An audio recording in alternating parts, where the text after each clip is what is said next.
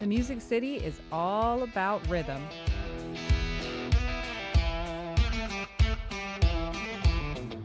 Nashville is defined by a legendary music scene that boasts the dawn of rising stars at the smallest honky-tonk bars. And as this tour rides into town, we find ourselves tapping along to a new tune that's growing into much more than just a one-hit wonder. Anthony, Barella, Evelina Sullivan, McBeth, Anthony, Barella!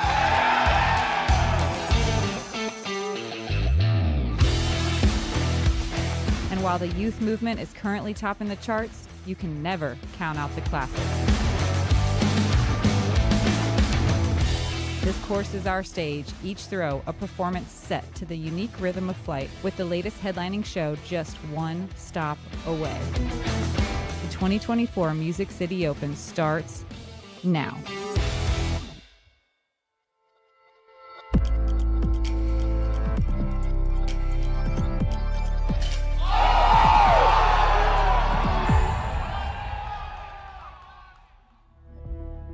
In Tennessee, it's illegal to lasso a fish, but it's perfectly okay to shoot birdies. That's why we're here in Nashville. Tournament Central from the Music City Open, presented by Lone Star Disc, is on the Disc Golf Network. From the morning round, Holland Hanley out to a 3-throw lead over Silva, Saarinen, Kristen Tatar, and Haley King will round out the lead card with several others very much in the mix. We'll summarize the morning for you and look to the afternoon right here on Tournament Central. Grant Zellner alongside Nate Perkins. And Nate, you've had a chance to walk the property to deal with a little bit of weather this morning. What is your overall synopsis of the morning and how the FPO field attacked this challenge? Well, first off, Grant, I have to say that video got me pretty hyped. I love that the tour has been rolling through Nashville for many years now. I've always felt like it's just a great American city, with the music and the culture here. I feel like it's a pretty unique place. And then the disc golf here has always been, one of a kind, and the clubs here, it's always had a thriving community. So love the city of Nashville. And for last few years now, they've been building this temporary course, Mill Ridge, just southeast of downtown. It's right off the interstate. It's pretty unassuming, lay of the land. It's at an old cow pasture, and we're running back looking at some of the holes today. And this morning, Grant, it was, reminiscent of Jonesboro in the way that you'd have pockets of the course that were really calm, and then you'd have really exposed parts of the course that were gusting pretty hard. So the scores kind of reflected that, because the players at the top were still able to accumulate the birdies, but only a handful of players under par. Grant, only 7 players shooting under par. 2 of those just one under. So that shows you, in a field of 42 players, just how hard Mill Ridge is playing for the average player. And Holland, is no stranger to the big shots that Mill Ridge is asking you to throw. And she was able to find the flow state on that front 9 today, Grant. We heard about her round in her own words just after she stepped off of 18. All right, I'm joined in our warm-up area booth by Holland Hanley after the first round of the Music City Open. Holland, you got off to a hot start. Tell us about it. Yeah, really hot start, especially didn't think that anyone was really going to birdie 3 because, in practice the best I was getting was about a 40-footer, but the putter was feeling really good. I think a lot of those early ones were some circle 2 putts, so yeah, I was feeling really good. Nice. Yeah, I mean, as we were walking over, seemed like your group was ecstatic to witness that round. They're calling it epic, and they're just beaming. Do you feel like that you had a good group? Could you highlight them for a second? Oh, absolutely. Yeah, I had Leah and Emily Weatherman and Jessica Weiss, and we started off with highlights just all around on the card. Jess getting that throw in on 1, and then crazy long circle 2 putt, and then Emily also with a circle 2 putt on hole 2. And, by the time the camera showed up, I was like, it's about time. And not even just for me, like I was shooting well, but I felt like the card all around was putting up some good highlights and like just had a really good energy throughout. That's great to hear. How do you feel about this course, Mill Ridge? Seems like it requires a lot of big shots from the competitors. Yeah, I think this is the best design on this course that we've seen so far. I still think there are areas that could be improved. A few shots where when it was adjusted for FPO, the tee shot was made manageable, but then the second shot's kind of not reachable even for some of the better throwers. There's a few spots where I was practicing with Ella and we're both like, all right, circle 2 is probably the best we're going to get. And I know if that's how we're feeling, then it's going to be really tough for the rest of the field, which is great for my score. But yeah, I think there's still some room for improvement. Gotcha. I see. Let's see. So yeah, that unfortunate situation on hole 14 it was with the lost disc. Can you explain to us what happened there? We only saw so much. Yeah, so I was throwing a Challenger OS over stable putter. I didn't quite get enough turn on it, so I knew it was going to be left, but I hit kind of the last tree on the left, got a little kick to the left, and somehow it got wedged several feet under a rock. In fact, I know Chandler Kramer was caddying on the card for Emily, and he looked under that rock and had reached under it and couldn't find it, but someone ended up putting their whole arm under it before they actually reached it. So it was actually kind of an insane freak thing. Yeah, wow. Well, Holland Hanley, thank you for joining us. Good luck the rest of the way. Okay, thank you. Cool. Clear. Nate, it's happened to me before, a disc getting lost right in front of my eyes. I never thought I'd see it on the Disc Golf Pro Tour, but that's exactly what happened to Holland Hanley.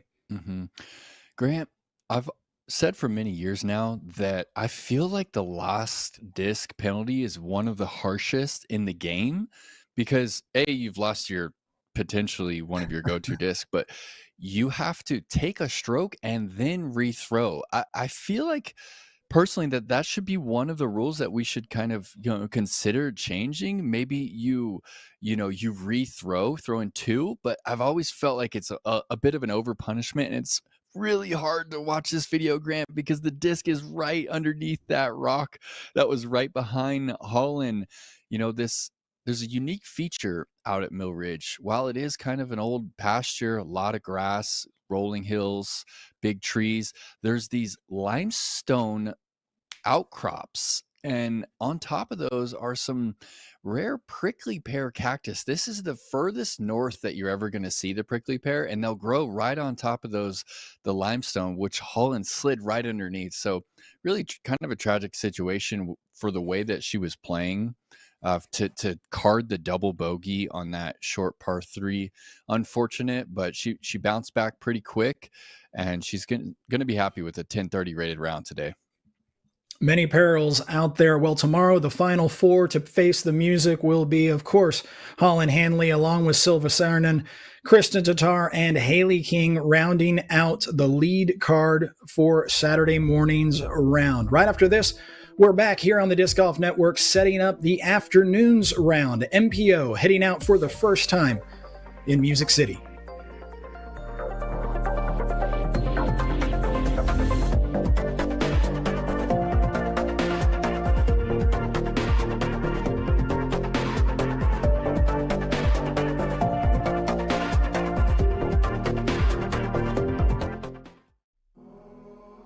Cheers to morning walks and upshots at sunset, to good rounds and bad, to high fives and nice shots, to the TDs and AMs that make this game what it is, to beating your rating or your first ace.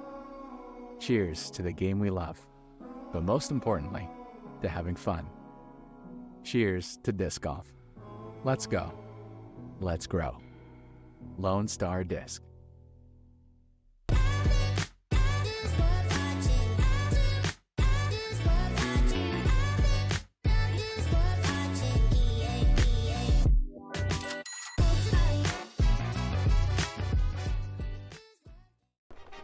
I'm David Wiggins, and in 2016, I set the disc golf world distance record with a throw of 1,108 feet.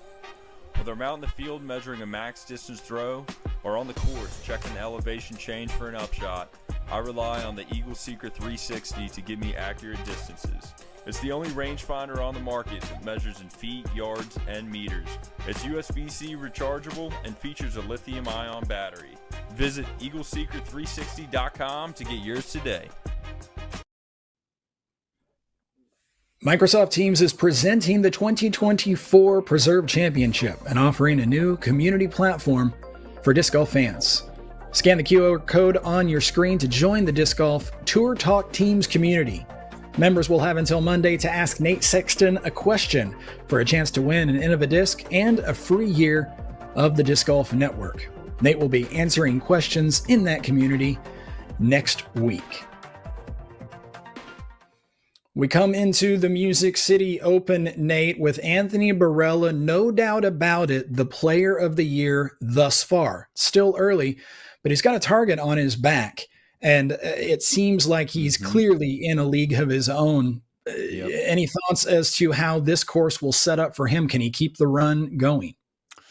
You know, Grant, there's a stat that we don't talk about that I think we need to, and it's the airspace to birdie ratio. Okay, there's some courses, Northwoods Black, not a lot of airspace. All right, and the only way that you're going to challenge a player with Anthony Barella's skill set is to have them try and throw a disc down a hallway, Grant. Because when there's airspace like there is at Jonesboro, like there was at Texas State's, and like there is here at the Mill Ridge course, nothing can really get in this man's way. And what I want to talk to you about is, you know, Anthony back at chess.com, obviously he's battling with Ricky Wysocki throughout the entirety of that final round, took down the victory. Then at Texas State's, he's going into the final round with a healthy lead. Then last week at Jonesboro, he loses the lead and he has to come back from behind, you know, even though he's on that lead card. After 12 holes, he was 6 back of Benjamin Callaway when he looked at that scorecard. Looked at his caddy, he said, hey, it's time. I need to birdie 13 and I need to get the eagle and then I can win this thing. The fact that Anthony Barella was behind and believed in himself to do it and then actually witnessed himself do it, I think that's dangerous for the rest of the field, Grant, because now he's kind of completing his arsenal of victories. It's like Paul McBeth back in 2015. When you just win everything that you set your mind to, that just starts becoming your reality. That's Anthony Barella's reality right now. And if he's focused this week on the task at hand and he's not thinking ahead to Northwood Park, then I think Anthony is the clear favorite this weekend. Like an artisan, you think they have all the tools that they need, and then they continue to discover more and more tools and put them in their toolbox. That summarizes what's going on in Anthony Barella's career right now. Another player who we've known for the better part of, it feels like, 2 decades, has all the tools in his toolbox, Simon Lizotte. But it seems like so much more than a year ago when he was right here at this event standing in the winner's circle. Simon coming into the event, trying to jumpstart his season, dealing with injury and dealing with, let's just call it, life. Yeah, I mean, he's got his second kid on the way, Grant, and he'll be the first person to tell you that life on the road is not ideal for him. He loves spending time at home, you know, with his family, with his now 2-year-old, who he mentioned that is just now becoming old enough to understand when, you know, dad is leaving the nest. And it was kind of sad to hear him talk about how he doesn't know how much longer he can keep doing this. And for the majority of disc golf fans at home, those are sad words, because he has been one of the most entertaining players in our sport. I believe it was 2014 that the term Simon line was coined, Grant. And it took him some time to figure out how to win on the tour. But when he started figuring out, you know, how to kind of control his talent, he started racking up the victories. And it was no surprise that he won, from the chase card last year, took home the guitar. If the back isn't bothering him too much this week, Grant, he was in full control last week when he took 5th. And I think this course sets up extremely well for his abilities that he's bringing to the table right now. And while I do think Anthony is the clear favorite, I think if Simon gets things rolling early this week, he could have a chance to get his second Gibson electric guitar. Well, Simon is certainly responsible for some of the terms in the disc golf dictionary, so we had to catch up with him and hear about his week in his own words. You were open last week about how you were feeling physically, but you took 5th place. That's your best finish of the year. How do you feel now? And then maybe go back and talk about having to play at the top level feeling like that. Yeah, it's been a bit of a common thing in my career that kind of the worse I feel, the better I play, because it just slows me down so much, and you stop worrying about results and shots in front of you, just kind of do it. And I've been doing it for so long that that's kind of what I need, and it's so hard to do it when you're feeling great, to not start overthinking stuff and just kind of putting your expectations so high that you start like crumbling under your own pressure.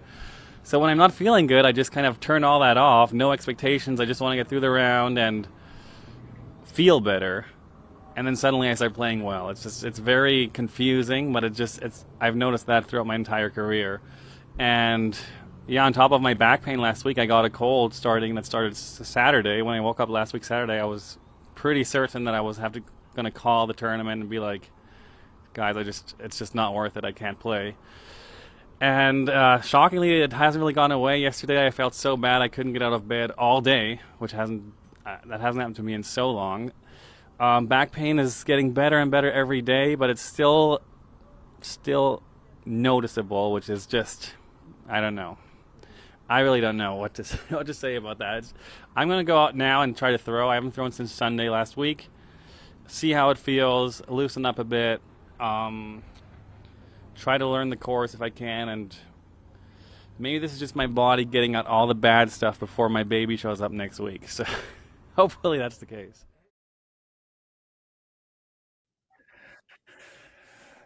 Simon Lizotte showing a lot of perspective in that conversation. Eagle McMahon, a player who's had to get a lot of perspective over the course of the last year to 18 months, dealing with so many different injuries and so many setbacks. But when he's on, he's on. We didn't know for sure whether or not he would be on this week. And even he wasn't sure when we first spoke to him in his interview.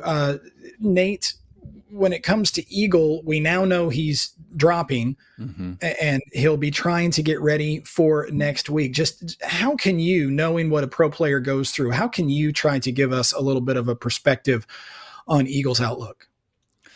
Grant, I've always respected the way that Eagle looks at the disc golf tour and his career. I felt like he's kind of was the first player to really pick and choose what he wanted his tour to look like.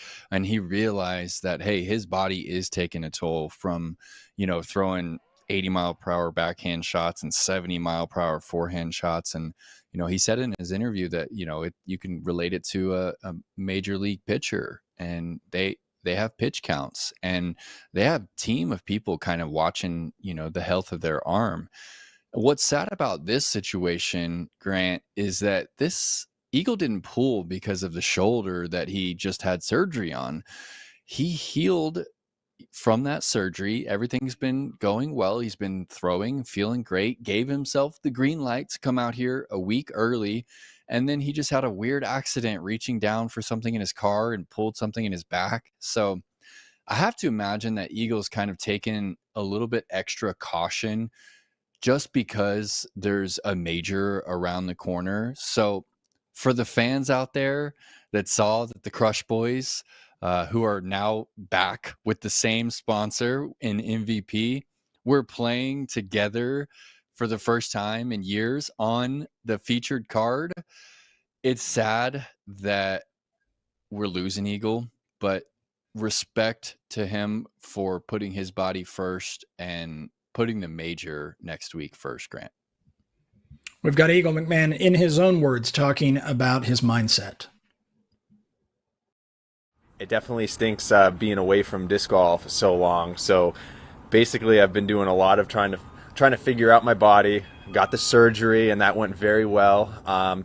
And basically the whole time at European Open, ever since late 2021, it's kind of been a chase to keep the symptoms at bay with the shoulder. And I finally feel like I'm in a place where that's stabilized now. So with a new 5-year contract with MVP, I'm hoping to give it my all. I mean, I've been known to take some time off, take certain events off, just for mental health and keep the body strong, but hopefully it's far less than what's been in the past. I am not even 6 months post-surgery, so there's still some healing to take place. Everything should be set pretty good, but this year I'm going to ramp up the forehand as the year goes on. I would say this course I would maybe throw some forehand approaches, but I'm being careful because I want to focus on longevity. I want to feel good for the next 5 years. So easing in rather than going in, sprinting, throwing 500-foot forehands, that's a little too fast for me. But I think with a diligent routine, I feel like I'm going to be able to balance myself out pretty good. But that being said, I don't necessarily even want to throw those massive forehands again, or maybe in seldom use case, just because we're playing such long courses, and there's a streak this year where there's going to be like 6 events in a row, and we're basically we're like pitchers in the MLB, maybe to a smaller degree, but we're out there throwing hard every single weekend. So you have to work on pitch counts. You got to notice how much power output you're putting if you want to focus on longevity. And I mean, it's kind of crazy, but disc golf's turning into like a teenager sport almost, like 18, 19. That's like almost the prime time. So, you know, you gotta do what you can to stay sturdy out there.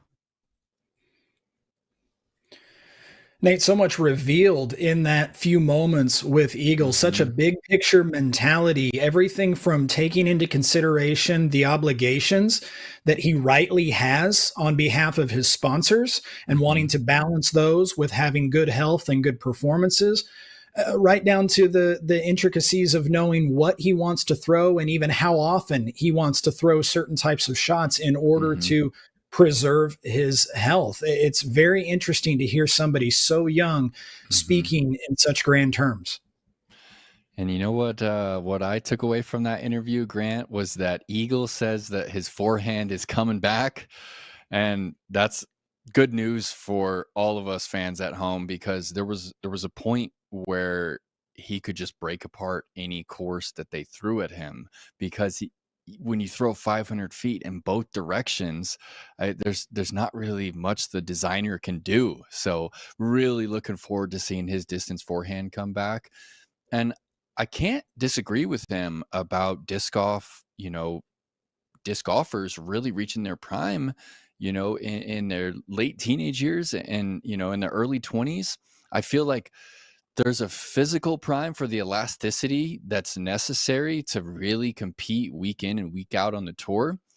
I also feel like there's a period in the late 20s, early 30s where the mental side of things kind of reaches its peak. We've seen, many players, James Conrad, like Nate Sexton, Greg Barsby, like players like that, they played throughout their entirety of their 20s without winning at the top level, without winning, a major. And it wasn't until their mindset was in a better place that they were able to do it. So I agree with Eagle that this game seems like a young man's sport, but I also feel like it is still golf, and that there are still going to always be players in their later years that are able to come back and compete out here on the tour. We've gone all this time and we've yet to talk about Tennessee's hometown hero in Chris Dickerson and in his dealing with his own issues. And he's been very candid about those during the course of this week, dealing with a hip issue that has been a lingering concern of his. And he's finally gotten some actual information on it. He's discovered that while he may have aggravated a time or two, it may be a condition that he was born with, frankly. They're not 100% sure, but they do know that there is a certain short-term prognosis in terms of his being able to play through it. and that there is a certain long-term prognosis in terms of what he can expect as he reaches his 40s and his 50s later on in life. Have you gotten a chance to either talk to Chris or at least catch up with some of the news on Chris Dickerson? Well, Grant, that's just got to be terrifying to hear. I believe Chris is late 20s, early 30s, and he's being told that he might have to have a hip replacement at some time in the future. And that's scary when your livelihood is a sport where, the hip plays a large role in your ability to generate power in this game. And, that says a lot about what Chris has been accomplishing out there. We haven't seen a lot of him, on the lead or the chase card, but he's finished top 10 at the last 3 events, and it's hard to string top 10s in a row out here. So while we haven't seen a ton of him on camera, I'm big on him this week. He's always been one to kind of just, all of a sudden pop off and kind of play that robotic style of disc golf that, he's aptly named for, the robot chicken, and he's got the home crowd feeling this week. And yeah, hats off to Chris for kind of, just letting the disc golf community in on the difficult diagnosis that he got with that bone spur in the hip. Grant, did we get a chance to talk to him? We did indeed. We wanted to find out if the robot chicken has a chance at being Nashville hot this week, so we caught up with Chris at the press conference. Well, last week at Jonesboro, started out the first round, felt fine. Second round, a little sore. Third round was decently sore, but I think that was caused by something, it wasn't exactly disc golf.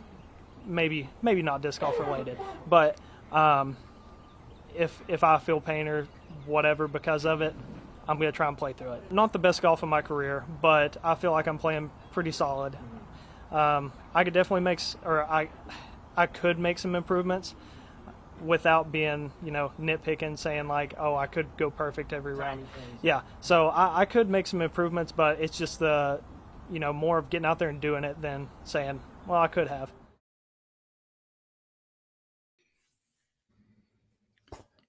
Still waiting to see vintage Paul as well. We've had Paul talking very candidly during the course of the year about his comeback from his own shoulder injury. I'm paraphrasing now, Nate, but I know that he said something to the effect of, don't judge what you see until after Texas State. Well, we left Texas a couple of weeks ago.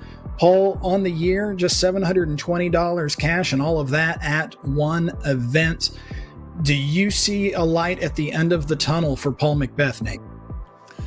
It's an interesting thing, Grant. A player has success for so many years. All of a sudden, they're not finding, the winner's circle again. And of course, the internet blowing up saying, hey, he's washed. But I absolutely think that there's light at the end of the tunnel for Paul.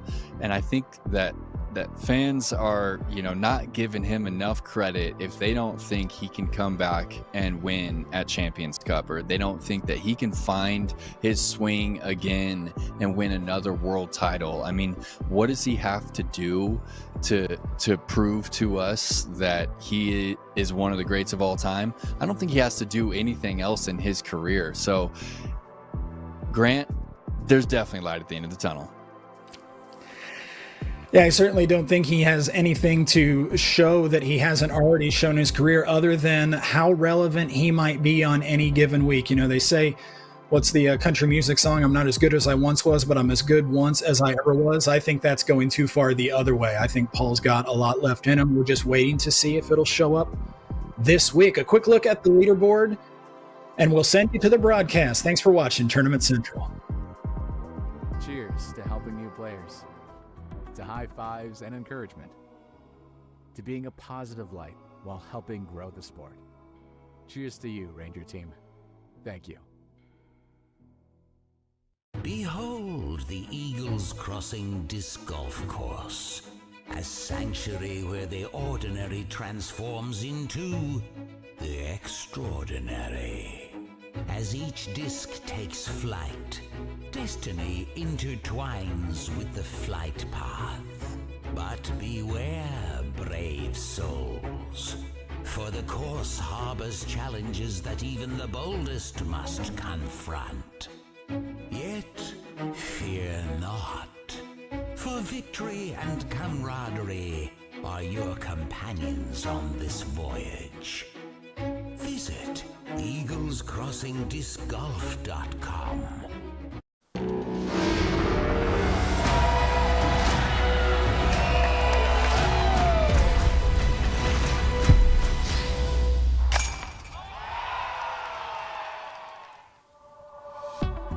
Who's ready to shred? A Gibson guitar is on the line for the winner of the 2024 Music City Open presented by Lone Star Disc. We're in Nashville, Tennessee, and we're at the Mill Ridge Park getting ready to go at round number 1 here as we go right out to the course. Jesse Nieminen, hole 1, knocking down the birdie putt. Roll back the Zuka replay on this one. With some trees to navigate, some branches in the way, no problem, jams it. Little baby fist pump. And Jesse Nieminen out on the course with a group of Finnish players. We saw a Finn card in FPO, we got a Finn card in MPO. How about that? As we're going to welcome you inside the broadcast booth. Alongside Brian Earhart, I am Charlie Eisenhood. Hi, everybody. Good afternoon. Thanks for joining us. Brian, we saw a lefty card last week. We got the Finn card this week. Paul card last week as well. What's going on out here? I think the Paul card is kind of the outlier here because I think there is a benefit to obviously playing in a different country with 3 other people who speak your home language. You can be yourself. You can kind of sink into things. You can actually share intel in a language you feel most comfortable with. It's kind of the same thing with the lefties at Jonesboro. You actually get to take wind reads from people. You get to see lines thrown that are actually lines you might be able to throw. That's awesome. I don't know how these cards are getting put together. If they're random, that is absolutely phenomenal, Charlie. Well, you know, they may feel comfortable, but nobody feels more comfortable on the course right now than Anthony Barella, who has now won 3 of the first 5 events of the season, coming off last weekend. And we start with chess.com, the opener. He beats out Ricky Wysocki. Then he goes to Texas State's in Houston, shoots an 1100 rated round, takes down Gannon, who was playing amazing. And then at Jonesboro, able to get it done with a phenomenal finish in the final round. Brian, he's been magnificent. It's just been such a treat. And really, we look back, Paul McBeth is the last guy to do what Anthony Barella has done, and we're already starting to make some comparisons to Paul McBeth. Maybe not full legacy, but the way he's evolving as a player and the way his game is evolving is very on par with what we've seen from Paul. Yeah, the last time we saw somebody win 3 of the first 5 events of the season, it was in 2019. It was McBeth, and that's the list all time of players that have won at least 3 of the first 5 events. Elite events of the season, and that's pretty nice company for Anthony Barella to keep.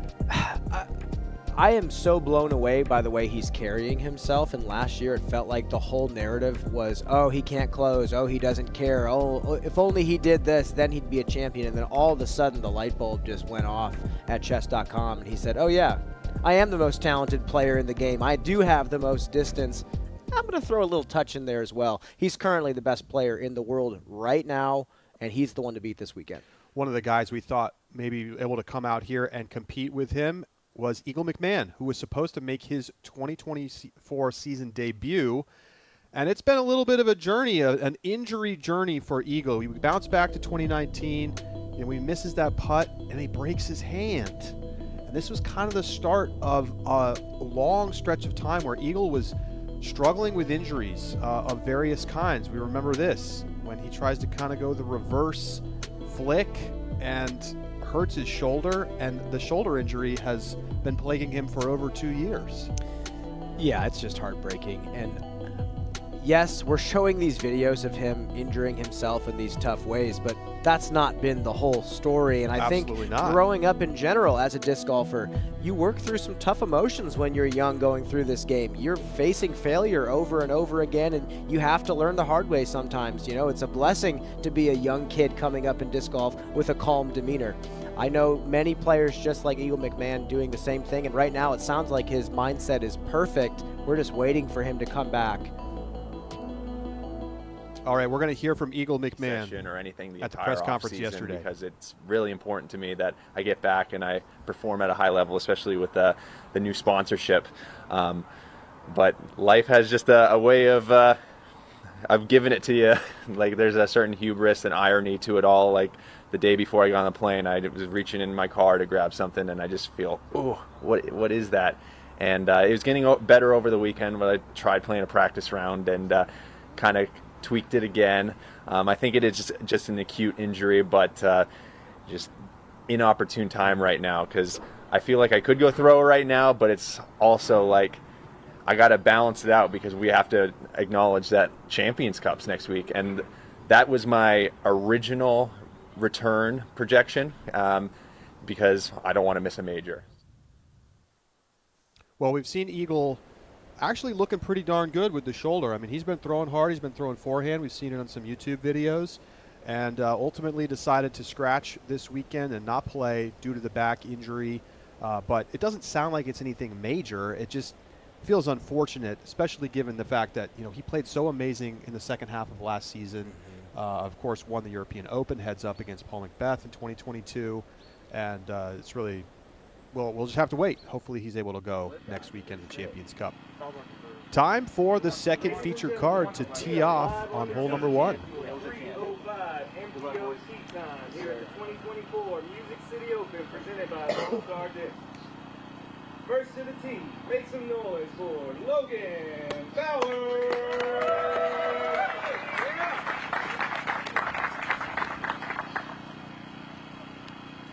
Logan Bowers, Tennessee local, longtime pro player here, huge sidearm. Can't wait to see Logan play again. It's been a while.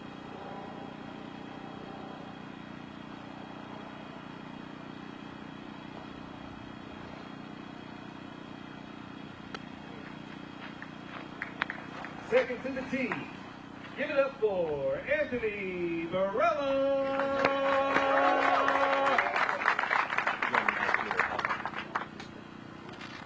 Barella finished second here last year. Lost to Simon Lizotte late in the final round. An epic comeback from Simon.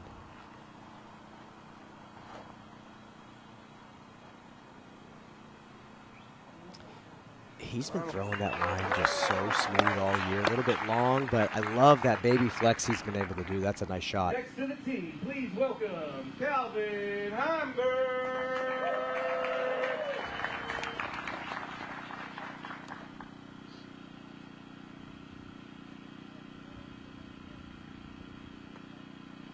Calvin still dealing with the arm injury, not throwing forehands.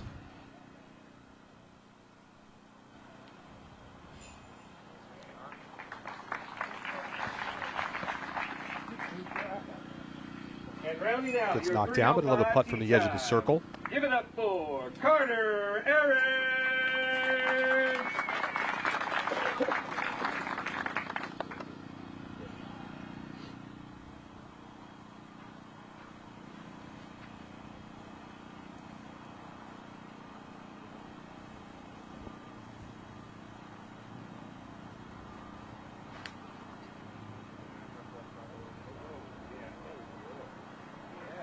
Oh, he got the flip. Bullseye. What a start.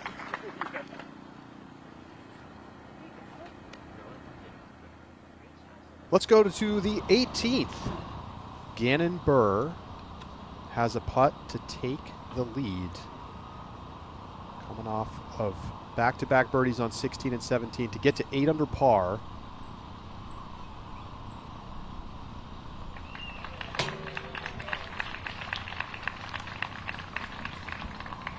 Very close. But Gannon with a par tap in here will finish his round at 7 under with a triple bogey on the 8th.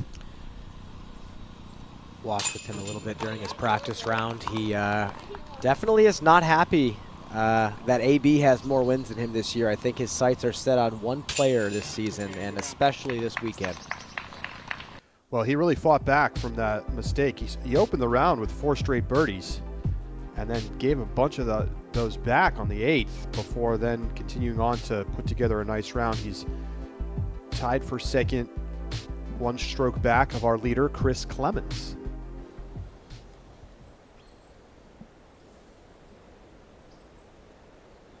A lot of good scores out on the course. We'll see how that 8 under holds up.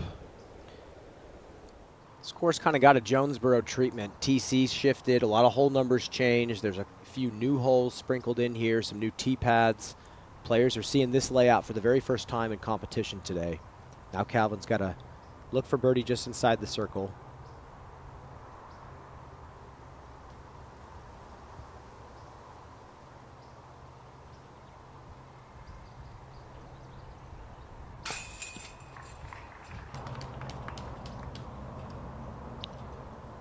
A little too much on the right side. Doesn't stay. Calvin Pettigrew putting for birdie on the 10th, and he gets it to go. Another really talented thrower. He's still in college, actually. He's going to have to go to a coffee shop and do some homework after this.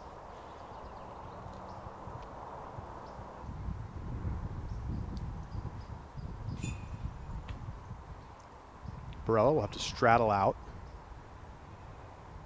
Couple steps inside the circle.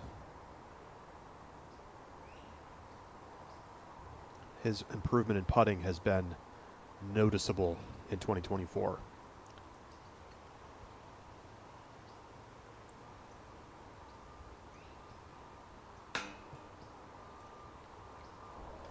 And when he does miss, that tends to be the miss. Just a slightly undercommitted stroke. But overall, 86% C1, 33% C2. It's been a great year so far for AB. Nothing to be ashamed of. Now Bowers for par.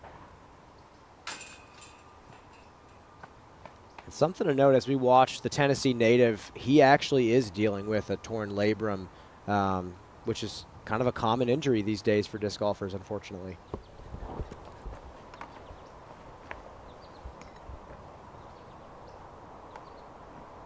For bogey.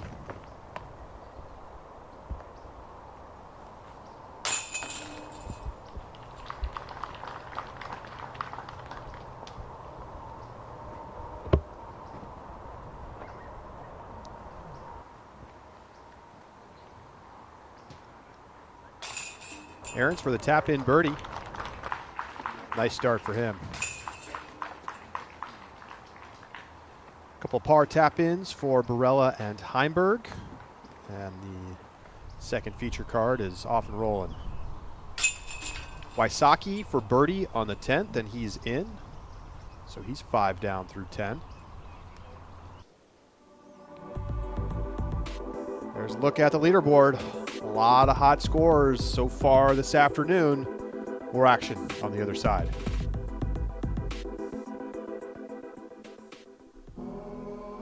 Cheers to morning walks and upshots at sunset. To good rounds and bad. To high fives and nice shots. To the TDs and AMs that make this game what it is. To beating your rating or your first ace. Cheers to the game we love. But most importantly, to having fun. Cheers to disc golf. Let's go. Let's grow. Lone Star Disc.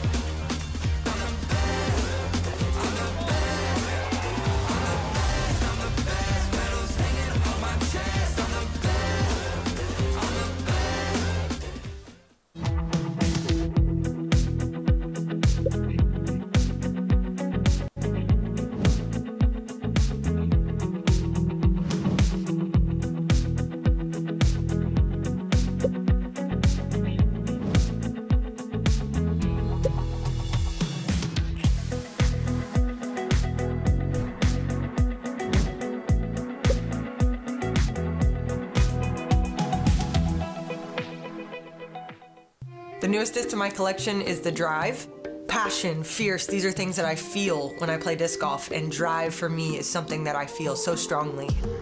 I was looking for something in between like a Surge SS and a Zeus. I wanted something that could get me like the full S flight without having to try as hard as I would with the Zeus. Finding myself feeling a lot more confident with this disc in my hand in the woods than I've ever been before. This just felt like such a natural step to create my dream driver.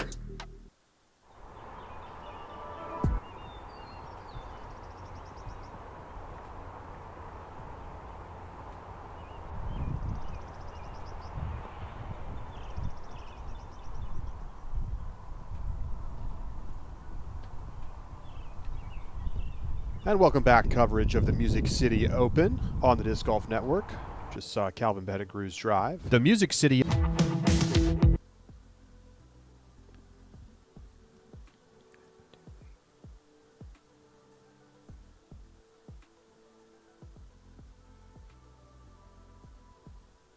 So I want to let you know that disc golf is returning to the CBS Sports Network. Catch a 1-hour program featuring the action from this year's Chess.com Invitational. Tune in Saturday, that's tomorrow, at 9 p.m. Eastern, 6 p.m. Pacific on CBS Sports Network. Check your local listings. Pretty cool to see disc golf back on the television. It's fantastic, and what a tournament to showcase to the rest of the sporting world. I can't wait. What a finish that was. Maybe we'll get some Magnus Carlsen shots out there. I'm sure we will. The editors know what they're doing. Carter Aarons, second shot on hole 2. Oh, yeah. I really like Carter Aarons. I want to key in on him a little bit more today as we see him finish this round out. Now Rick up ahead.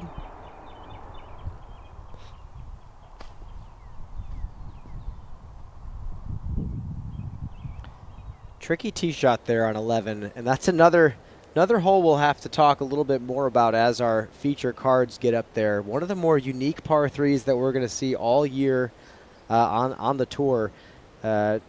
Charlie, you watched the women this morning. What do you feel about this Mill Ridge property? Oh, it's interesting. I mean, for the FPO in particular, I think the course is playing very tough today. Not a lot of birdies to be had, except for our leader, Holland Hanley, who was fantastic. 10 birdies today.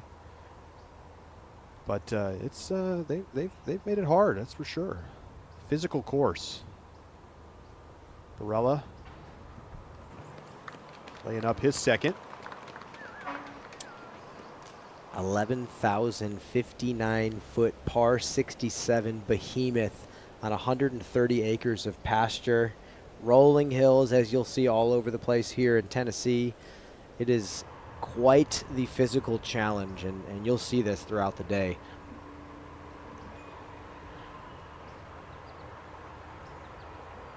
Calvin kind of gave that a run. Off the base, he'll have a tap in for par. Back to the 11th. Pettigrew putting for birdie.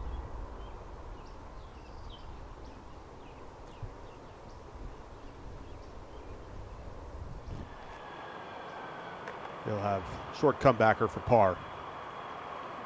Logan Bowers got a birdie look.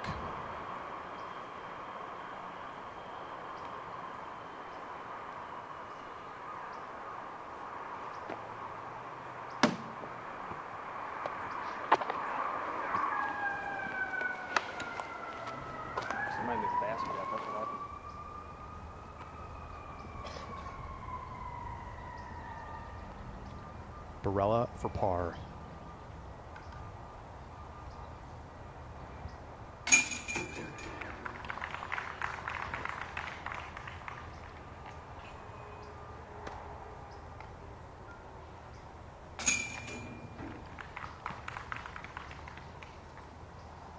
So tap ins all around.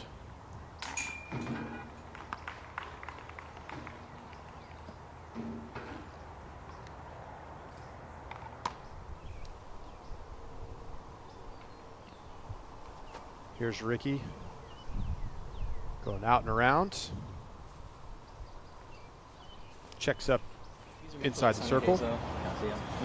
Well, third member of our broadcast crew, Zach Melton, chatting with Ben Calloway, checking out some shades. We'll hear from Zach, and we'll see Ben Calloway playing after the break. I can't wait, Charlie.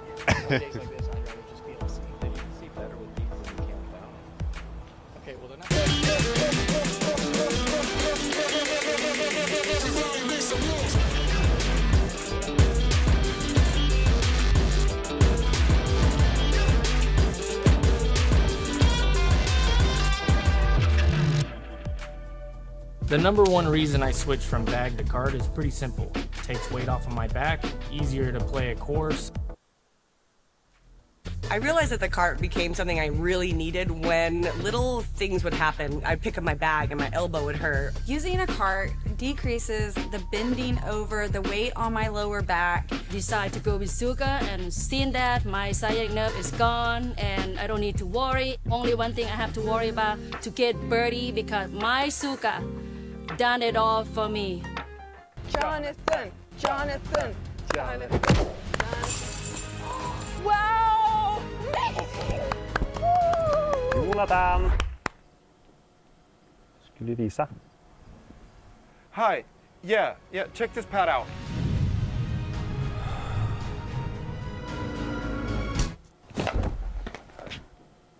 I think you should use your wrist a little bit more. Why not? Is he okay? Yeah, he's fine.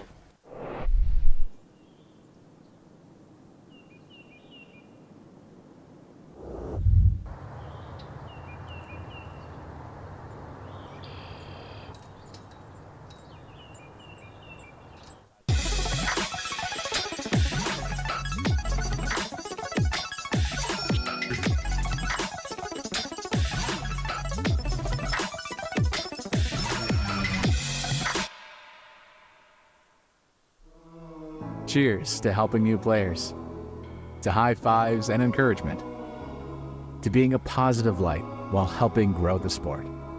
Cheers to you, Ranger Team. Thank you.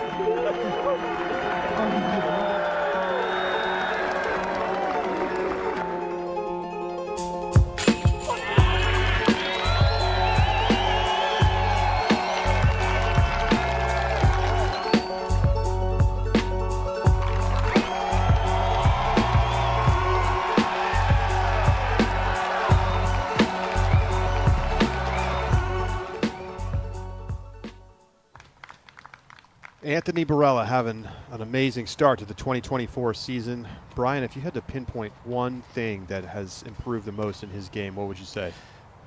I mean, we could talk about it from a physical standpoint first. I think his touch, I think he's sinking into the shots on the finesse side that he likes. This disc right here has just been a joystick for him, and he's not opting to throw the stable approach disc on the forehand anymore. He's going with his own style, throwing the floaty backhand. His putting under pressure has gotten better, and then just maturing as an athlete. It's just a recipe for success. Of course he's playing the way he's playing.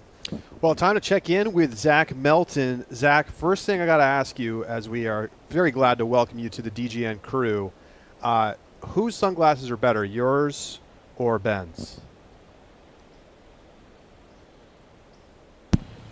So, obviously Ben's got some Oakleys. He dropped a little green on them, and I tried to compare.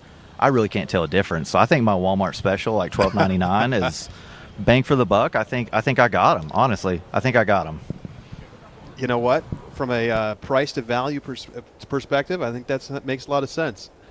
Zach, how are the conditions feeling out there as we head into the later part of this afternoon? The temperature is definitely, I feel like it's cooled off a little because the wind has gradually picked up. I'd say it's probably like around 10 miles per hour, and it's overcast, so it's definitely a little cool, but I think these players will be okay. I think we're going to see some hot scores for sure. We got some killers on this card. Time to watch this feature card tee off right now here on hole number 1 as we get a look at the Canna current conditions.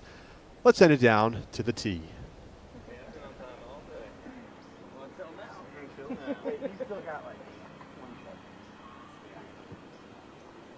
Ladies and gentlemen, we are live on the tee with your 3:25 MPO tee time here at the 2024 Music City Open presented by Lone Star Disc. This is your MPO feature card. First on the tee, welcome your defending MCO champion, Simon Lizotte. Just enough power, still a nice shape on it. Make some noise for Benjamin Callaway. Ben Callaway, what a story at the Jonesboro Open. Came so close to winning his first Elite Series, played fantastic, and it'd be great to see him keep up that momentum this weekend.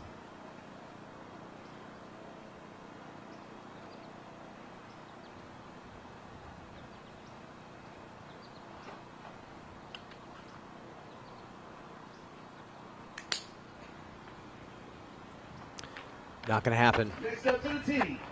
Give it up for Jay Hebenheimer.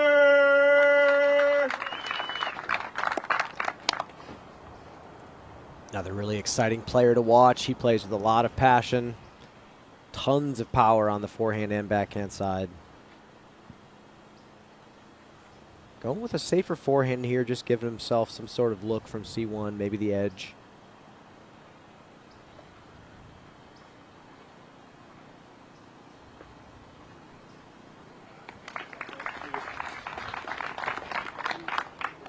Rounding out your MPO feature card, we have Chris Dickerson.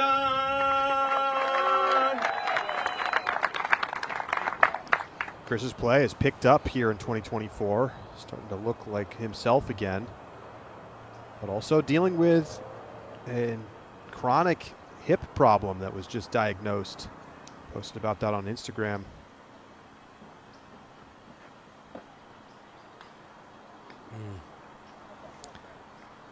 Good luck in that project.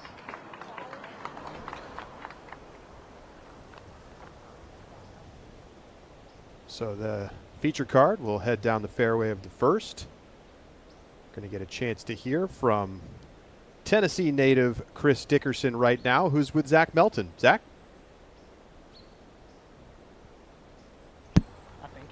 Well, they sent it to me. Chris, I got one question for you. Let's hear it. How many times have you been to Hattie B's this week? Only one. I went there this morning, actually. That's disappointing. I thought you were going to say 8 times, but hey, good luck today, buddy. Thank you. This morning to Hattie B's. They must make a breakfast hot chicken sandwich of some kind. Of course. Why would you not? I guess not. There's your clientele right there. To the 18th, Andrew Marweed. Marweed and Clemens are driving on 18 right now. Long downhill 500-plus foot shot. Pretty short on that. That might be a layup. Marweed sitting in a tie for first at the moment. Heimberg, second shot on the third. Fights its way in there. Should have a putt.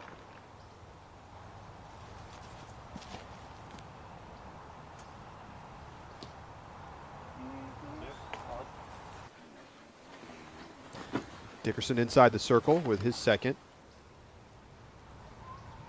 Back to 3. Barella.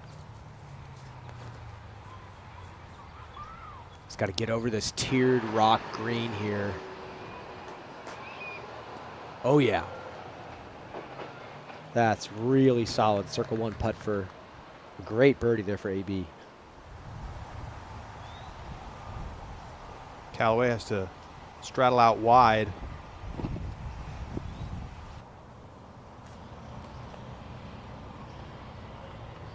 Nicely done.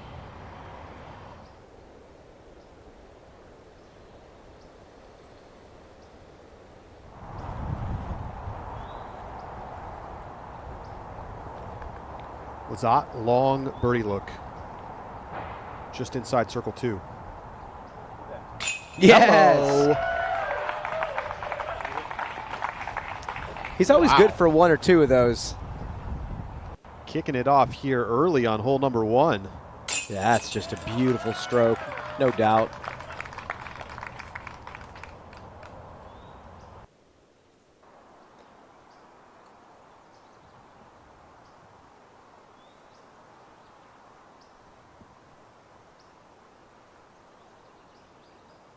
Hebenheimer just outside the circle.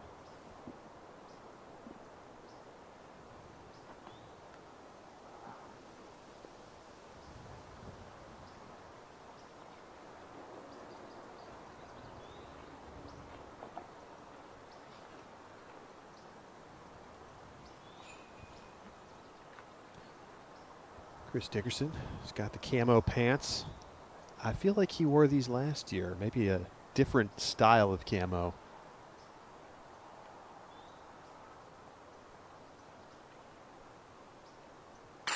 In for the par.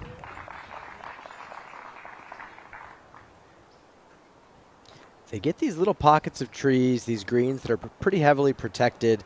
Got to make these putts when you can, because some of these open field putts are going to be brutal with the wind.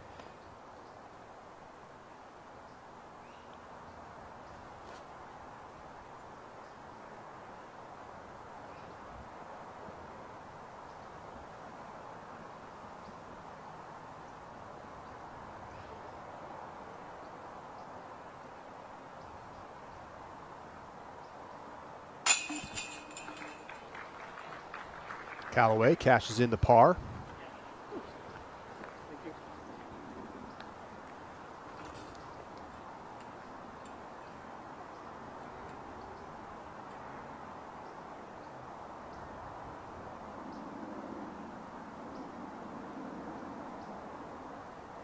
Hebenheimer for his par. He's in.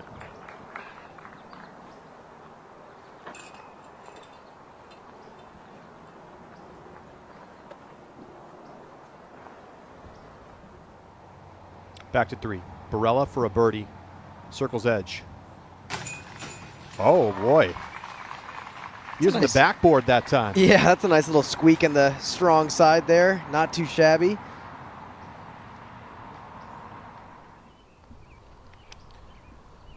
Calvin Pettigrew putting for birdie on the 12th. Maybe a little bit of a spoiler there. Oh, yeah. He's got it. He's got a share of the lead. 5-way tie at 7 under.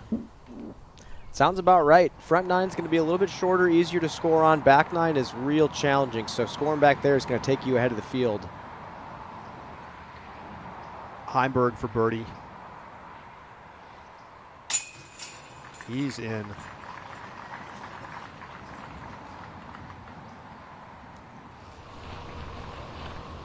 To the 18th, Marweed putting for birdie to get to 8 under and become the solo leader. Not close.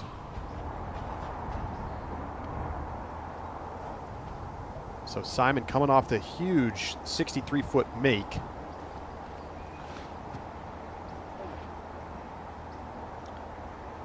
This is 375 OB all around the basket here. And that's not going to be a sharp shot there for Simon.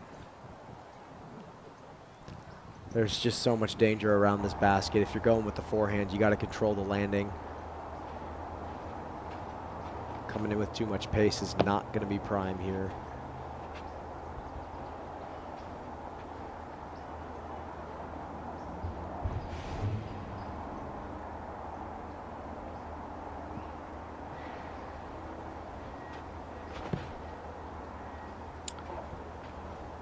Got to get going right. Yeah. Yep. Circle's edge for Callaway. On this one, if you're going with the forehand, I like clubbing down on the speed and making sure that the absolute limit of your distance is still maybe a little short of the basket.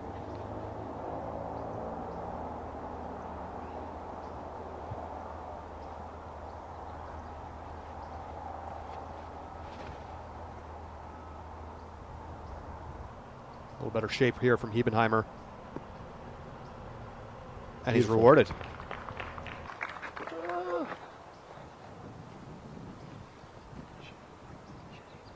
And Brian, I want to note, we were talking before we came on the air, seeing some forehand specialists and a lot of left-handed players up near the top of the leaderboard right now.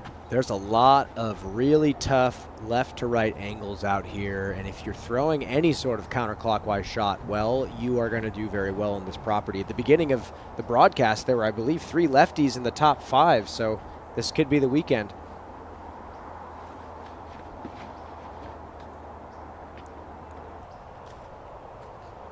It's a tough inside line, but squeaks through. There's OB over there. I should have knew better. That's on me. If it's blue and it's overstable, it's just green. To the 4th, Barella.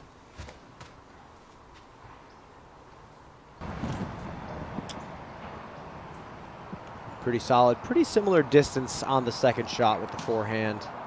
Basket up on the right side on the tree line. Now Pettigrew. Got to get as close to the right side tree line as possible on this one. Not bad. Seeing already quite a few placement shots off the tee, setting up those second shots into the green.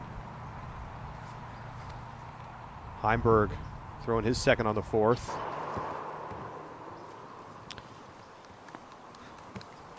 And going along with what you said, Charlie, having no sidearm out here is going to be really challenging. And let's talk about this. Let's talk about the breakdown brought to you by Black Ink Disc, the premium disc golf store. Off-season Stairmaster training. Charlie, you're going to be hiking 3-4 miles out here on this ridiculously long course. There's long walks between tee pads. You got the rolling hills of Tennessee. So it's going to be a tough round on your legs. Because of that, the fairway shots are going to be tough. You're never going to be throwing from flat ground most of the time, so you have to compensate for your release angle, disc stability, and then warm up the rotator cuff, Charlie. You're going to be throwing a lot of sidearms out here if you're a right-handed player. Mill Ridge is playing really, really challenging. Brian's breakdown is brought to you by blackinkdisc.com, the premium disc golf store. Layup for Chris Dickerson. Back over to the 4th. Barella's second. Doesn't like it. It's going to have a putt. That's a very fortunate sneak through. Simon.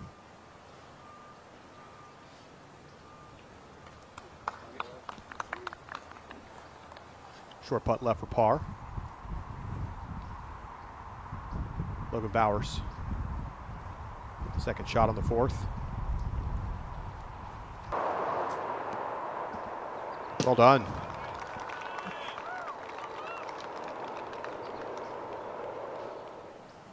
That's going to be Bowers' first birdie.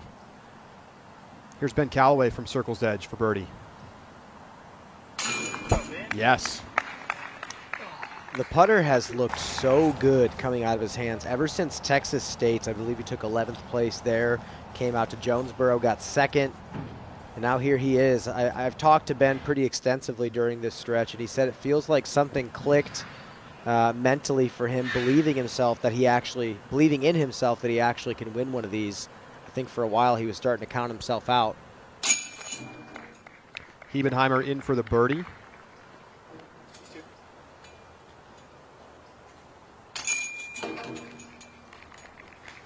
Simon taps it in for par.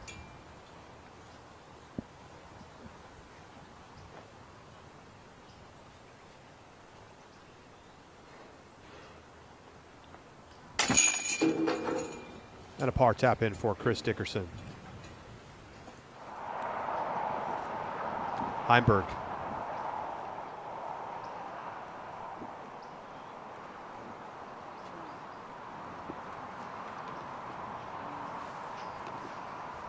low and right. 15-foot comebacker.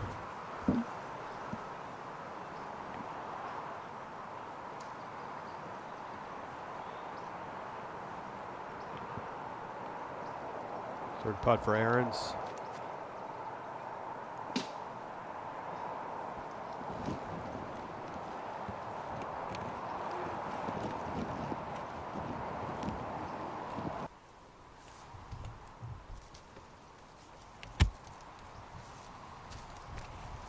That's about 40 feet. A little bit of wind coming off those feather banners.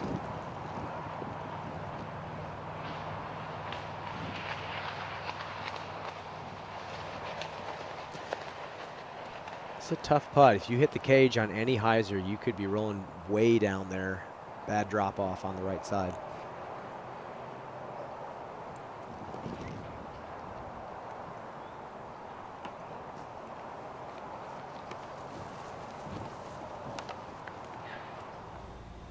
Well off the mark. So some work left to save par. Pettigrew, third shot on 13, puts it under the basket.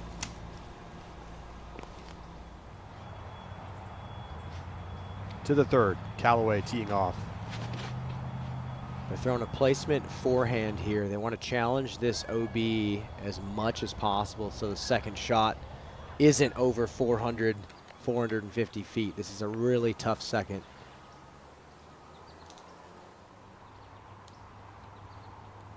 Barella for par. Not a problem. Remains one down. By his standards this season, it's kind of a slow start. Ebenheimer. These are all decent tee shots. I think with the power that Ben and Jake both have, I think they're more than capable of throwing that distance driver on the second. Simon going a little straighter with the backhand.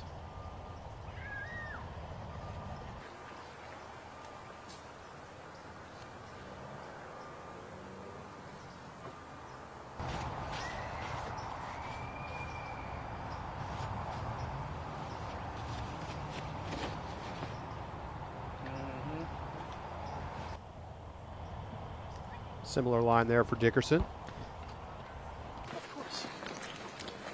Lots of white staked OB out here. Players just trying to play conservative. And speaking of conservative, this is Calvin. He's been practicing this line all week. He doesn't care about the birdie. You need to flex back to the left at the end if you want a birdie putt, but he just wants to put one out there. To the fifth. Got a new green sign. What's the story, Brian? I think the green sign has a couple of functions. I think one of them, though, is to block players from going over the top. And I guess it doesn't matter for AB because that was a massive sidearm through the gap. He's way up there. Oh, well done from Chris Dickerson. A little plinko up onto the shelf.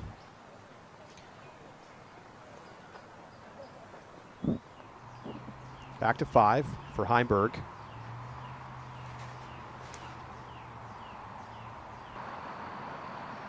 Yeah, it's definitely making players think twice before taking that high route to go over the top now. To the 18th.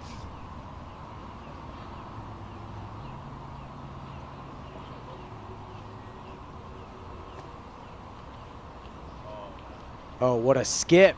That's a putt.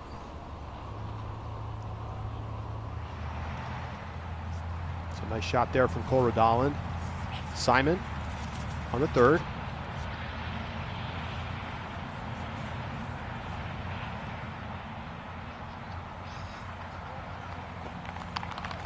Yeah, not bad. Base of the rocks is going to give you a circle's edge just outside circle 1 putt. Now Calvin.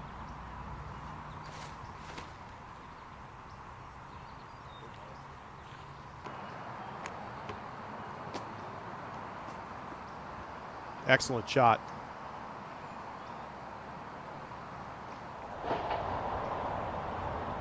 Callaway.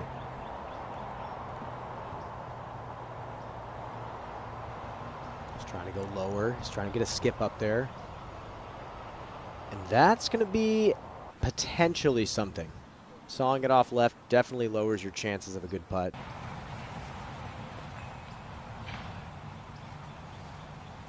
This used to play as a par 3, and they used to go straight at the rock terrace, and now they're coming in at an angle.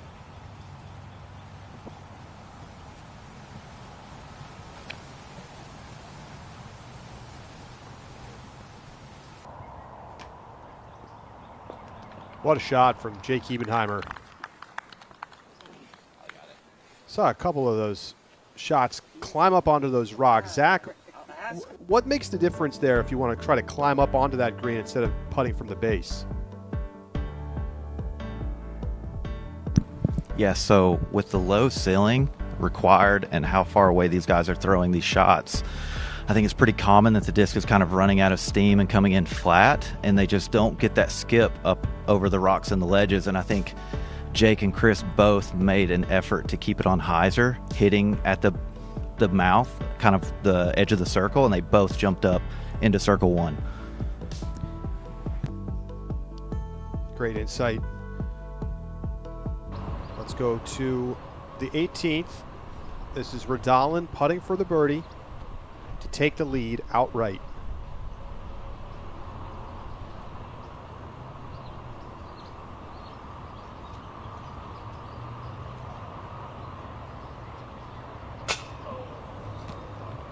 Very close. But it remains a 5-way tie at the top at 7 under par.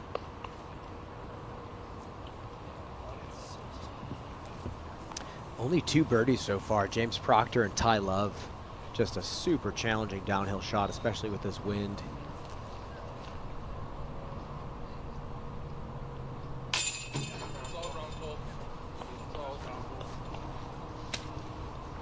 So that's how Cole Radalin's round finishes up, 7 down.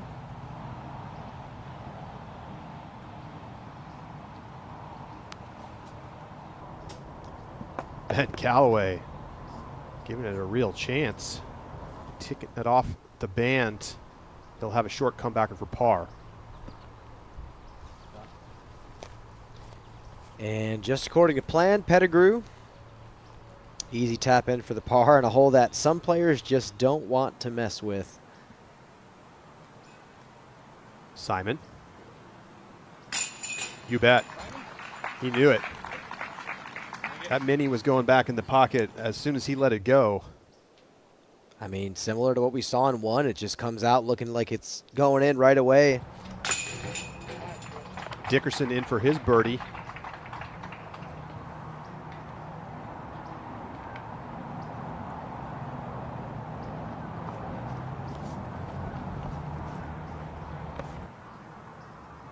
Yeah, we talked about Chris's hip injury, and he said it's a pretty serious thing, but he also did mention and was very clear that it shouldn't be affecting the way he plays disc golf. It's just something that takes a little extra care, a little extra preparation now. So Dickerson fans should not have to worry about this in the near future. Ben Callaway in for par. Hebenheimer, best drive at the group. And an easy birdie. Probably take another extra second than that. Well, you mentioned Chris's post about his hip. Here it is over on Instagram. Very open, honest discussion from Chris Dickerson. And it sounds like in the future he's going to have to get a hip replacement at some point. But they don't want him to do that until he's over the age of 50. So basically in his post-professional disc golf career. Yeah, it's tough. We play a rotational sport. Hopefully he can have a nice long career here in the sport. It's a joy to watch him. And now AB, second shot from just a really solid position after that forehand. 20-footer up there for birdie. Now Pettigrew for par.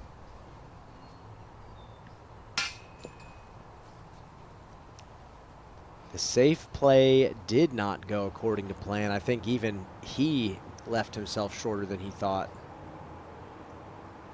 Hebenheimer on the 4th.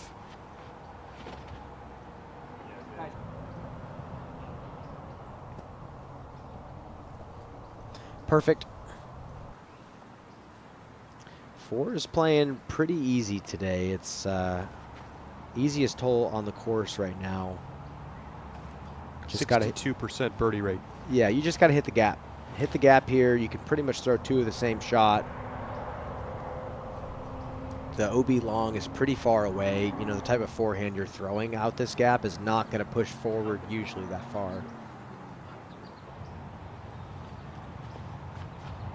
Ooh. This is a play that I find very interesting. Dickerson getting aggressive here with the backhand roller. He's going to lay it down so quickly. Is this reachable? I don't think it's reachable, but it's going to make the second super easy.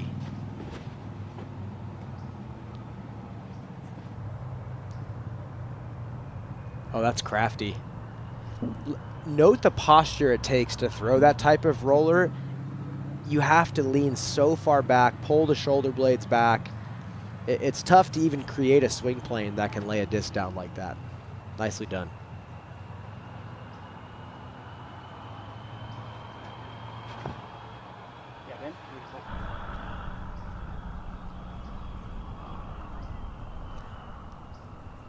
Perfect. Stock forehand there from Ben. I believe that's a little 9-speed he's throwing. Calvin. Oh, birdie putt goes high to the 14th. Ricky for birdie. And he is in. So that gets him to 6 under. Which, even though he's tied for 7th, is only 1 shot off the lead. I think we're going to see another weekend just like we've been seeing all year. Oh, no, Charlie. That's tough. Well, and it's surprising. I mean, Calvin has been a Circle 1 putting master to start the season. He didn't miss a Circle 1 putt for 2 or 3 tournaments. But a tough 3-putt here on the 5th. Barella for birdie.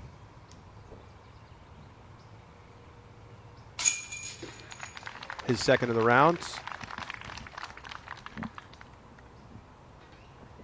Yeah, Calvin came into this tournament one of 2 players putting 90% from Circle 1, and uncharacteristic.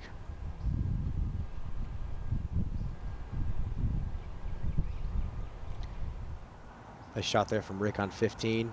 Just got to put it up there as far as you can.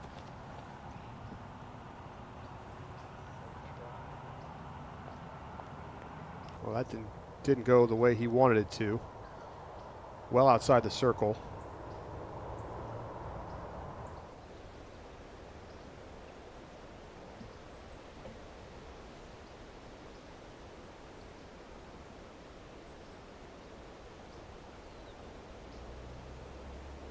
Massive green space here at Mill Ridge. Again, 130 acres of rolling hills. And what a roller Chris threw. Such a confident shot. Again, we talk posture. He's leaning so far back. It is so difficult to do that. And actually, when I work with a player in private lessons who can't throw flat, and they're so used to throwing that nose-up hyzer flip, I try to get them to throw these types of rollers to show the posture and the spacing that it takes to actually throw a disc flat. Obviously, this is an extreme example, but not many players can throw this confidently with that type of gap. That is nasty. Cardmate's impressed as well.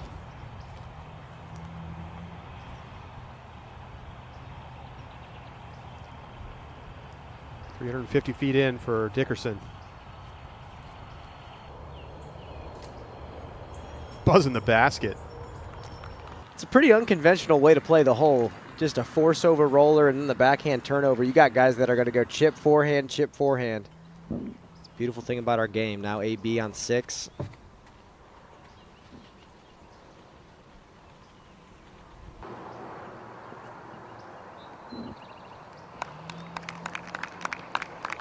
Tight to the right side.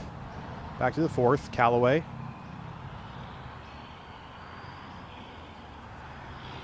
Got to hang this farther left than you think because of the slope. Nice shot. Sweet. It's that, Ben.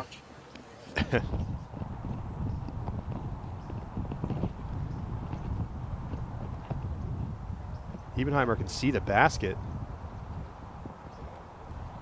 Yeah, he threw a forehand with something that had a little bit of understability and just got a little bit of glide at the end of the flight. Way up there.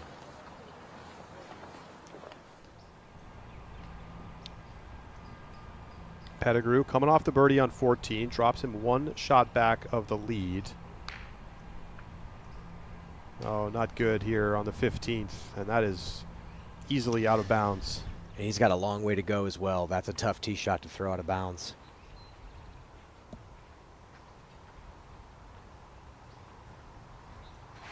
Now Calvin on 6.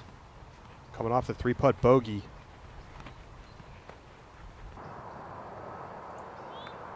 Clean tee shot.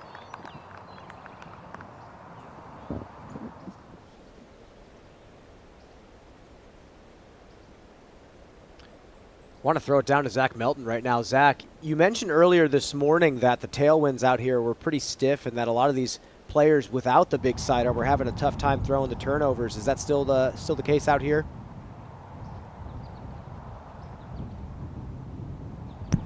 Yes, so right now it is still the case on this approach. The wind is behind the players, which probably is, I think. Oh my gosh, he made that? Oh my God, I missed it. What a putt. This guy, he literally had the back end turnover. The wind kept it from turning. I'm walking away to talk to you guys, and then he just jams it. Unbelievable. Who thought he was going to make that? What a putt. Two huge yeah, still putts. there. Wow. I mean, there you have it. I mean, that's exactly what Zach was saying. We saw Calvin make the same mistake, not getting the disc to flip late. Simon does it, has to jam a 60-footer.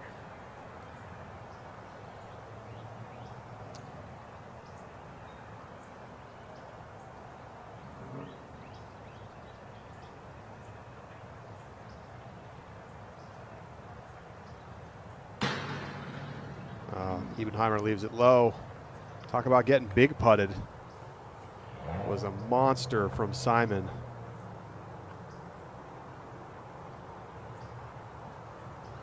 Dickerson.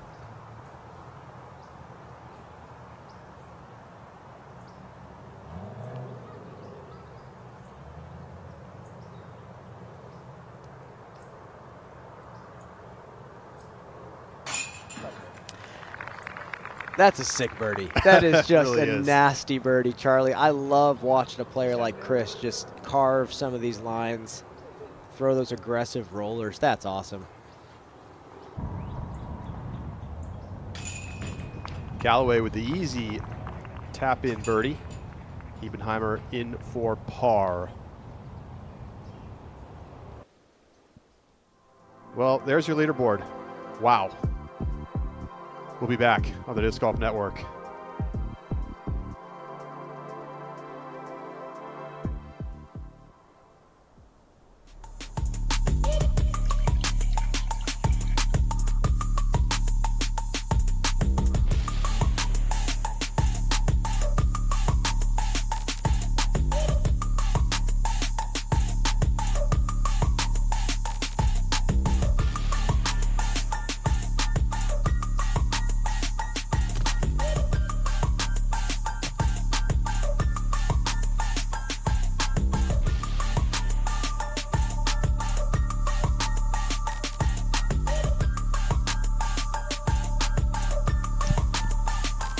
No, my.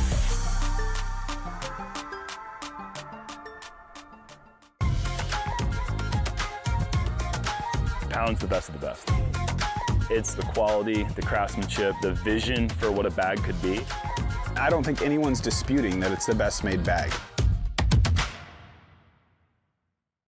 Welcome to Music City Disc Golf. We are a 501c3 nonprofit public charity here in Nashville, Tennessee. We strive on including men, women, juniors, and providing competition for all skill levels. We would like you to come be a part of Music City Disc Golf. Behold the eagle Eagles Crossing Disc Golf Course, a sanctuary where the ordinary transforms into the extraordinary. As each disc takes flight, destiny intertwines with the flight path. But beware, brave souls, for the course harbors challenges that even the boldest must confront. Yet, fear not, for victory and camaraderie are your companions on this voyage. Visit eaglescrossingdiscgolf.com. Simon Lizotte coming off the 60-footer. Teeing off on the 5th.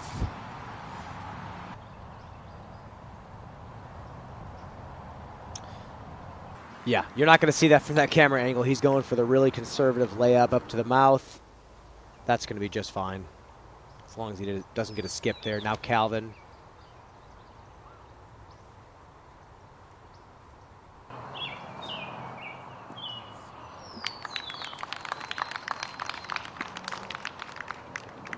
Well done.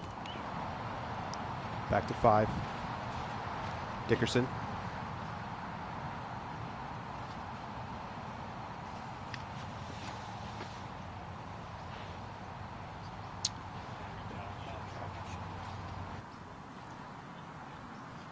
Nice little layup there. That's going to put him right in the mouth. Not too bad. AB on 6. Seems a little calm out here.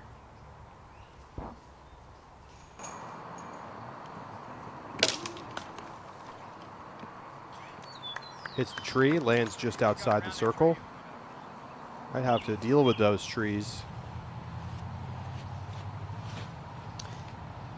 You know, Charlie, I see all these players going for the mouth throw and this kind of really conservative layup. I kind of liked the option to go over the top, but if you look on the other side, right now nothing in that tall grass is out of bounds. I think if in a different universe, you make the tall grass OB, you take away the sign, you let them try to go over the top, I still think it's a pretty risky shot. But right now the players are just going to try to set themselves up for a good second. Or set yourself up for a massive forehand. Look at this. And that's the tall grass that I'm talking about, Charlie. Looks like it should be roped off, but it's all safe. Big tee shot from Hebenheimer. Wysocki, 1 shot off the lead. Second shot on the par 5, 15th. Just got to watch the landing here. Should be decent.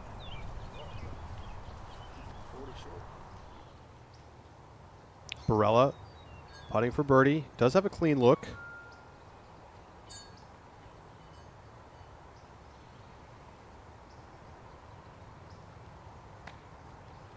Oh, boy. Good height, but missed it right. Right back to circle's edge.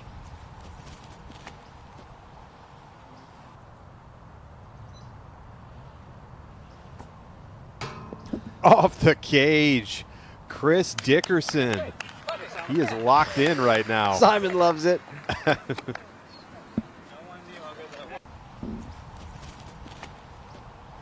think I just heard him say no one knew how good that was.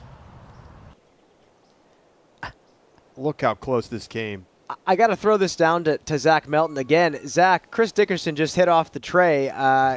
Is you being on the card any indicator? Is he going to ace for us today?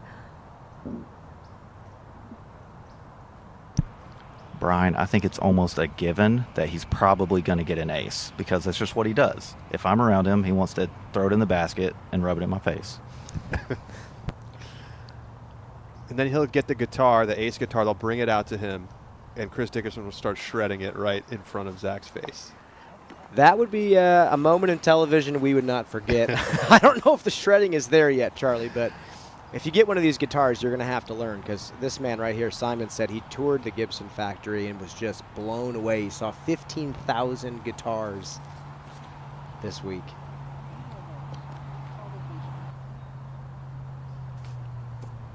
Oh, it fights through. Great shot. The comebacker for Barella, 32-footer.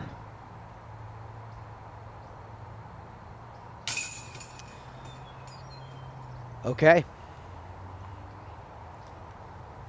And that's kind of the function of these elevated baskets. It shrinks the green, makes a miss that much bigger.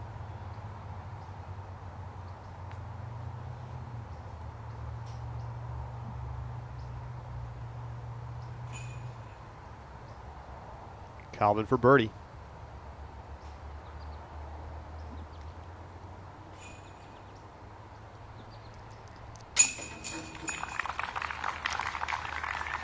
So he's back under par on the round.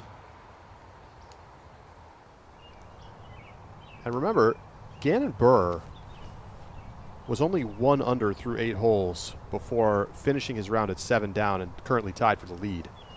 So there's definitely scoring opportunities. Here's where Hebenheimer's tee shot ended up. Second shot here on the 5th. Pretty straightforward look. It's a really nice tee shot.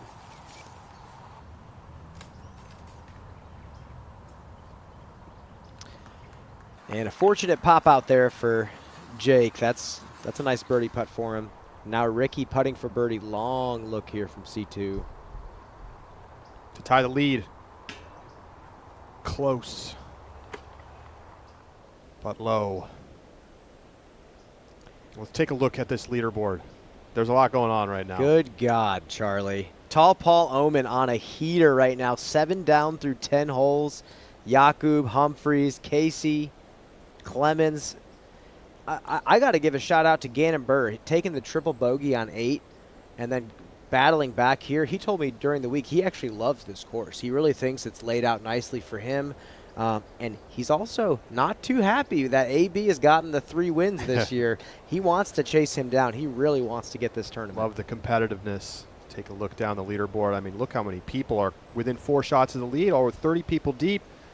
You go, almost 40 people deep are within 4 shots of the lead right now. Are you surprised? No. Can't be surprised anymore. I am slightly surprised at this scramble. This rough on this course here at Mill Ridge is so thick. Nice shot there from Ben. And now we got a birdie look.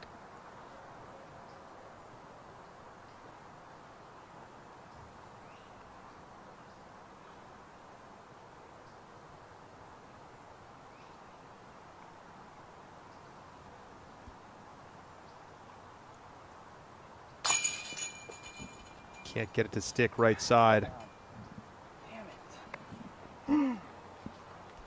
Frustrating day on the green so far for Hebenheimer.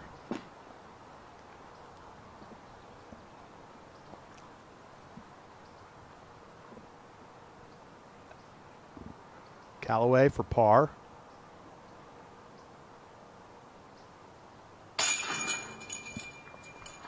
Nicely done.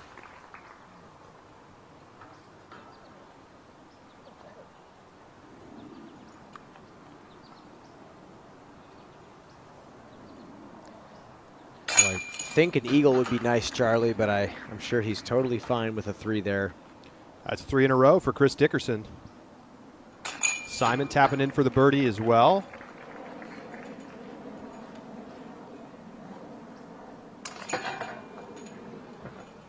So Simon's 4 birdies. He's got a tap in, a 32-foot putt, a 63-foot putt, and a 70-foot putt. Heimberg teeing off on 7.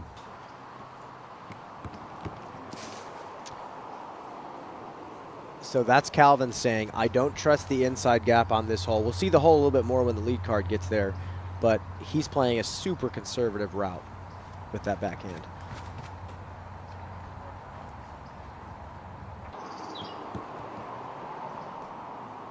Yeah, that shot on the left is pretty much strictly for lefty backhands and righty flex forehands. So Calvin really just wanted to play for par here.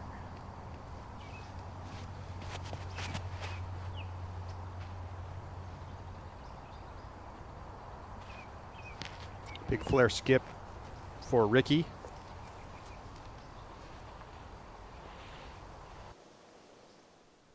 And if you want to watch Ricky or any of these pros play live and in person, come on out. Get yourself a ticket now. Tickets are on sale for every DGPT event, so you can scan that QR code or you can go to dgpt.com/tickets. Tour is about to start heading westward. They'll be at Champions Cup next weekend, less than a week away from the first MPO major of the season. Northwood, wait. 4 rounds in Peoria, and then we'll go all the way out to the West Coast. Scan that QR code right now. Reserve your Disc Golf Pro Tour tickets for any of the upcoming events. This is a great indicator here of what hole 6 looks like. You have pretty tight gap to hit, but then after that, you're just going dead straight. You got OB all down the sides. I was watching some players with some pretty big arms just throwing a mid-range off the tee, just trying to stick it in the middle, not having to worry about the right side tree line pinching off your angle.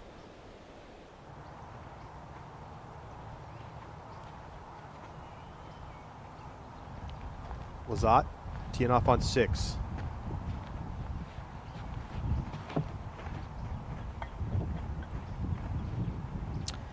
Oh yeah, that is absolutely perfect. Nice shot.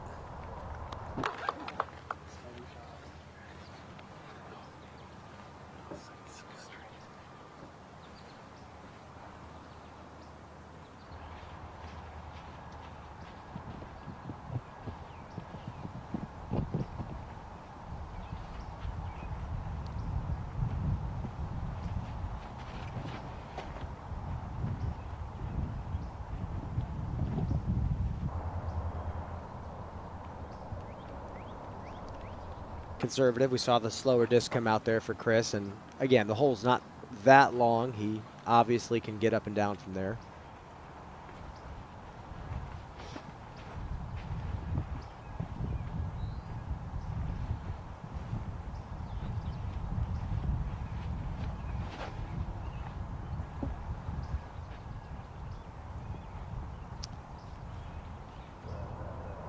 Yeah, nicely done. That's actually a really nice position for Ben. Thank you. He can go forehand, backhand, hyzer on both.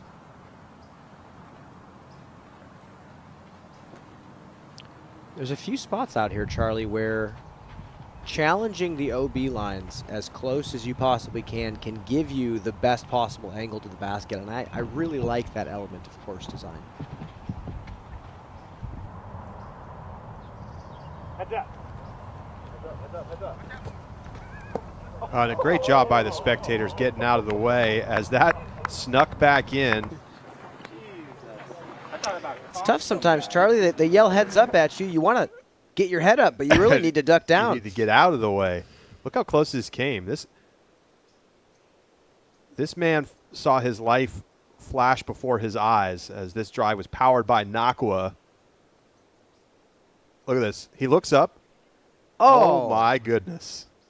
Wow. That was, he splits the wickets and gets it back in bounds. I want to hug that guy. Both of those guys. Nice work. Blue Hoodie had to lean back a little bit. They're awake now. They are fully awake now, Charlie. You see on your leaderboard, Luke Humphreys, Casey White now tied for the lead up at 8 under par. Heimberg is forced to pitch out as he went deep.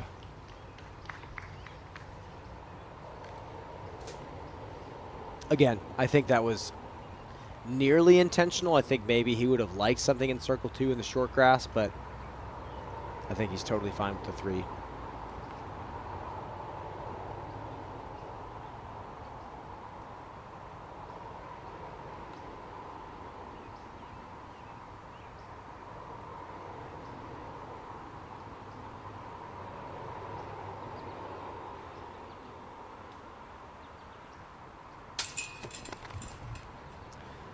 Nope.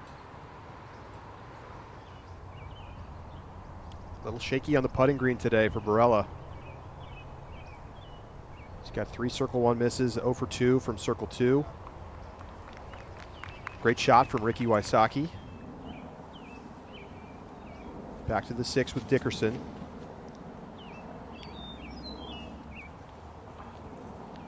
Got a flare. Oh, yeah.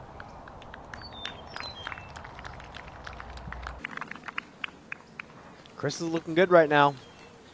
He is looking awful good. About to tap in his 4th birdie in a row. Simon also in position to throw a nice second and grab his 5th birdie through 6 holes. Well, it's worth noting, Chris Dickerson finished 3rd here last year. Simon Lizotte won this tournament. We're seeing some of the guys who played well here last year looking sharp early.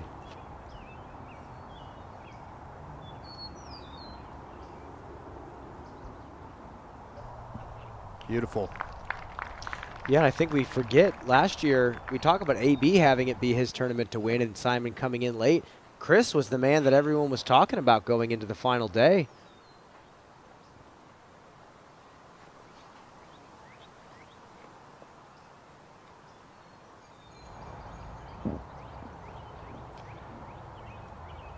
Yeah, Ben got way up there.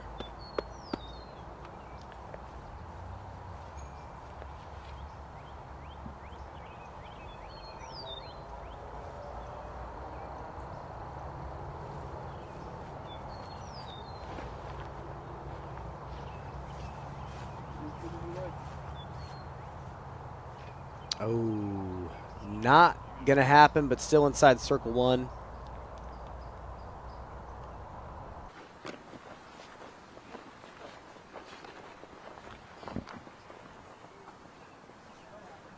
Let's go check in with Calvin Pettigrew, putting for birdie on the 16th.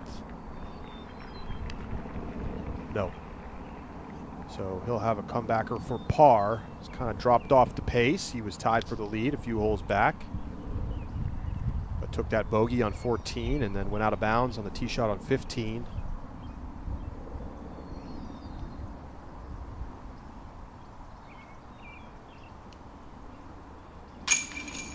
In for the par. Still very much in the conversation. Ebenheimer, 300 feet into the pin.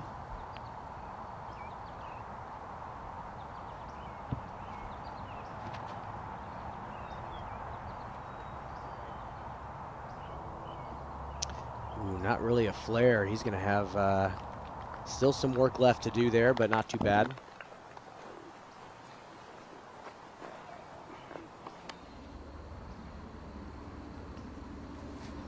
To the 8th, Heimberg.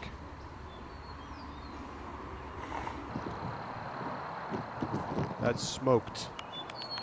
Oh, that's really good, Charlie. He's going to have a lot more space being on that left side to throw the hyzer. Ricky for birdie. That gets him to 7 under.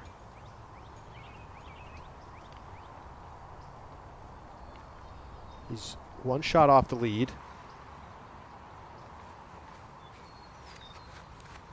Barella. Ooh, I like him going up the gut. I think a lot of power players are going big hyzer. He might be pinched behind that grouping of trees, but again, I love seeing him go for more of the finesse play.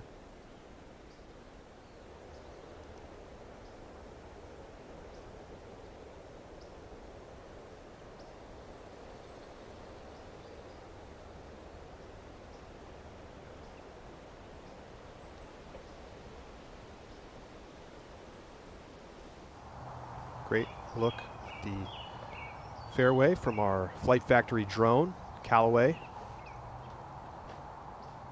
Putting for the birdie.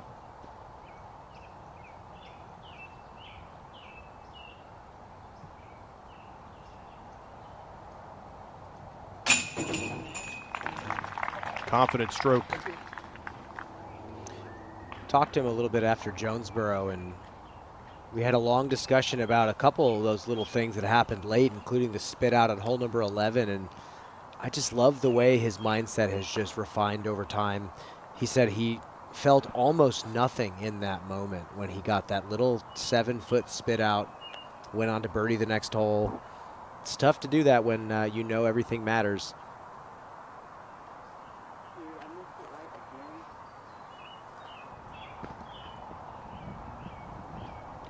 Ebenheimer talking to himself.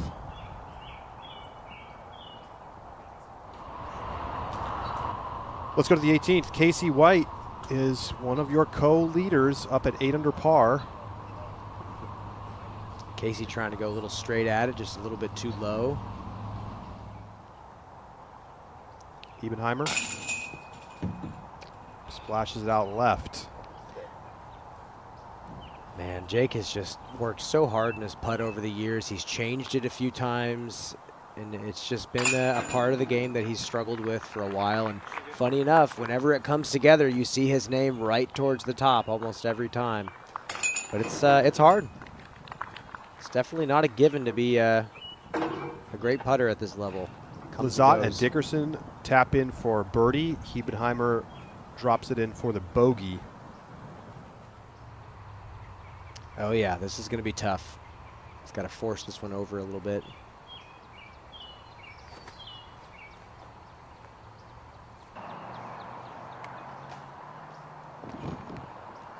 That gets caught up in the trees. And is it going to be in bounds? It doesn't look likely. Spotter gives him the green flag. Wow. Excellent. Quite fortunate there. That OB line tucks in fairly deep inside that tree line, so lucky break for Barella.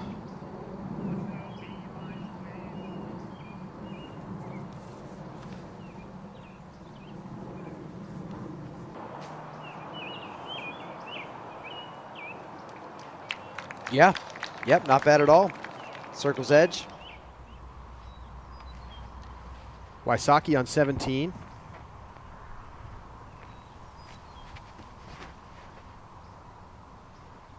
It's 2 shots off the lead. Should be good. Should be really solid up there. Hang out a little bit.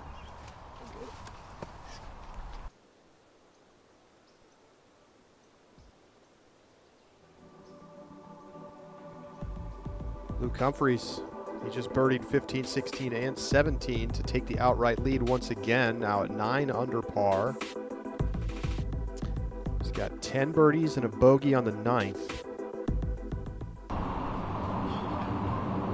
Casey White is 1 shot back.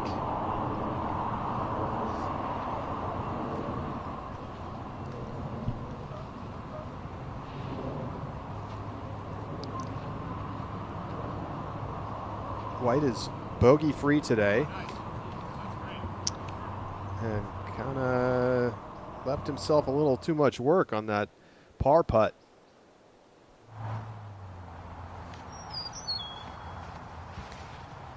Simon on the par 3 7th. And that's pretty much exactly what you want to do here. Yeah, you want to get it on edge and then get it to roll forward too. That's kind of the high level line. Nicely done, Simon. I think he's going to be pleasantly surprised walking up to that lie. You got to put a lot of chop on it, but you got to give it height. And Chris just didn't do that. Not seeing too many forehands from Chris. But there is a sucker gap on that right side, but the problem is you hit any tree and kick right. You see how tight that OB string is on the right side. It's an open gap, but as we saw with Calvin, he's not going to take that even if it's his only option with the backhand.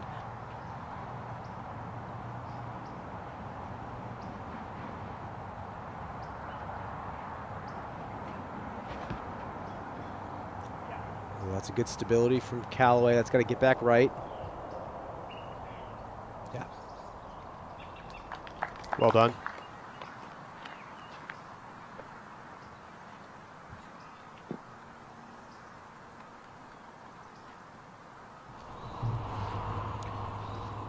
Casey White for the par save on 18 to finish out 8 under par on the rounds. Charlie, missing that putt leaves the most sour taste in your mouth possible. You're so close to finishing the round. You got a routine layup to the basket. Kudos to Casey for dropping that comebacker in.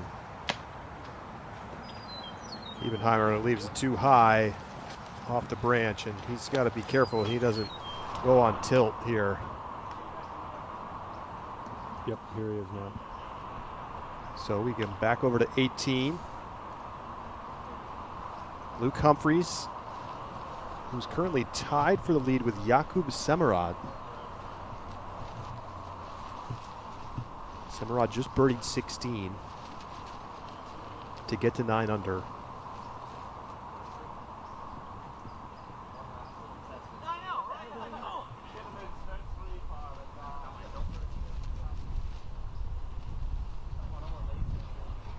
He's got to fight back. He crushed it, but way too far right. And that looks like it was a red flag.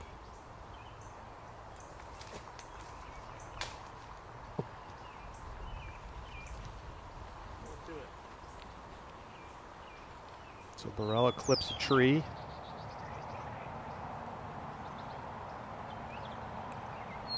Hiebenheimer second on 7.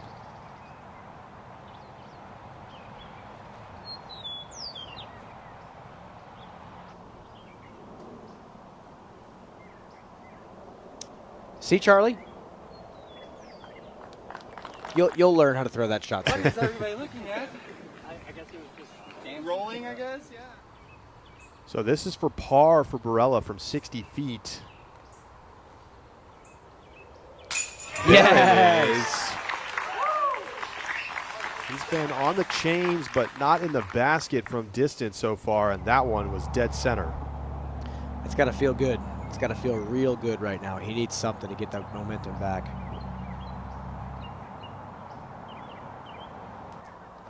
It's telling it to calm down, and it does. Nicely done.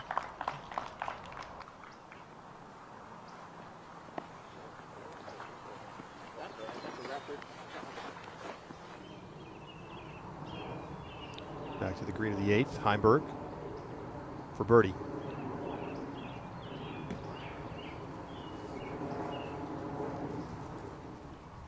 It's really low.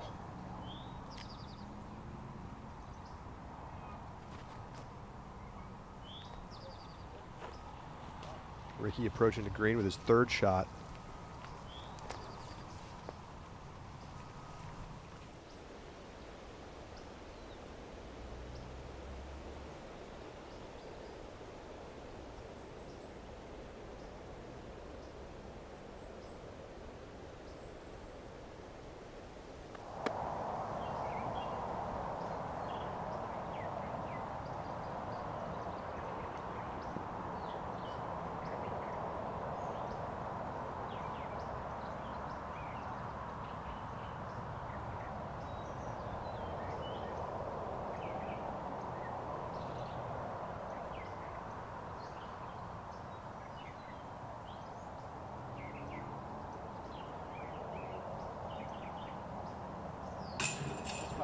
Another great putt for Ben Callaway.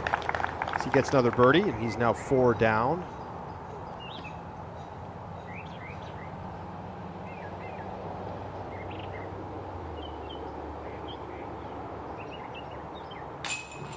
Simon red hot to start. I mean, Charlie saw the guitar that's going to be used as the trophy this year, and he knows he's got to have it in his collection. He said it's definitely not a downgrade. Which is exciting for all of us to see. I'm really looking forward to seeing what it looks like. Simon is 6 down through 7. Dickerson taps in for par. He's 4 down.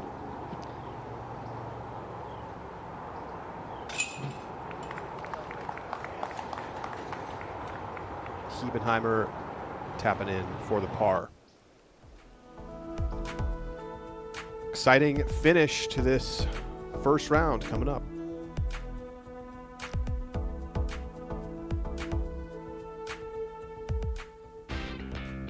With this collaboration with Discraft and Grip, the goal is to make the best bag in disc golf on and off the course.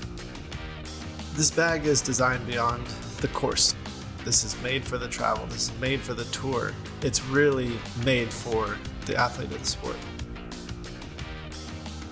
So many new changes that I can't wait to show off and others see and use and utilize. I believe disc golfers will love this new bag.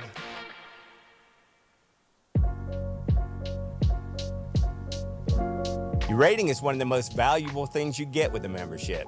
This gives you accurate numbers to track how well you've been doing and your overall improvement in the game.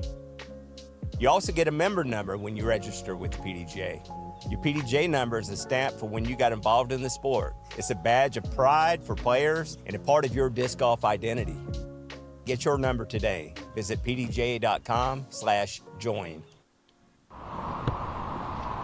DGN live coverage from the Music City Open continues.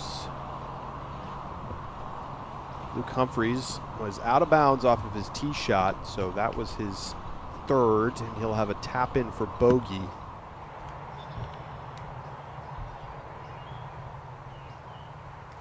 That will leave Yakub Samod as your solo leader at 9 under par. So we're watching them throw kind of out into the distance, and as you see the basket here, it's completely blind off the tee. There's water behind. Was walking with Gannon Burr one round in practice, and he told me just throw at the barn in the distance. Those are the only reference points you got, so tough shot there. Now Simon on 8 going big hyzer. And that's not going to be good. That's a red flag. You wonder if he touched in bounds at all.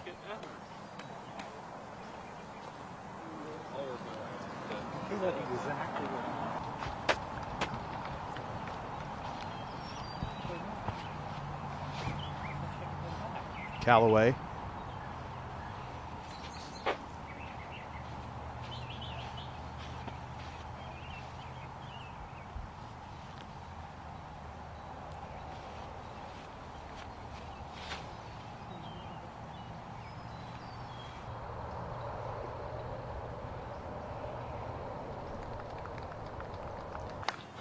Well done.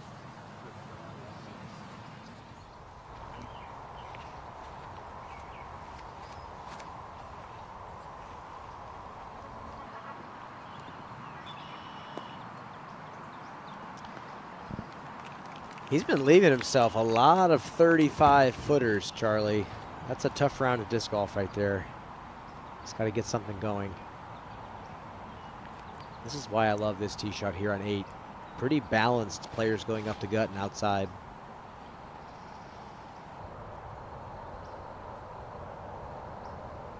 Yeah. Really nicely done there for Chris. Before today, Chris Dickerson has started 100 tournaments in the state of Tennessee. He's won 68 of them, and he's finished in the top 10 at 99 of them. He's got the best chicken, at least to his standards. I'm going to go to Hattie B's for breakfast tomorrow. I didn't even know about that. Hattie B's breakfast special, Charlie. Extra hot. Ricky for birdie on 17. Yes. So he is now one shot back of the lead.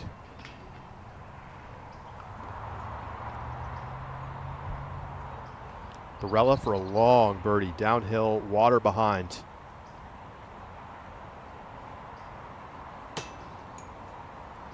Maybe just enough danger to leave that low.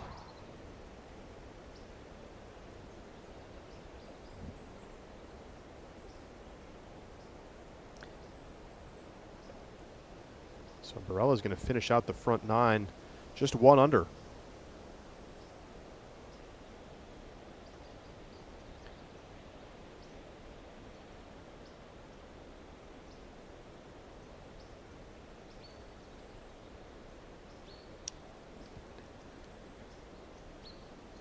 Taking a look at our Flight Factory drone overhead shot.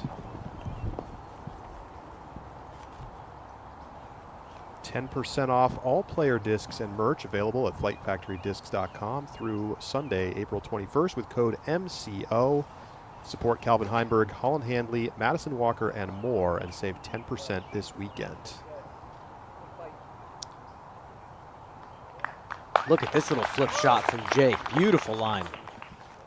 Got it to right up to almost flat, softly land. Oh, okay. Oh, it's red. That's like Red green blind.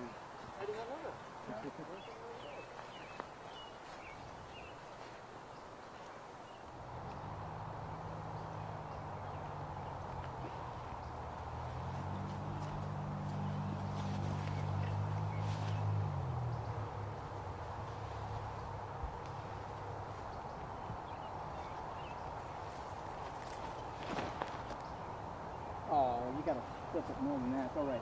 It's all right. Woo. Lucky. Fortunate kick there for Ben. I think he was sweating on that one a little bit. Simon lining up his shot. And Zach, we were wondering whether or not that ever was, in bounds. Did you get a chance to see that when he threw it from the tee? Yeah, so from the tee angle, you could kind of tell that the disc didn't react naturally. It kind of looked like a horizontal bounce to the right. And the question was whether it hit in or not. And the spotter informed the group that it did hit in bounds, then jump out. So he's got a mark in. He did advance. He would have been re-teeing if it had not hit in, but he is behind this little cluster of trees. So he's kind of in a bad spot, but at least he advanced. Here it is again, and you can see that anti-skip. It's equally fortunate and extremely unfortunate. I mean, like Zach said, at least he got to advance the fairway. That could have been really bad if it was 3 feet to the right. Well, I think Jake Hebenheimer saw the spot on the ground like we're playing a clay court tennis match. And able to spot exactly where it hit in. Yeah, but it's like, for instance, if your 1 foot is off the tee pad and the one's off, and you throw such as that, then that would be legal. But however, if you're here and your foot is still on the ground, the disc is released, that would technically be a fault. Yes. You're fine. Yeah, that was fine to me. Okay. Zach, can you enlighten us? They're talking about some stance violations. Did you hear any of the chatter with Simon? Yes, so Simon, the angle he wants to take to throw this approach, where I'm assuming he's going to attempt to save par, he is running up from out of bounds or kind of riding the line. And he was just discussing, or I guess talking with Ben about whether or not he needed to make sure his back foot was up, his left foot. And so they were, I guess, just making sure he knew he needed to get that up off the ground.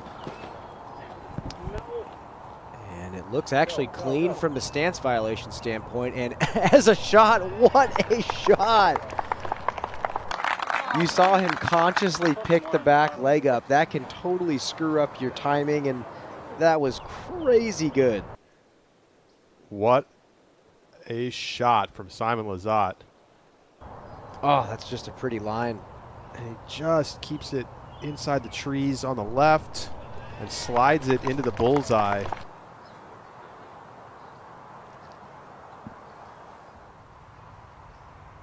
Here's Heimberg putting for birdie on the 9th.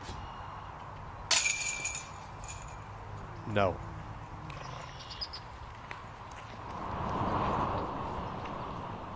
Some putting woes for Calvin Heimberg inside the circle. We go to the 18th. Wysocki, 1 shot off the lead.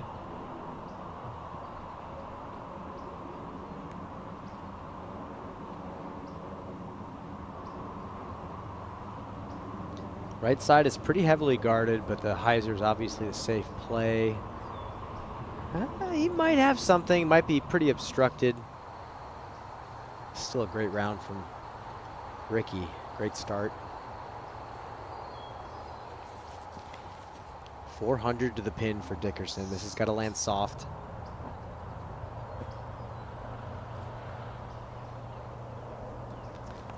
It's going to be tricky from back there. Doable but tricky. Now Heimberg on 10. This is a huge tee shot.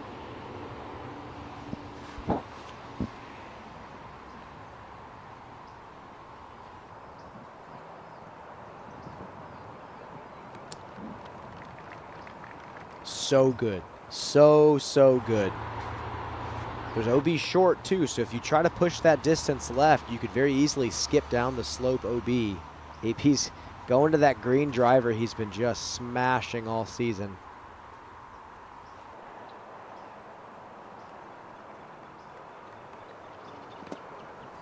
That is crushed.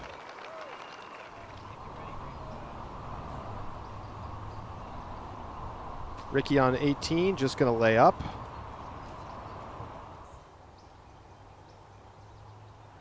Back to the 8th.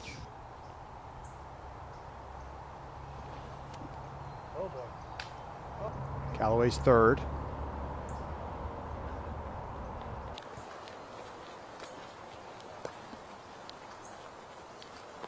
This hole used to be 17. It was just such a treacherous par 4 at that point in the round, and now hole number 8, getting to the middle part of the round, it's no different. Ricky closes out 8 under par. The 1 bogey on the 9th. Solid day overall. It's wild to talk about, but Ricky hasn't taken a win down this year, Charlie. Is this going to be his weekend? Certainly put himself in a position after round 1 to be in conversation. But I mean, he was close at chess.com, but Anthony Barella just outplayed him. He was gutted at chess.com. It was a very emotional interview coming up short. So Ricky cashed for the first time in Open, Charlie, in 2010. And he's still here. Just crazy longevity. Now Dickerson.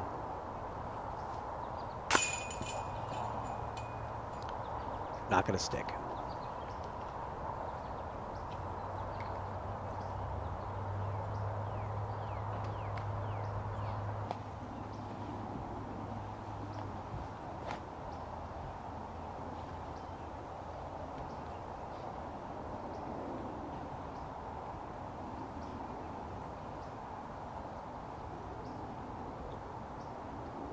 Callaway to save par.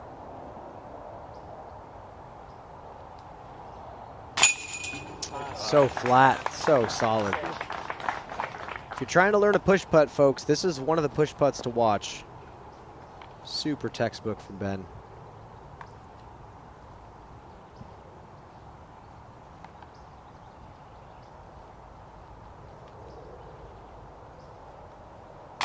And what a par save from Simon.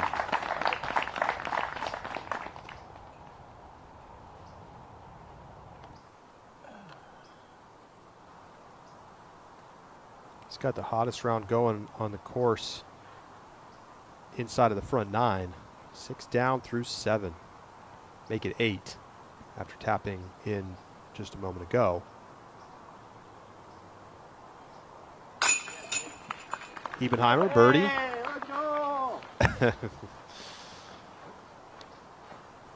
First birdie since the 3rd. Here's Yakub Samorod's 3rd shot on the 17th. He is your current leader. He gets the green flag, and he would make the birdie putt from there. So 6 down in the back, and 9 birdies in the last 11 holes, as he is your outright leader by 2 strokes. Oh, he's a blast to watch, Charlie. I cannot wait to see him throughout the weekend. Nice round so far. And here he is live on the 18th. 520-foot par 3. Only 5 birdies so far today.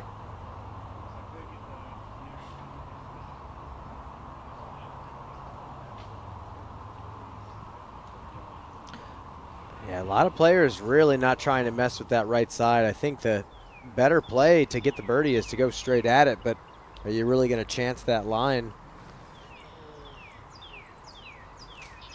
James Proctor got a birdie on the 18th, throwing it in from 94 feet. Not too shabby. That'll work. Barella's 2nd on the 10th.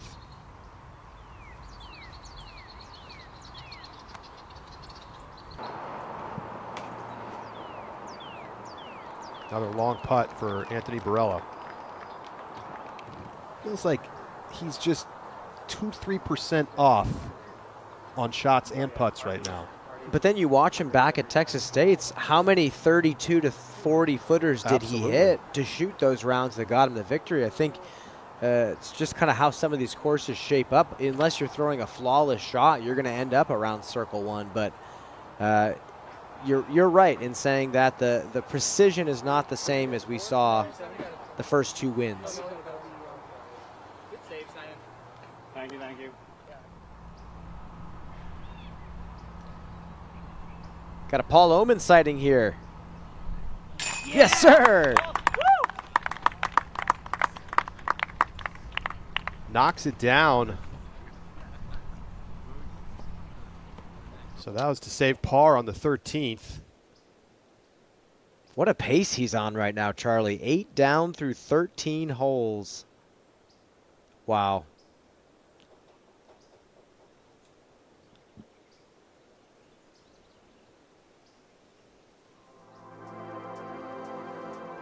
Here's the scorecard for Paul Oman. Bogey free. Don't have the stats for him, but what more do you need to know than all these birdies piling up? Another guy that's been around a long time. Throws the disc a long way. Nice round so far. Oh, yeah.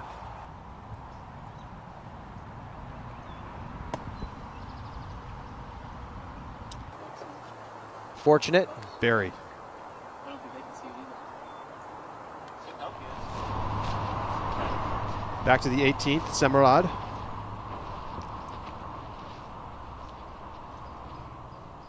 He ran it. He had a little bit of a backstop there. Didn't find metal, but he'll have a short putt left for par. Simon on the 9th.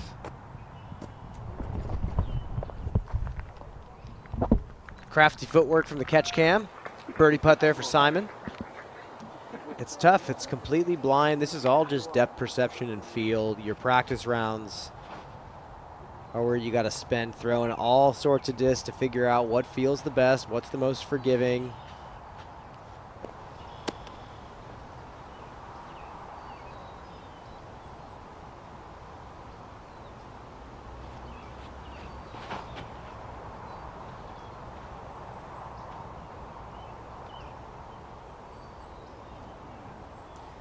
Oh boy, red flag there for Callaway. That caught the downslope, and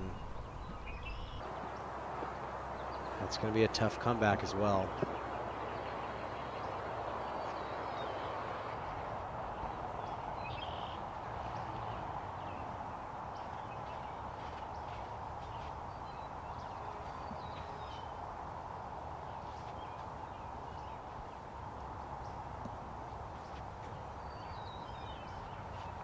Dickerson.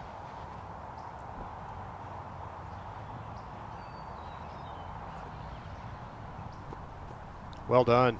Just got to sit. Curls up nicely. 25-footer. Try to get to 5 under.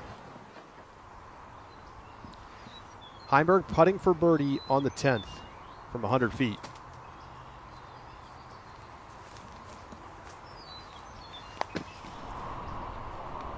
Back to 18, Yakub Samod to finish out his round. This for par.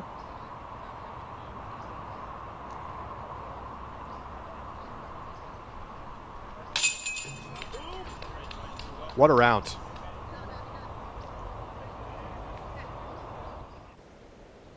Nine under from hole 7 to 17. And he is double digits under par. Top of the leaderboard.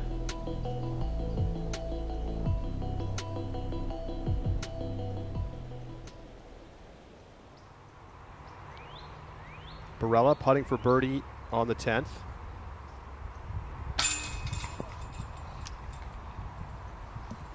Another splash out for AB.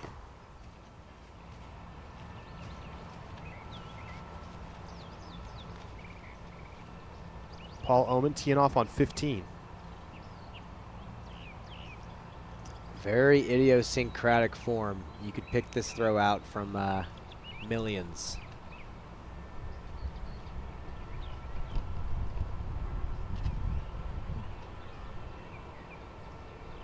And not bad.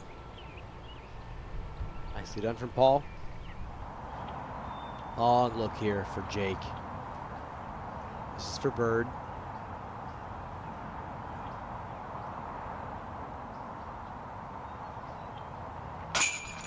Sticks it. So starting to get a little something going.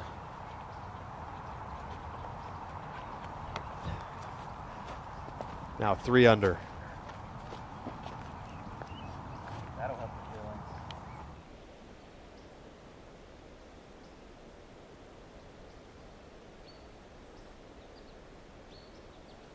Saw Ben make a very similar putt. Final round, hole 17, going out of bounds long, trying to get aggressive and hit a really nice pressure comeback putt. Let's see if he can do it again.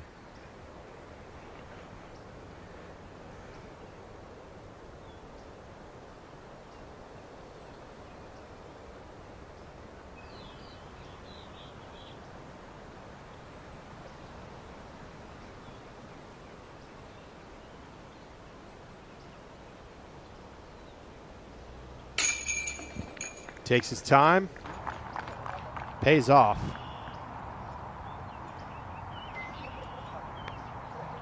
Another nice putt for Callaway. It's been clean and steady on this front 9. I think the pace just needs to be a little bit hotter. The back 9 seems to be a little tougher to score on, but again, we saw Yakub go pretty blazing on the back.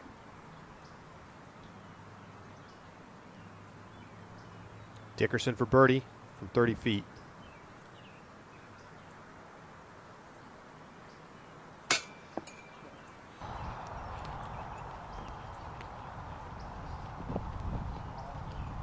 Too much loft.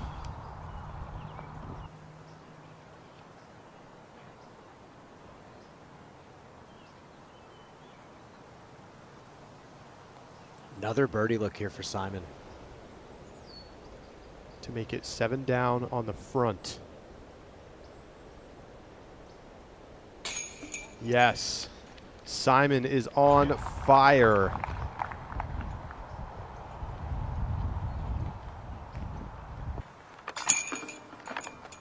That's the best front 9. Tied with Paul Oman. They both went 7 under. And it's an exciting round. Yakub Samod sitting at 10 down. Who can catch him?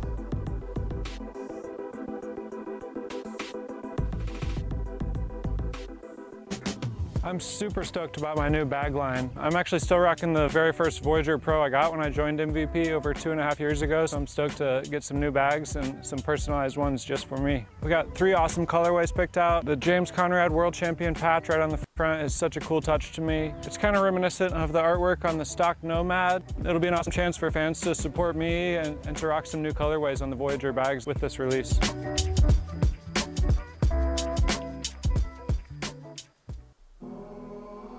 Cheers to morning walks and upshots at sunset.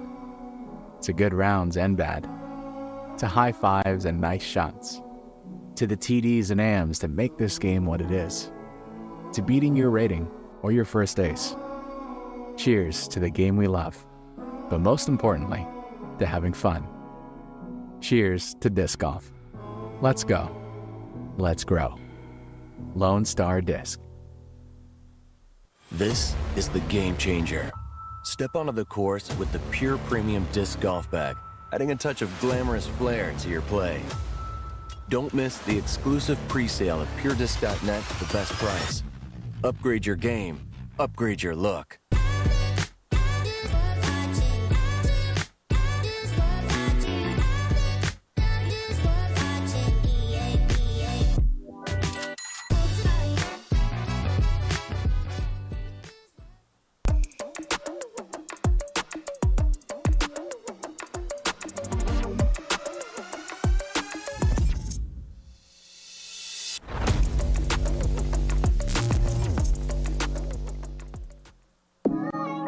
If you're coming to Champions Cup in Peoria, Illinois next weekend, come visit Power Grip in Bloomington. We're just 30 minutes away, or shop us online at powergripusa.com.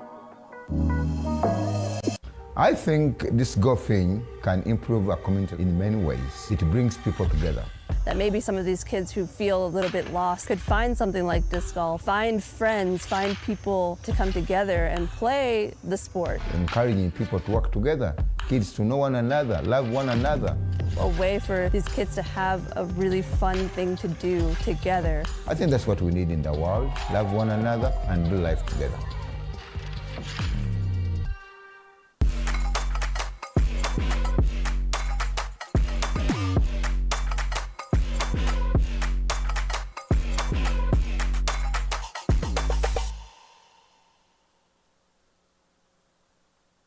The 2024 Prodigy Signature Series are here. The Signature Series explores the evolution of flight. Get yours March 22nd on ProdigyDisc.com and at your local retailer. Well, a moment ago, in the picture-in-picture, we saw this from Anthony Barella on 11. A very short miss, and that's going to be a 3-putt on the 11th. He's going to bogey. And he is way off the pace at this point.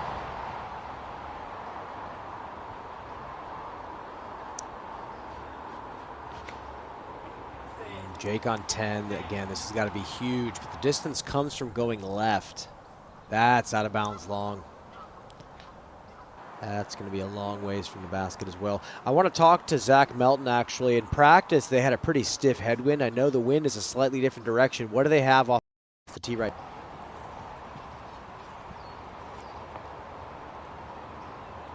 I think it's more of a tailwind this time. Southwest in practice, northwest today.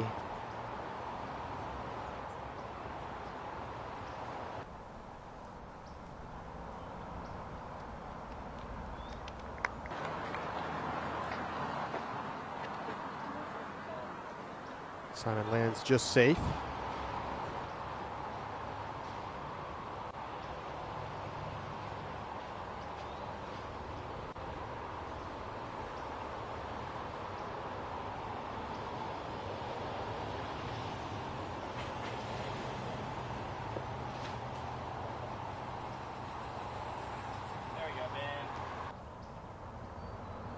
That's the play there for Ben Callaway.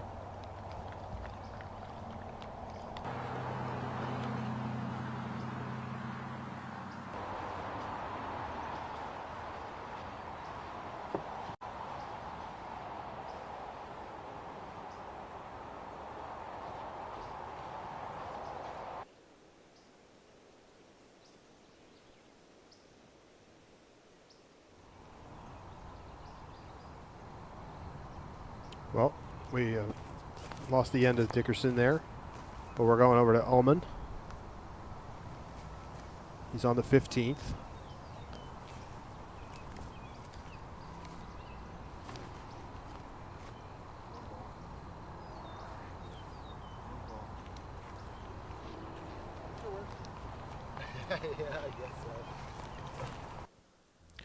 Well, and speaking of Paul's, Paul McBeth, 5 birdies in the back 9, including 4 in a row, and he is now just 3 shots off the lead. I know this is wild to say, Charlie, but it would bring so much joy to my heart to see Ricky Wysocki and Paul McBeth on a lead card. It felt like for so long that was just the standard, and we wondered who the other two were going to be, but now it would just be such a treat at this point of the year to see them playing and duking it out again. Wysocki sitting at 8 down. He, for the moment, would be on the lead card tomorrow. McBeth, 3 holes to play.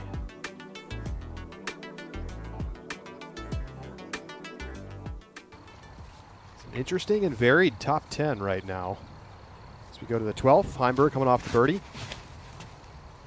It's just a massive force flex over the top. The gap low is such a sucker gap. A lot of space right, but it cuts off your angle. This is solid, but for Calvin not having a forehand, that's going to be a tough line.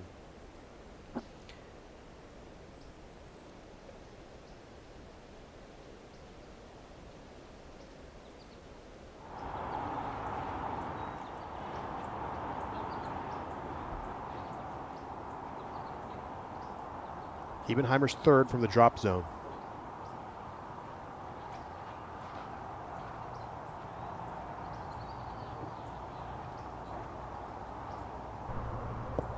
Wow, that is a massive sidearm.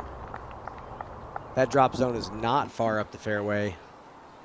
Really well done there from Jake.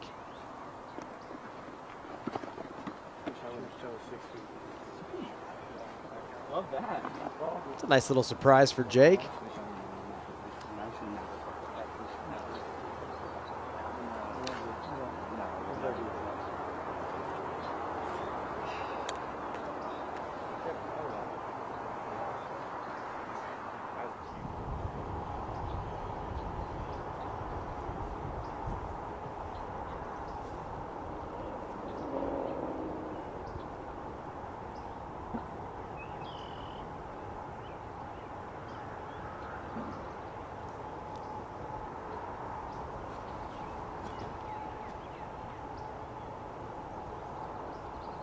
Got to get a big flare left.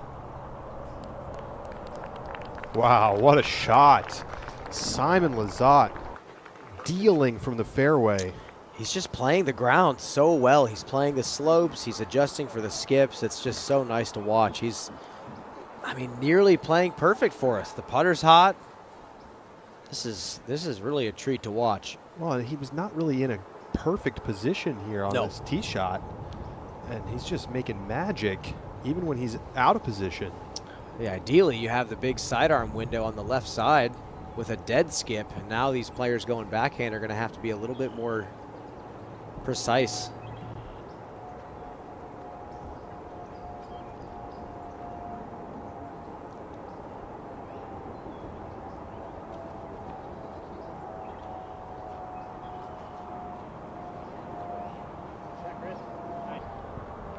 Yeah, it's a good play there for Chris. Kind of play that so wide to compensate for everything.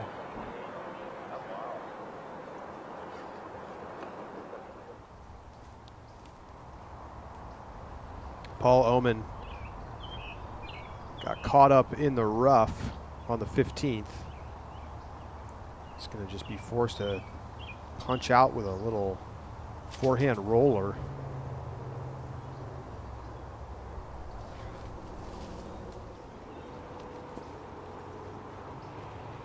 Got to get this high. Not going to get much skip from where he comes from. Slopes down left.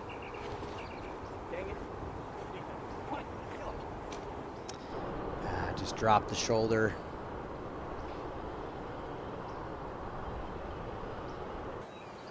It's going to get up and down for a par. It doesn't feel like a course where taking a par is a terrible thing, but then you're seeing some of these scores come in, and it does feel like you're falling behind. Oman for a long par.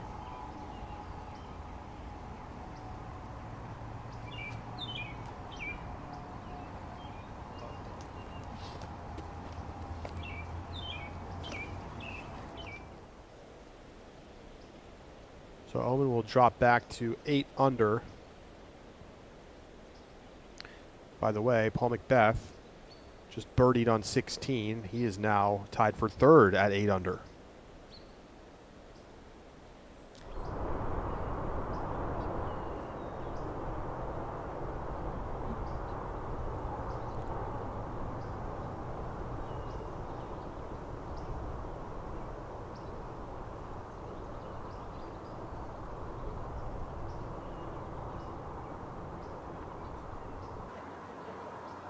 So Callaway puts it close. Still a little disappointing after the tee shot.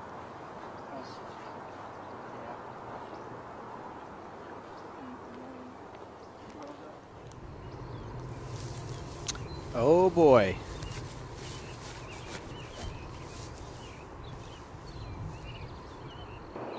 Massive spike. Heiser, not bad. Really not bad. Might be slightly obstructed. Second shot for Heimberg.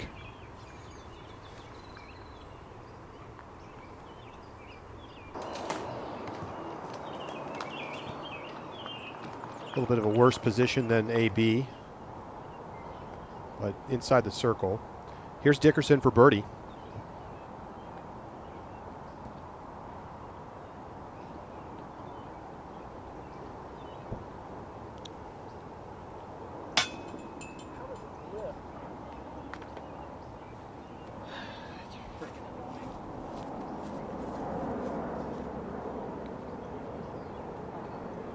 couple of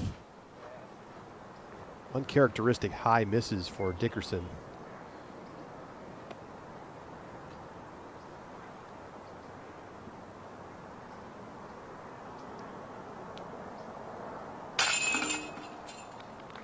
Callaway in for par.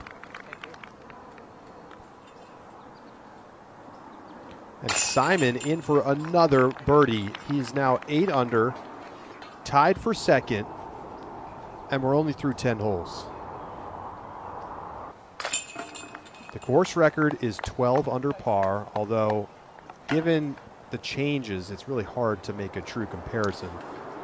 Yeah, and I think one of the changes they're about to come up to on hole number 11, Charlie. This is a really interesting par 3 that they're going to have to play. But before that, we're going to jump to 16. Paul Oman going forehand.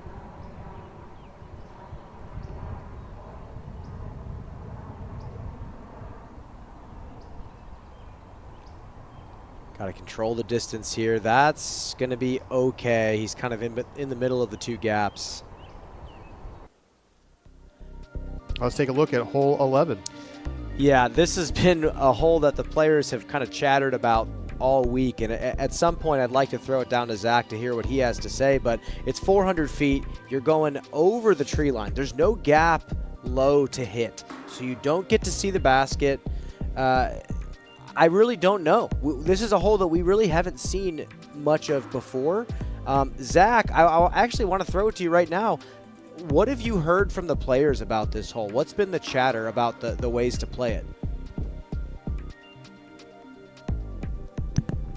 Yeah, so I would say the majority of the players are all in unison that they're not big fans of this hole.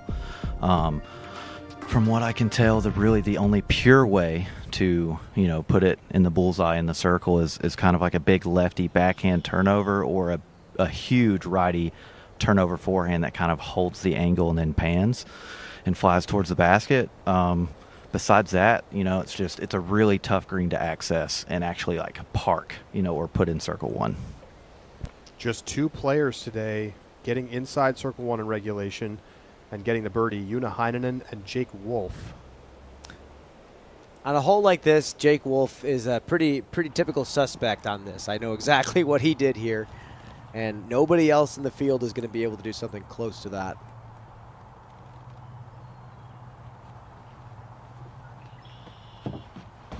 Hey, you want to see like what kind of backhand does get there.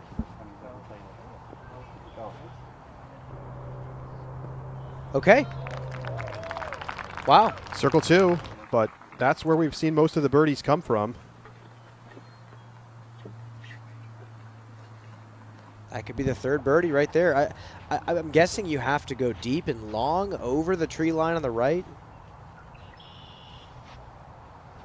Just to note, Brian, the 2 birdies were from circle 1. There have been another 9 birdies from circle 2 or outside of that. So 11 total on the day.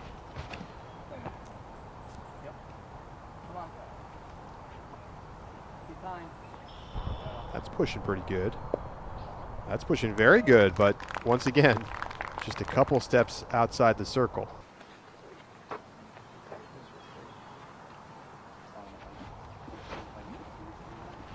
It is interesting, a hole that the players all kind of go up to in practice and say, I don't know what to do with this thing. And then, yeah, I guess looking at the stats right now, like you said, Charlie, it's cool to see them figure it out. It's still playing among the harder holes on the course.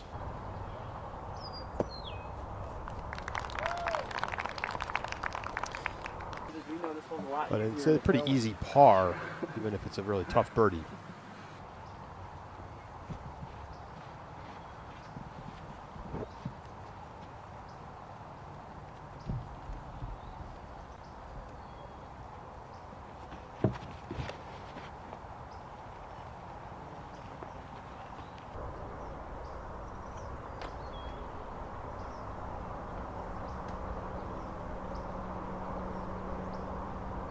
Dickerson shot hits the trees, falls down, rolls behind that cluster. So he might have just a pitch out.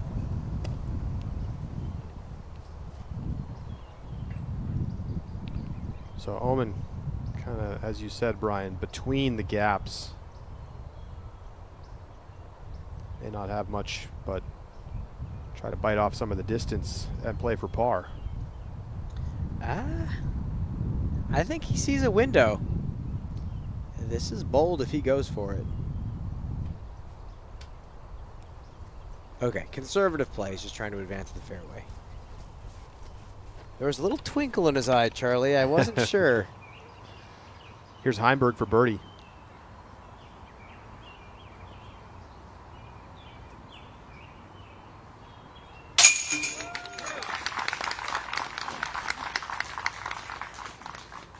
Heimberg now 3 under. Nice make through the trees. Barella for birdie.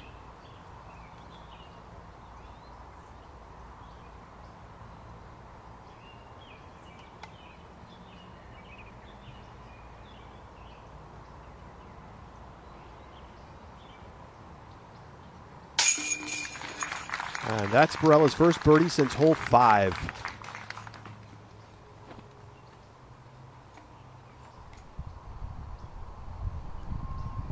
Third shot for Oman on 16. It's not a great shot. It's going to have some work to do from down the hill.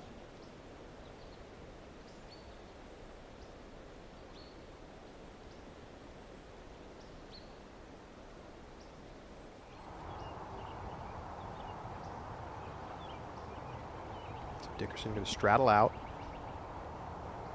50 feet out.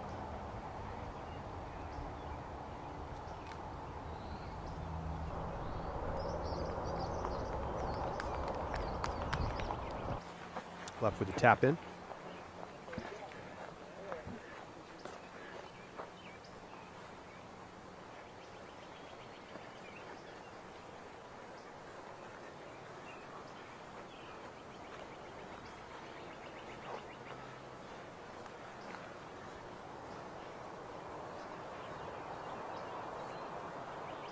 Kiebenheimer trying to make it 3 birdies in the last 4 holes. And despite some of the putting struggles, I mean, he's still right in the thick of this round.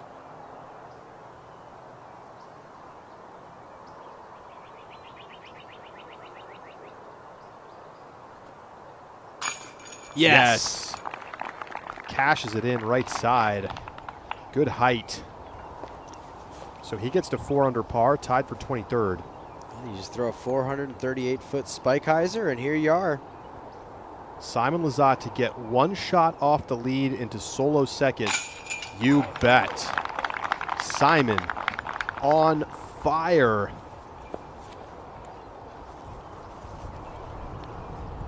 His only pars coming on holes 2 when his drive was short, and 8 when he went out of bounds and then made a beautiful recovery shot to get onto the green and make the putt from 30 feet.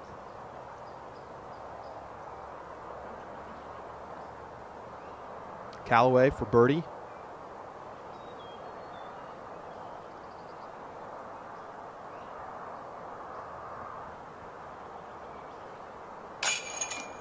Wow.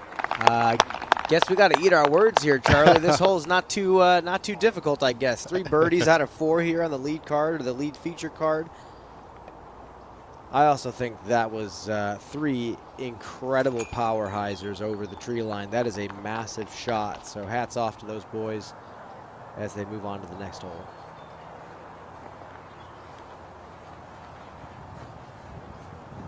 Simon looks good right now, Charlie. He has been very impressive. Let's take a look at some of what he has done today. We kick things off on hole number 1 from 63 feet. This is how it's looked coming out of his hand all day. It just looked like it's no problem. He's got the sweet spot with the spin putt going, and everyone in their local community can relate to this. There's always a spin putter like a Simon Lizotte, straight from the hip, pure wristy spin putt. When they catch fire, it's game over from 70 feet and in. And look at this, just gorgeous down the hill on 4. 70-footer. And just a moment ago, Edge of the circle again. Knocks it home. The tempo on the putt just looks so good. It looks firm but slow at the same time. Zach, I want to check in with you. What do you feel like you're seeing that's going so well for Simon?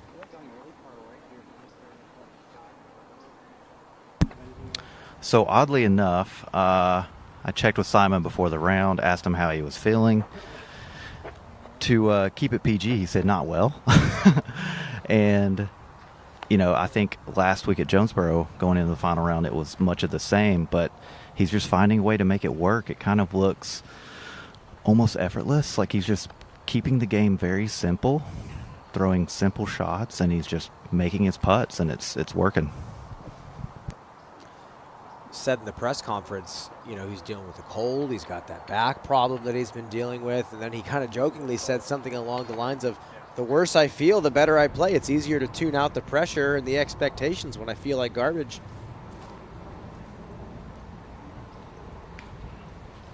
Barella kicked left into the trees on 13. Really one of the first rounds of the year that it feels like we've seen Anthony Barella not look sharp. I believe after the first round, he's been in the top 4 pretty much every tournament so far this year, except for this one. It's looking like this might be the first.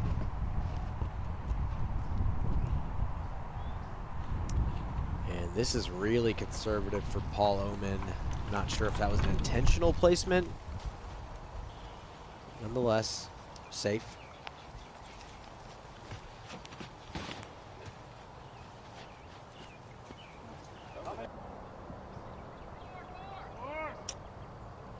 Well, that was smoked over to the right side. Simon's going to have a big spike hyzer over the tree line. Still safe. Second shot for Heimberg on the 13th.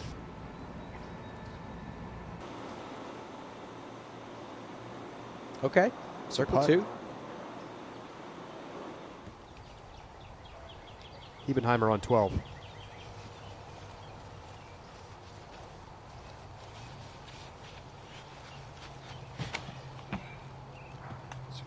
Great look at the tee shot from our Flight Factory drone. Yeah, you see here, that's a tough spot. He's going to have to throw kind of a technical turnover on that one. You want to be in that short grass on the left, so they want you to throw a full flex backhand. It's a pretty tall order, though. See if Ben has something stable enough to snap back to the left.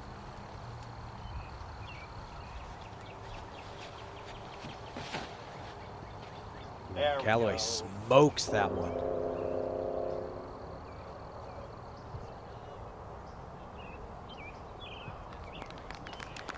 Now Ben has options. Now Ben can throw the forehand. Now Ben can go hyzer if he wants.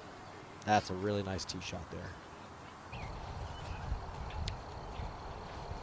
Top 5 right now. Well, top 3 even, including Simon, Paul, Ricky, another Paul.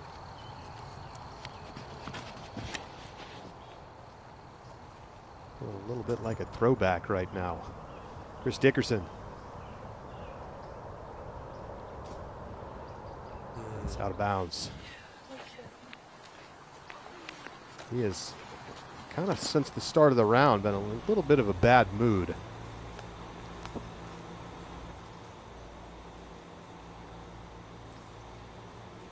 Heimberg for a long distance birdie.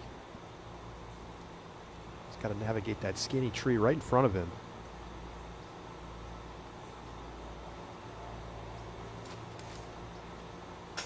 Oh boy. And another terrible reaction off the top of the basket. That's going to be near circle's edge again. Second shot for Oman. This is risky.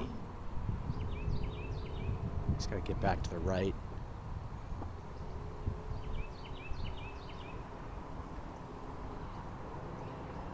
Oh, where's he going? Oh, very conservative shot. Okay, now I see. Thought he was getting aggressive with that one. Gave me a heart attack. Comebacker for Calvin. 20-footer.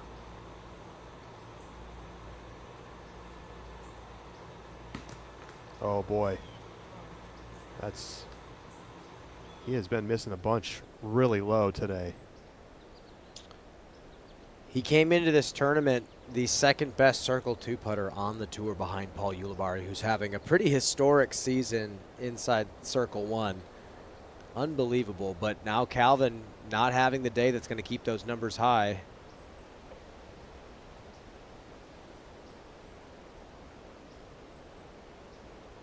Oh, we've seen him lose his Circle 1 putt a little bit. It is the low miss that is the most common.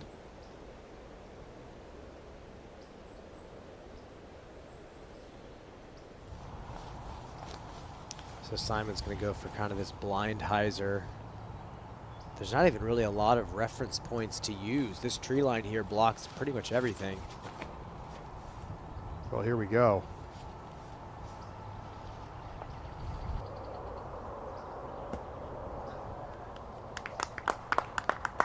Well, it was close enough we could hear it land. And then look at this. Inside the circle. That's not going to land 60 feet in front of him like it did at Jonesboro. Fantastic shot.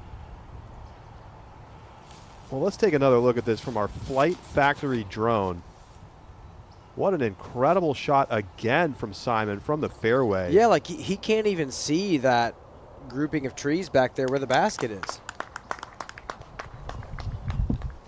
Amazing. 10% off with code MCO through Sunday at flightfactorydiscs.com. Support Calvin Heimberg, Holland Hanley, Madison Walker, and more. And save 10% this weekend.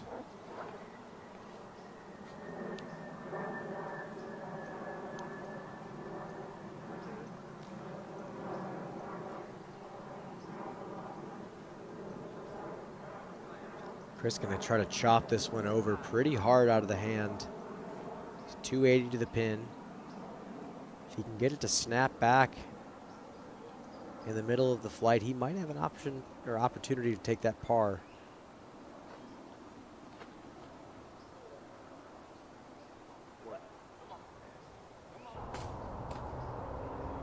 Okay, yeah. More than likely an opportunity for the par from Circle 1. Well, Paul McBeth, he might be back as he now has birdied 6 in a row. He is one shot off the lead, tied for second. And we're going to check in with him right now on the 18th live look. Are we going to see a 520-foot sidearm from Paul, or is this going to be a safe play? He said the sidearm was not really affected during the labrum issue. Backhand is still kind of affected, but the speed is definitely looking like it's back. Look at this flex shot.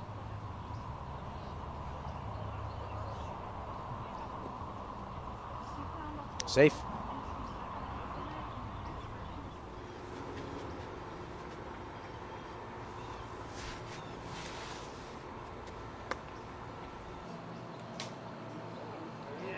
Calvin sneaks it through.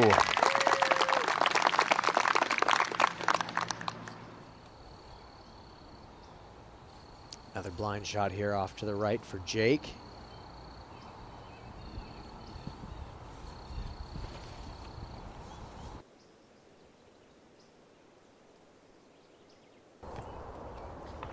Wow. What a shot from Hebenheimer. I mean, these guys are putting on a show right now. Feature card has given us quite the feature. This is, yeah, this course is not this easy. Oh, you pushed it. Well, Ben, you pushed it right inside Circle 1. Not too bad. It's tough. I mean, there's so many blind shots out here. You have to trust your angles so much. It's hard to know exactly where you are in the course. Now Omen on 17.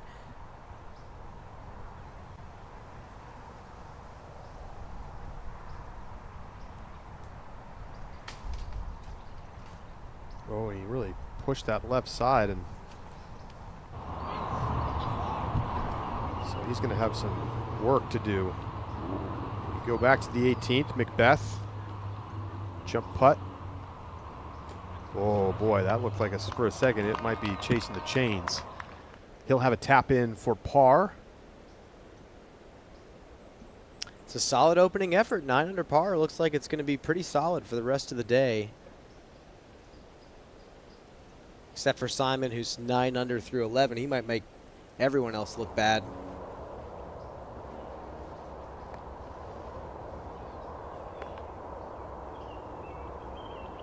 Simon to get to 10 down and take a share of the lead. Was there any doubt?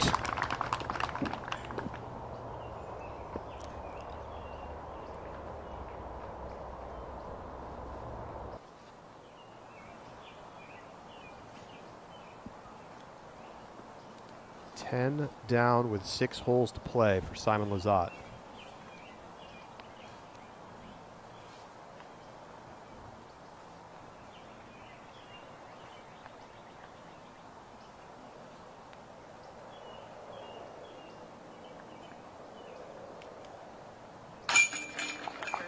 Good par save for Chris Dickerson.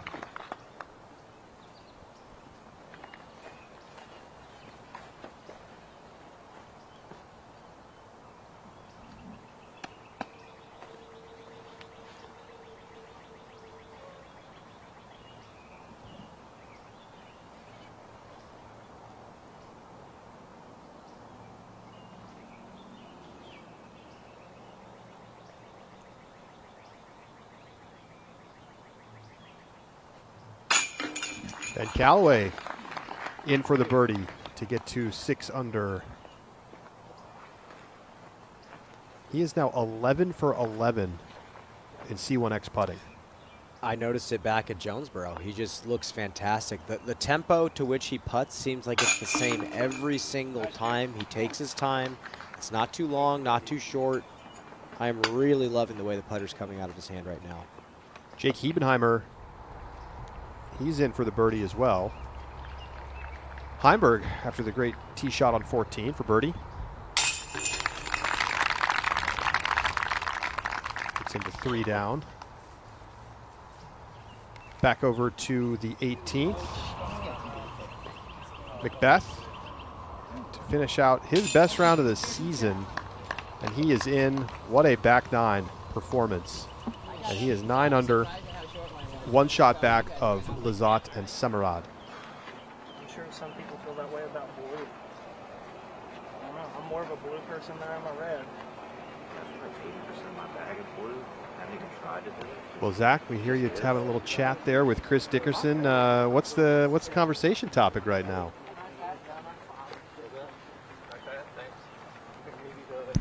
So we were both actually just talking about how much we hate the color red. And that's, yeah, we won't wear it. We won't throw it. It's just red. I thought red's the devil, right? Red's bad. Yeah, that's pretty much it.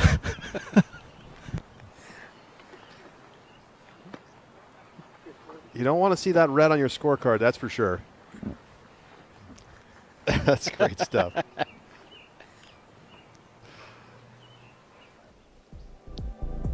Well, let's talk about somebody with not much red going on besides the shirt right now. Simon Lizotte, last year at MCO, rocking the red and rocking the birdies.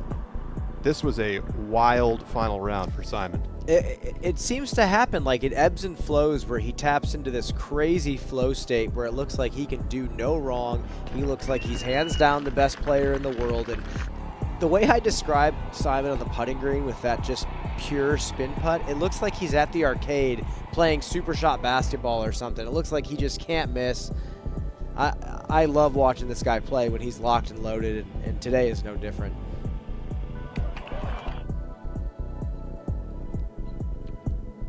Coming in on 18, season to go, putting it under the basket.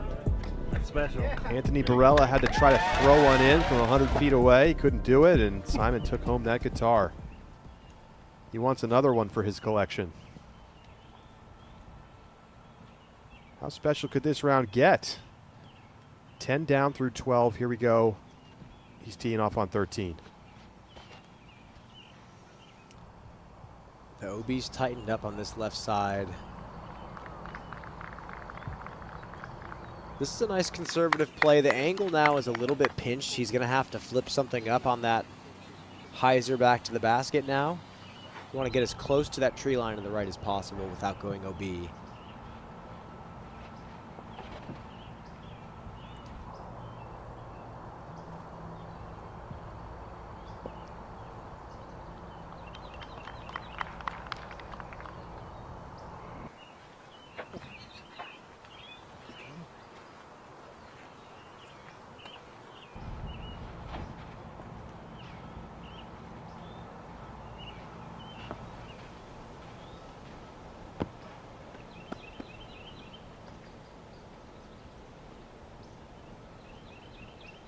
Our feature card is a collective 25 under par right now through 12 holes.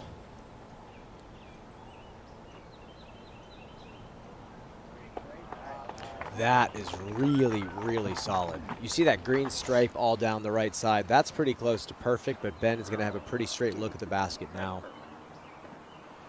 I actually saw quite a few players playing different plays here. I saw some putters come out, some mid-ranges, some forehands, some aggressive driver shots. Chris just going really low.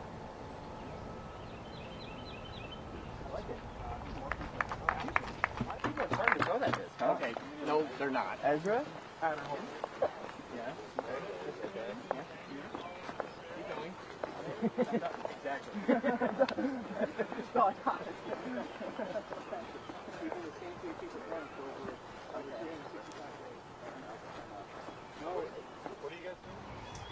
Pretty good energy on the card. We go to the 15th, Calvin. Oh, that's bleeding over right. That's got to snap back.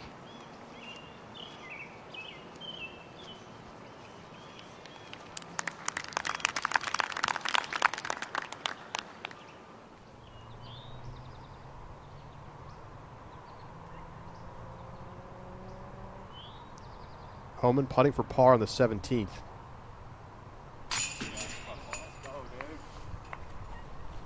Holds the balance, all good.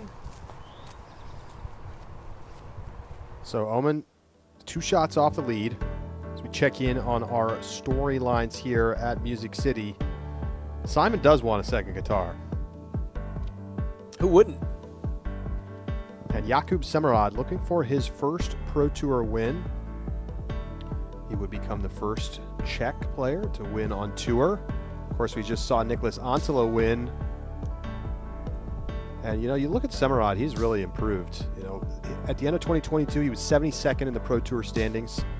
Last year, 42nd. He's currently sitting in 20th.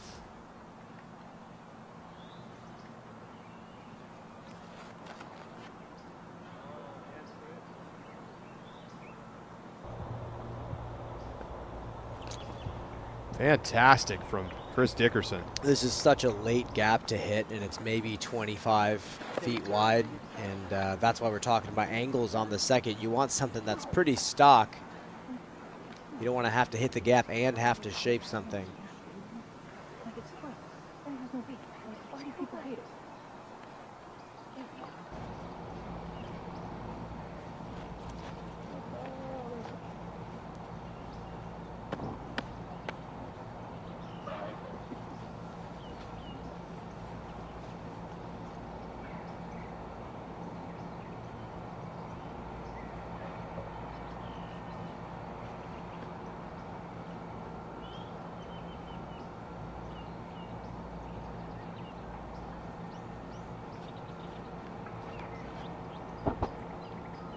Ooh, look at this thing flip. That's got to sit down now.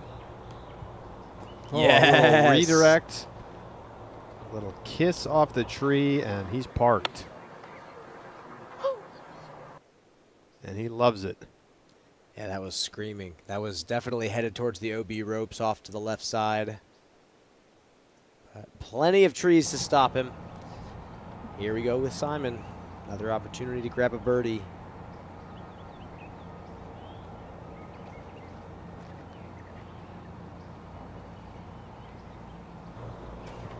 fade. Gets knocked down in circle 2. Can he keep his circle 2 putting going? He's technically only 1 for 1 because the 70-footer is outside circle 2.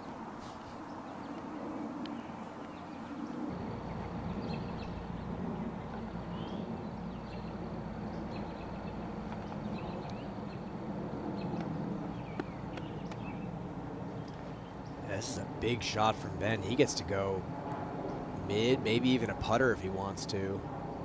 I think he's going with something pretty stable, nice and flat.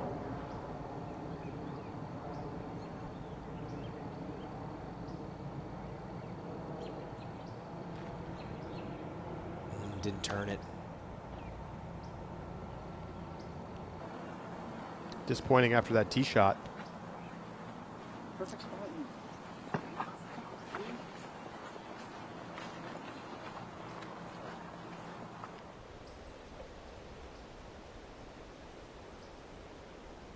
Are we in Peoria? Not that water tower, Charlie. Wrong water tower. But we will be next weekend. Champions Cup starts Thursday. Here's the second shot for Calvin. Oh, that's large. It's got to stay in, though. It does not. Used to not be like that. New OB blocking those types of shots. It's got to come back left. OB. Holman on 18.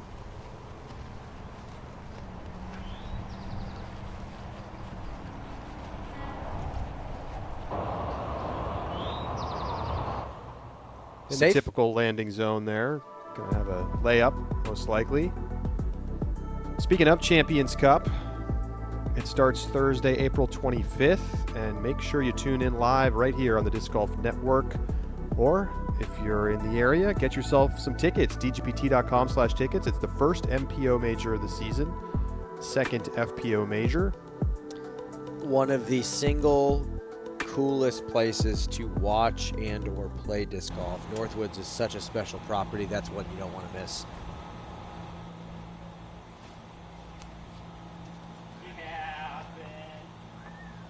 Jake loves it. Why would you not? Nice little beach frisbee throw there. Pops the nose up a little bit. Really short swing, doesn't really extend or turn the shoulders at all. That's just all wrist action. That's from years and years of playing catch with a traditional frisbee, and he is quite good at that. Simon. Oh boy, that was looking good. You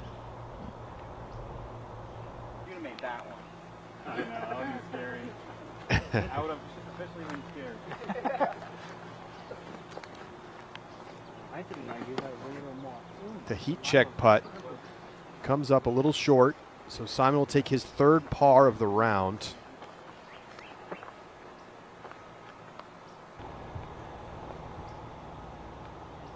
Dickerson for a great birdie.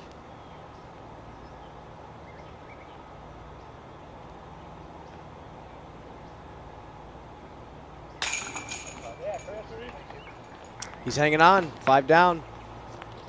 It's the third hardest hole on the course.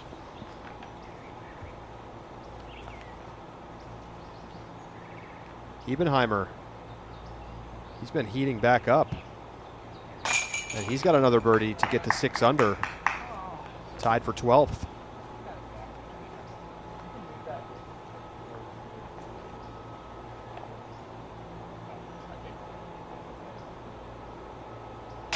Callaway will remain at 6 down. And Simon taps in for his par. I don't think six inches matters much to that. It depends on who you ask. Back to 18. Paul Oman, second shot.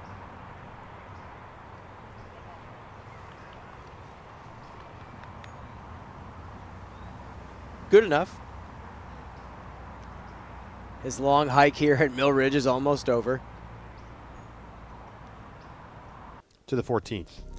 This is such an interesting hole. When it was first put in the ground, the players were shocked. There were so many little trees scattered throughout the fairway. You didn't really quite know what to do. This year it's opened up quite a bit. It's 294, but you don't see many players reaching for a driver to throw a backhand flex on a hole under 300 feet, and you do see it here. I want to ask Melton, actually. Melton, as a lefty, we're throwing the chop forehand. We have a luxury, but just talk about how this hole has evolved over time.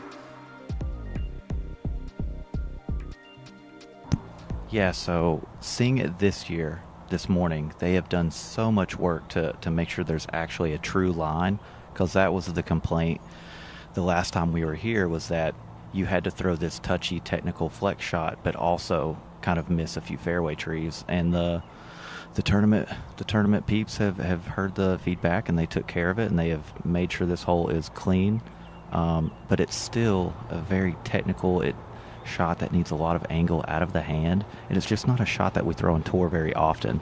So I would imagine like Chris Clemens is probably eating this hole up, because as a lefty with a forehand, you can look at the gap and face it the whole way without having to turn away and trust, your line. Yeah, it's so tough as a righty to throw the overstable driver and actually get it out in front of you without throwing it 70 miles an hour. This is a touch shot with a disc that's not designed to be thrown with touch.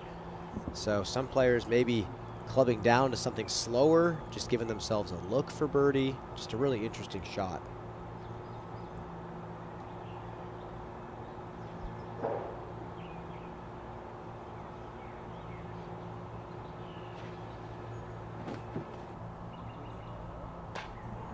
Yeah, got the skip. Beautiful shot from Dickerson. Just like Zach said, standstill, driver, flex shot under 300 feet. Yeah, a little scary here at the end for him as he has that right foot kind of fall off the front. I think maybe he didn't realize there wasn't something to land on there.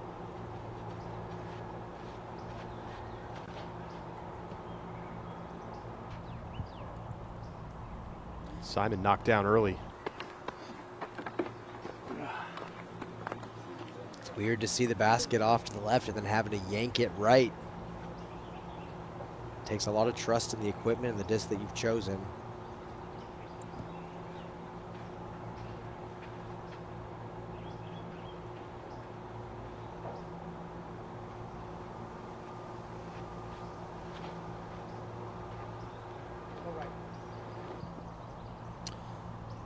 Not going to happen there for Ben.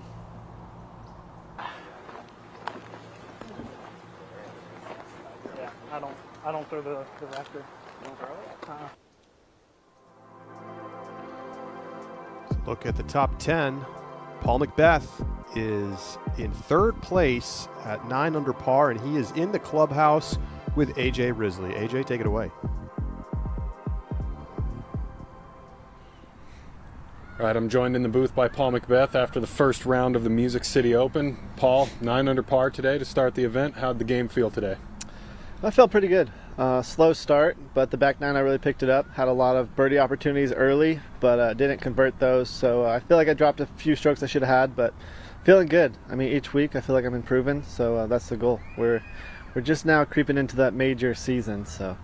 Yeah, I mean, we've got the major next week. Do you feel like this event in particular is a chance to do some fine-tuning, to make some tweaks? Yeah, for my game, it's been every week. I've been trying to work on something and get my game dialed. The backhand hasn't been where I wanted, but this week I really feel like something clicked, and I'm really controlling the backhand, the angles, the turnovers. That's really been my struggle. But here it's been a lot of forehands, which I think has been key because I haven't been diving into that as much, so I feel like I'm getting a lot of on-course practice for this one. But I'm not overlooking this event, but I'm looking at it as another week to progress going into the major next week. Okay, well, let's zoom back into this event and think about this one in particular. You're 9 down through one round. What do you think it's going to take to take home the W this week? In my mind, it's been 32 has been the number I've been shooting for, so 9's a little bit off that pace, but I did have a lot of mistakes early on the greens, and I did have, I think, one bogey out there, which I don't recall what it was. I'll have to think back into it, but yeah, I feel like I really put the game together today. Just need to clean those up, and I'll be right on pace for that 32 number I'm shooting for. Great. All right, Paul McBeth, thank you for joining us. Best of luck. Thank you. Awesome. Sweet. Well, he's certainly been steadily improving. I mean, I think we've seen some of that, and McBeth has seemed to take that approach the last couple of years where he hasn't been quite as dominant throughout the season. But, Brian, before he got hurt at the European Open, I mean, he played amazing last year right before that event. I know, and he was right in the mix at the European Open, and he said he just went and practiced and obviously did the thing that took him out. And the speed has been getting better and better each tournament, and that's what ruins your shot shaping, is you don't know how the discs are going to behave at certain speeds. It's hard to trust how fast you're going to throw. Third shot for Barella, and that's a nice shot. He's got a short putt left for birdie. Kiebenheimer, we saw him a little off the mark with his approach, and he's going to get punished and take a bogey.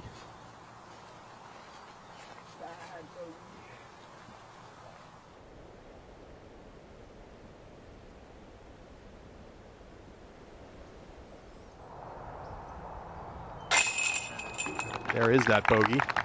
He'll drop back to 5 under.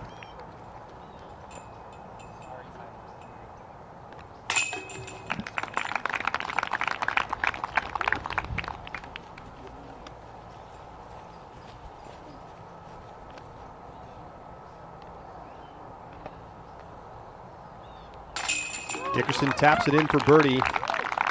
He's 6 down.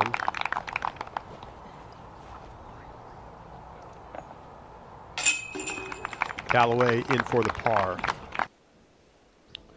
Well, Dolly Parton says, stay with us as Simon Lizotte and Yakub Samod tied at the top. Lots of action left in this first round at the Music City Open.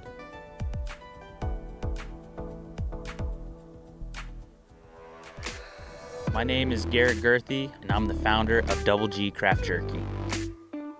I love the fact that it's resealable. I can just get a little bit, keep my energy levels up, but not eat like a half of a meal in the middle of my round. My favorite bag is the smashed cracked pepper. That's my perfect salty snack. This is my go-to, the Saxon Sweet and Spicy. If this bag gets open, there's no need for the seal, because I'm gonna eat it all.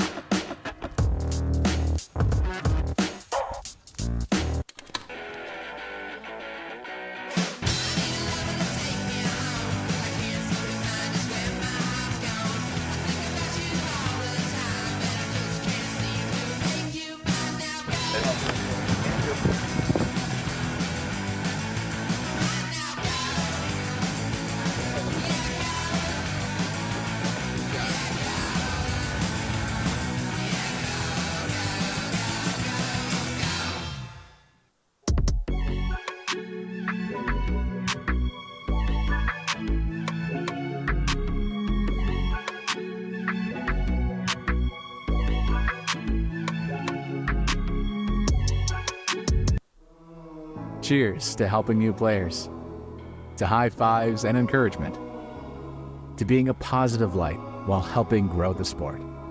Cheers to you, Ranger Team. Thank you. First round coverage of the Music City Open, presented by Lone Star Disc, continues here on the Disc Golf Network. Yakub Samod shot a 10 under today and is tied for the lead. He's in the clubhouse. AJ, take it away. Okay, I'm joined in the booth by Yakub Samod after the first round of the Music City Open. Yakub, another great opening round to start an event. Is your game feeling pretty good? What do you think? Yeah, my game feels really good at the moment. I've been throwing good, I've been putting really good compared to my standards, and this course suits to my game a lot because I feel like there is a lot of flex shots with sidearms and backhands, and that's usually my strength. So yeah. Wow, you answered the next question that I had to ask you. You know, Nate Perkins back in Tournament Central really wants to know what your best shot is that you're leaning on lately. I mean, you said forehand and backhand. Which one is it? I would say both, but I definitely throw further with my backhands, but usually I lean to flex shots, and that's really good on this course, I feel like. Great. So let's switch gears a little bit, talk about the putt. Are you still sticking with the full spin putt out here? Yeah, still the same putt. It worked really well today. I had I would say maybe like 5 C2 putts, which was really good in the wind, and I'm pretty happy. Do you think that Circle 2 putting is something that is needed to win out here on tour? Yeah, I think so. It's really important to make some of those C2 putts, unless you are throwing like really good, but I think that's not possible to do that consistently. Is there anything that you can think of to clean up for tomorrow's round or even Sunday's round? I mean, I bogeyed the whole one, so it would be nice to start a little better, but after that I played really good, so I'm really happy. If I'm gonna shoot the same, I think I'm gonna be in the contention for the win, so yeah. Awesome, love to hear that. And last, Perkins really wants to know, when are you going to be bringing over more players from your home country, the Czech Republic? Actually, there is one more Yakub maybe coming late in the season, so hopefully he's gonna be also shooting well. So yeah, there is more people coming for sure. That's awesome news. All right, Yakub, thanks for joining us. Best of luck the rest of the way. Thank you. Interesting, Brian, to hear from Yakub there about the flex shots and how that fits his game well here. Yeah, I think it does, because again, when the wind picks up, you could take something overstable and just jam it on that flex line and let the wind take you. You don't have to overshape the disc. And I think going back to when Paul McBeth was talking about his shot shaping is starting to come back, Paul was one of those really precise shot shaping type players. He's not leaning on these super overstable discs, so he has to work that much harder to fine tune his releases and be in tune with his body, whereas Yakub or a player like Ricky or Gannon, you have a pretty big advantage on a course like this, being able to throw the flex shot so well. Second shot for Barella on 16.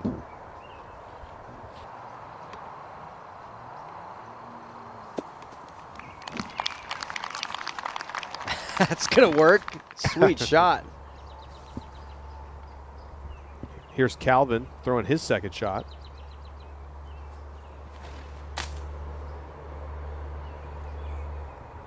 Oh boy. Safe, but definitely got away with one there. Dickerson's second here on 15. He's going high over the tree line. But again, there's OB right, so you flex one, but you can't flex it too far.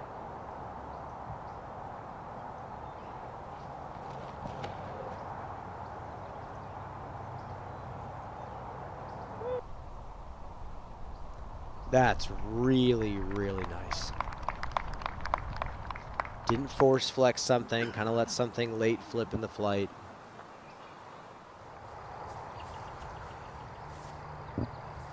Calvin's third after clipping those branches.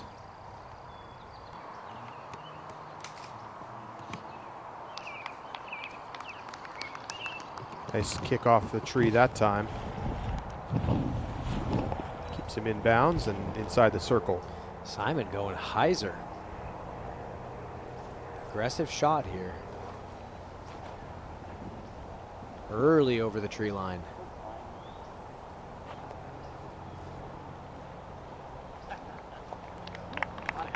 I think that's okay, just didn't get too far up there.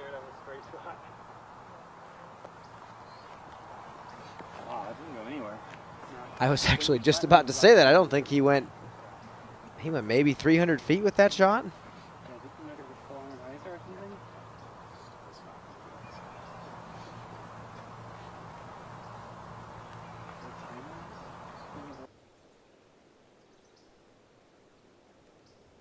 I mean, we're watching the finish, but we're mainly looking at how high and how hard he had to throw it to get it to go over the tree line so early. Still safe.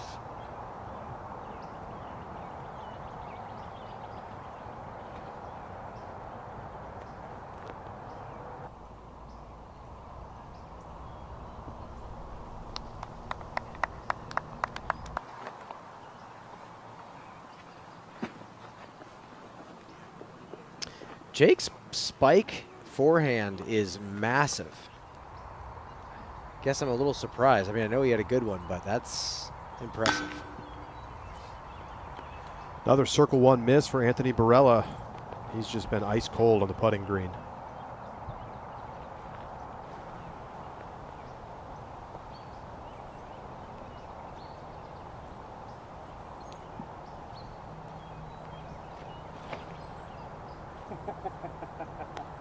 Oh, that's so bad. Oh, Ben doesn't like it. Did not flex it enough, and that's going to have to pop out.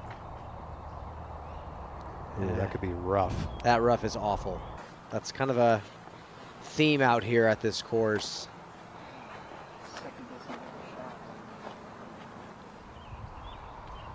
Heimberg to save par.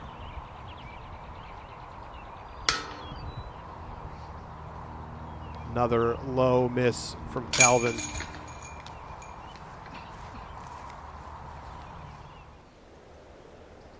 Well, Zach, just want to check in with you. Calvin is, I know you're not following his card right now, but he's been a little bit struggling around the green. And he's been so strong this season in Circle One. Any theories as to what's going on?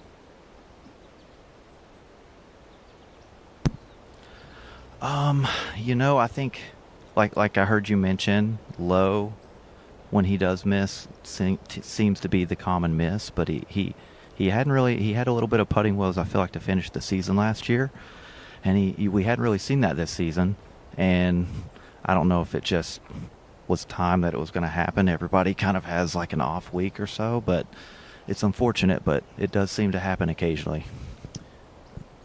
Well, and Zach, I want to throw it back to you. It's not just Calvin Heimberg. You know, we've been seeing across the board. We've seen some putting woes from multiple players. Is the wind kind of tricky out there? What are the conditions like at this point in the round? I think as of now, it seems like the wind has calmed down a decent amount, but it does seem that when there is some, when it picks up slightly, that they are playing back into it.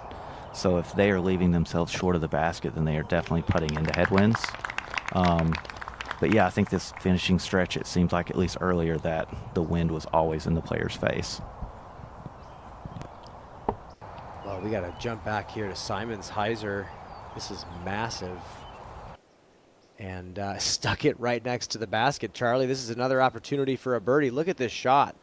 Downslope as well. This is not an easy green to stick. I mean, this has got to be the best like scramble birdie round that we've seen in a long time from somebody. I mean, the previous shot, not great.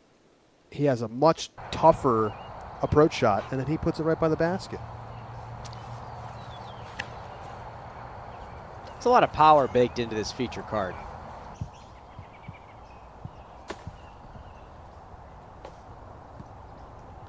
Wow. Oh, look at this trickle into the basket. Oh, my. Great shot from Hebenheimer. Barella sitting in 48th. He has not been outside the top 4 after the first round of any tournament this season. And, of course, he's finished top 4 at every event, including 3 wins, but so far, not his tournament.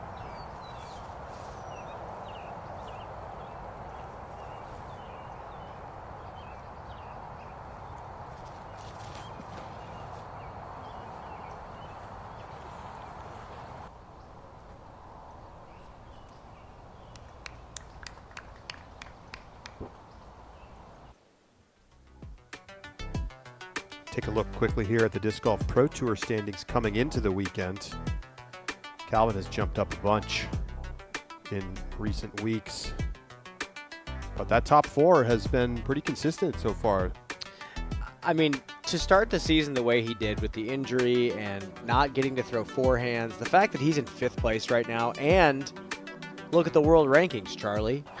He's still the guy. And the fact that he's still here with what he's been dealing with is indicator of how good he truly is. Yeah, and it's worth noting, you know, if he had a forehand, he'd be 4 or 5 strokes better out here right now. I mean, this course specifically He would have easier putts. Everything would be smoother. He's not even going for the basket on hole number 7. Right. He's bailing out a hyzer left and hoping for a circle 2 putt. Definitely got to give him respect. I mean, the putter is not hot, and again, dealing with elbow injuries and especially being kind of a push putter, you never know if that is aggravated at any point, and it could just be exactly like Zach said. It just sometimes isn't your day out there. When you were a touring pro, did you have that happen to you where one week you were on fire and next week just didn't seem to have it? I used to call it shack hands, Charlie. You wake up and you're going, oh boy, they're back. It's sports. It is. It's just sports. It happens across the board, and the ones who don't have those things happen are the ones we marvel at week in and week out.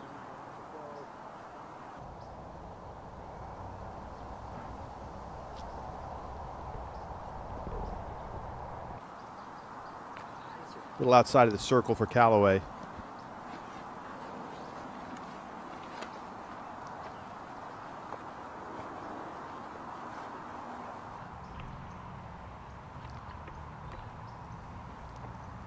So pretty big tee shot from Barella. How aggressive will he be with his second here on the 17th? I mean, you're going to have to just sky one over the top of everything. This is a distance driver. Oh, boy. Oh, my God. No way. Come on. Oh, my goodness. That doesn't make any... He doesn't even know what happened. Oh, that doesn't make any sense. What an incredible shot in a lackluster round from AB. He still finds a way to make magic. This fairway zigzags. You go past these signs, you zigzag right, you zigzag back to the left, then you go back right. That is ridiculous. That will be an eagle putt for Barella. Wow. Stay hot.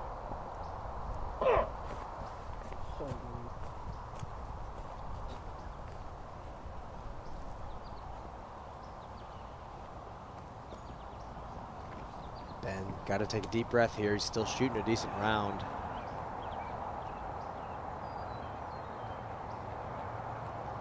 Dickerson at 6 under, looking for the turkey here on 15. Might go to that little tiny stepper. He's got a few different circle 2 methods he's shown me. He's got a little hop putt. He's got a little stepper.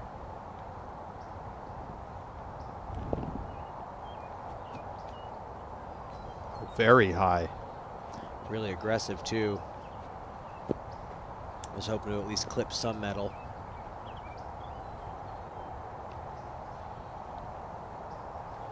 Now he's going to be about 25 feet.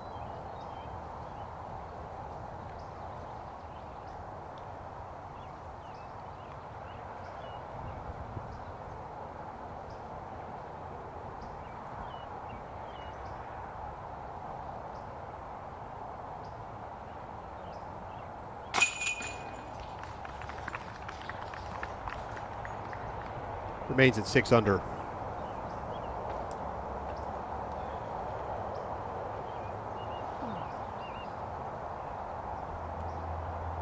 Hebenheimer to get to 6 down. Share of 12th place with a make.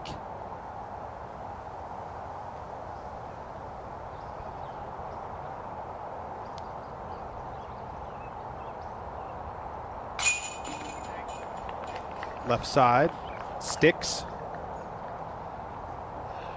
And we are going to take a quick break here on the Disc Golf Network, but you won't miss anything. Stay with us. So you want to throw further. Okay, here's the plan. Step 1, join the Power Disc Golf Academy. Step 2, watch Holland Hanley's lessons on how to properly select discs that are appropriate for your skill level. Step 3, watch Paul Ulibarri's X-Step lessons to help you build a solid foundation for generating power. Step 4, watch Simon Lizotte's lessons on upper body mechanics to make sure you're giving the disc the best opportunity for distance. Step 5, watch Ezra Aderhold's max distance lessons to build your most powerful swing. Step 6, use our fieldwork drills to dial it all in. And the last step, go out and crush your personal best distance record. Ready? Go.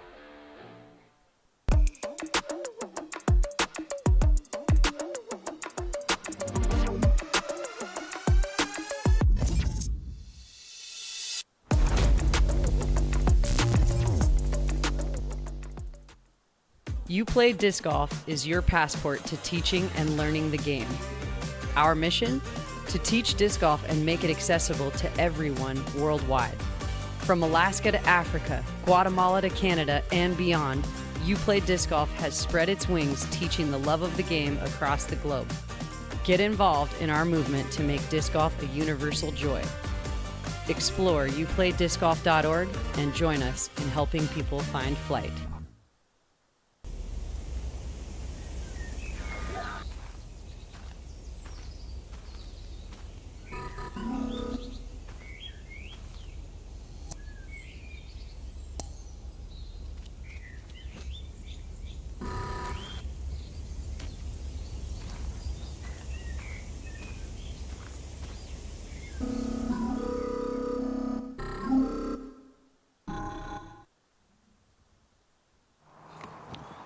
Anthony Barella is putting for eagle from 45 feet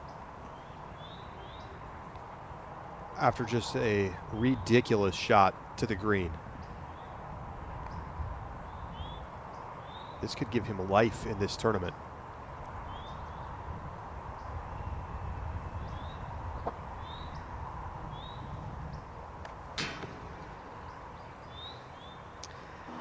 Would have been the only eagle on the hole, Charlie, and there's good reason for that.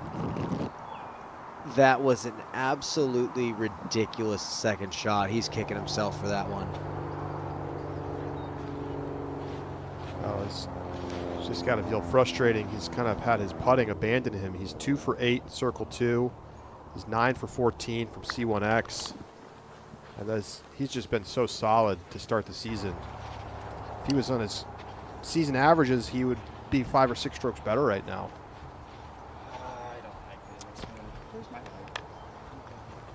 Hebenheimer is dancing back and forth between a grenade and a huge forehand. Selfishly, I want to see the grenade, but I think we're going to see the better shot. There's really not much of it over the top line here, unless your last name is Wolf.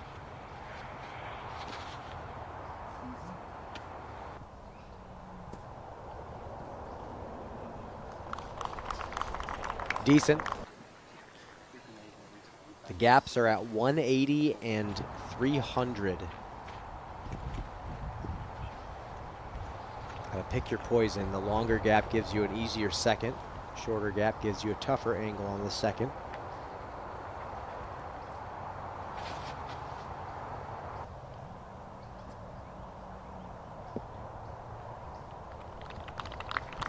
And that's a little farther away.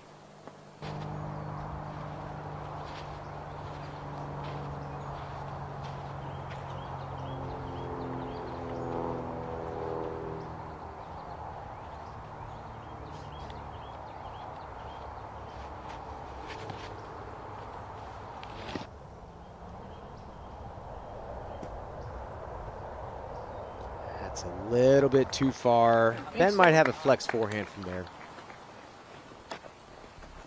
Well, it's a couple of left to right shots here on hole 16. Zach, as we fly the hole, take us through if this is a great lefty hole or just how it plays. Yeah, so this hole has pretty much been the same since we've been coming here and playing here at Mill Ridge. And I truly think it's probably the most simple lefty hole on the course. I'm sure most of the lefties, if you looked at the stats, got it, or at least looking at it, even if they miss their putt. It's pretty much a stock 300-foot little hyzer, get it by the bridge. You really don't have to do anything special. And then I think what really helps is instead of having to, like as a righty's perspective, having to like hang a forehand flat and push it into the wind and then fade back around the OB, if you put your drive in the right spot, the second shot is the exact same. Another stock hyzer, just you don't have to do anything special, and if you can break it down and get the drive in a good spot, it's pretty routine. Challenges the depth perception quite a bit, and I think that's pretty much the big challenge off the tee, is just not being able to see the gaps, but just trusting the feel for the distances. Simon's just going to say, nope. I do not care. I'm winning the tournament right now. It's a foolish hole to take a bogey on.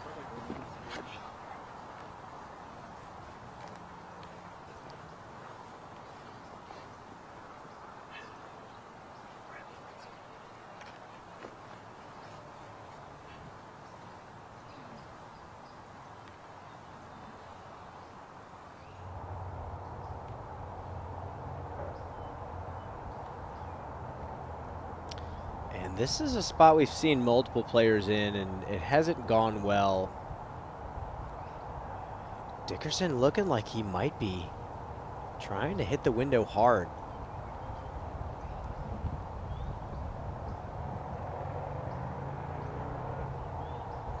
Super specific angle here.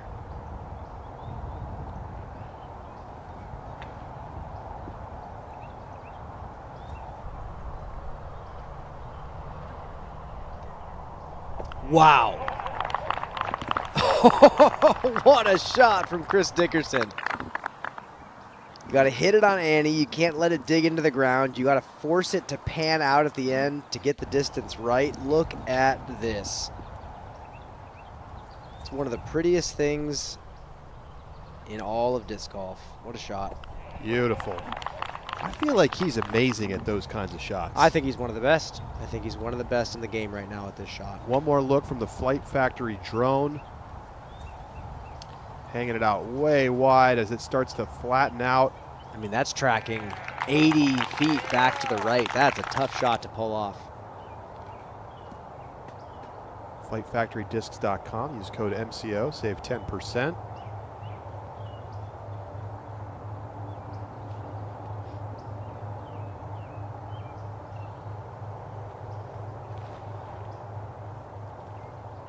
Callaway also taking his medicine. Oh, smart play. Still gave himself a putt. That's fantastic.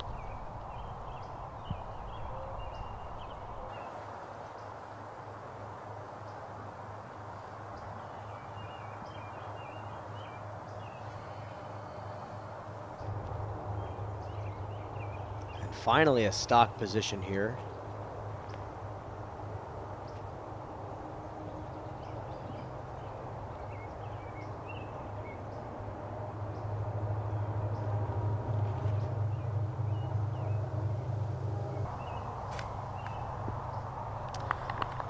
Almost a massive blunder for Hevenheimer, but he's luckily in circle one and putting for birdie.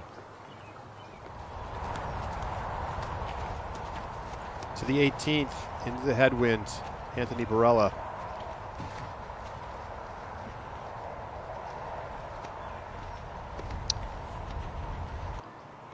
It's got to keep coming. That's a look. It's definitely an opportunity for a birdie for AB. Not too many birdies on this finishing hole. Just want to note that Barella and Heimberger both had 3 under par after hole 17. Both got the birdie. And they'll both have a long look on 18 to get to 4 under. Only one player has gotten into circle one in regulation on hole 18. All the birdies have come from C2. Simon with another long birdie look. Prove me wrong. Oh boy. He is just really feeling it from distance right now.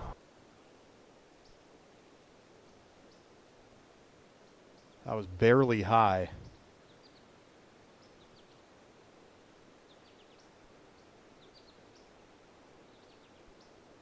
Just a little bit sad.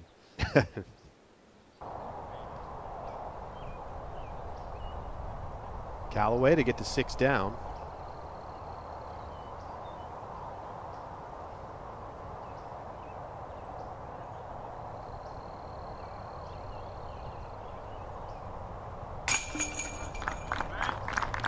That is a really smart play for Ben Callaway. Throwing the hyzer away from the basket, just give yourself some sort of putt. It's a really nice, calm decision there to get a birdie.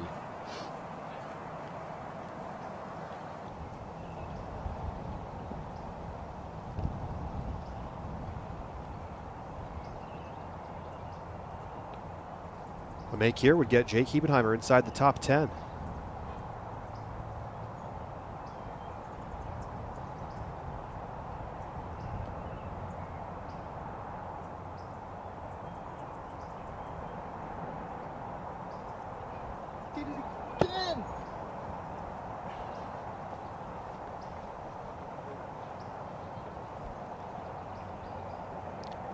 That's his fourth. Make it his fifth circle one miss today.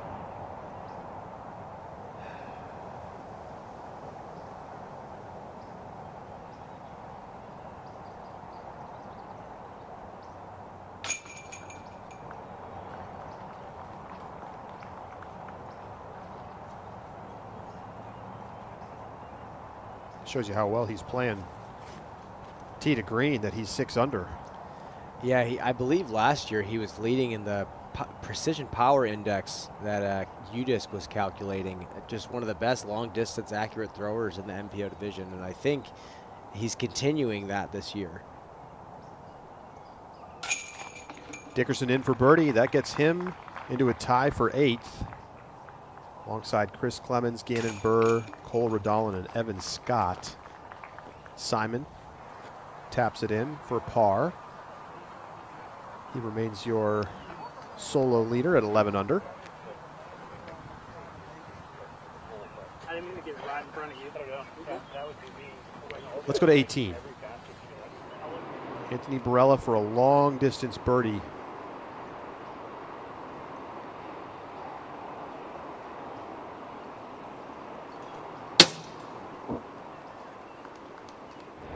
Unclear if he was even trying to run that one. Looked like a layup.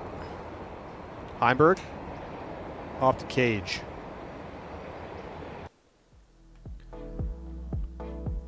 Anthony Barella has been the hottest player in 2024, but just didn't have it today, Brian. Course is tough, and when you look at all the missed putts, it just shows you that's pretty much the day for him.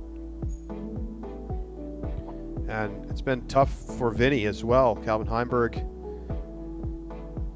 also not having the best round out there, also missing a lot of putts from circle one. Coming in at a pretty lackluster 60 and 17% of the putting green. It happens, and you know what? I've been on cards with Calvin after shooting around like this, and he does the exact opposite the next day and shoots back up the leaderboard. 2 more rounds of golf. Dickerson on 17. Very specific landing zone you're hoping to land in. That should be okay. It's a par 5. As we saw recently, it's possible to get up there for an eagle, but I don't think many players are thinking about that.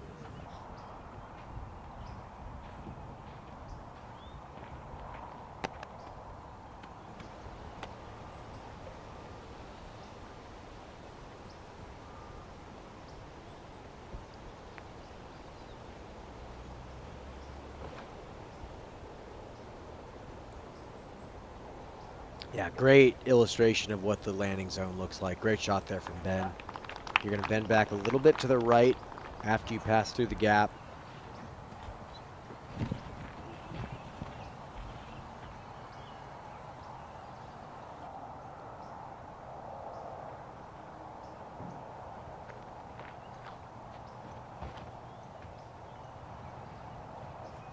It's got to keep pushing left.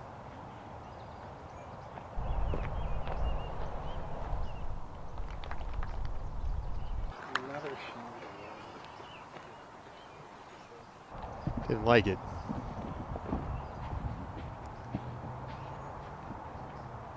Hebenheimer.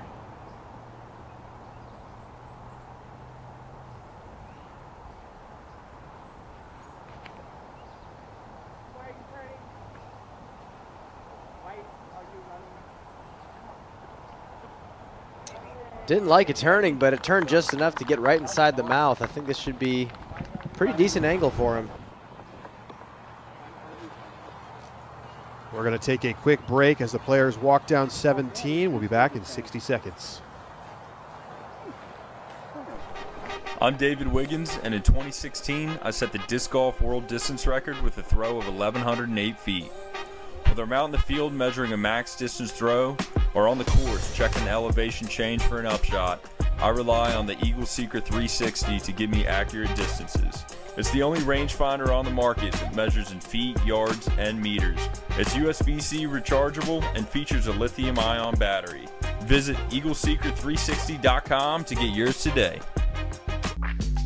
Brought back by popular demand. Z-Lite plastic from Discraft. Disc that you already know and love. Yeah, now so, available I mean, in lighter weights. I don't think. Z-Lite, more distance with less effort.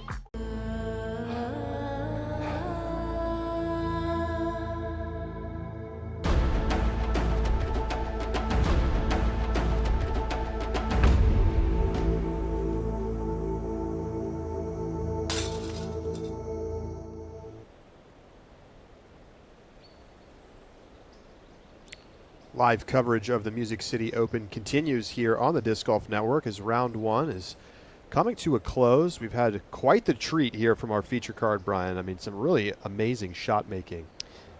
I think it's showcasing how much power is necessary out here to score consistently. I mean, look at the speed from the guys on this feature card. It's just been ridiculous. And, you know, you got Calvin and AB on the chase card, and they do have the power, and they couldn't bring it on the putting green. So I think this course is challenging players in a lot of different ways. I think it's been a good display. Zach, I want to ask you, I mean, one of the ways that this course is challenging is that it's over 11,000 feet long, plus the walking you have to do between holes. Is there a sense of fatigue at this point in the round from the players?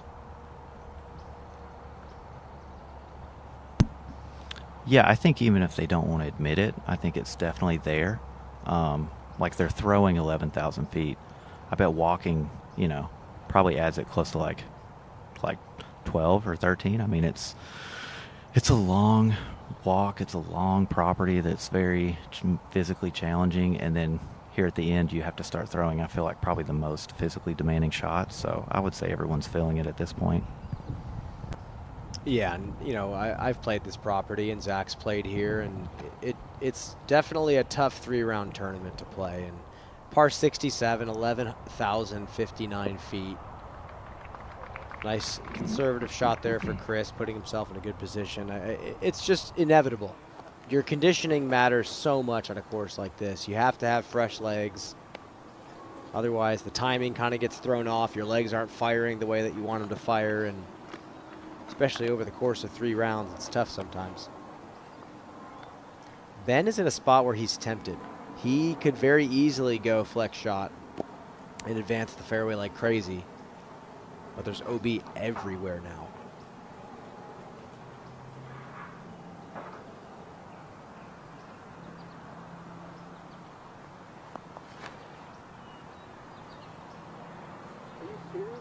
Is that gonna turn?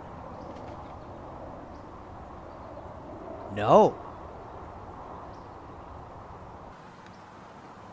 That is not a good place to be.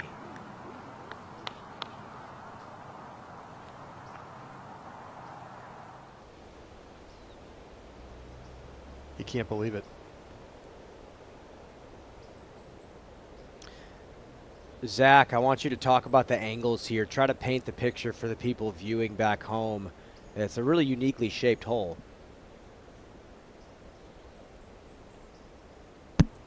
Yeah, it honestly reminds me a little bit of the shorter par 3 they played a couple holes back, where the disc has to be on angle, like right out of the hand. And if you overcommit, there's OB right, and if you don't commit like Ben did, you can find the trouble on the left as well. So it's kind of a tricky shot. Simon getting one to pan all the way out. Let's see if it lands nicely, and yeah, it's right where he wants to be. This course does make the players have to throw these weird kind of panning shots with the overstable disc. It's kind of unique. I don't know if it's intended or if it was designed to make the players throw that shot, but it's not easy to execute.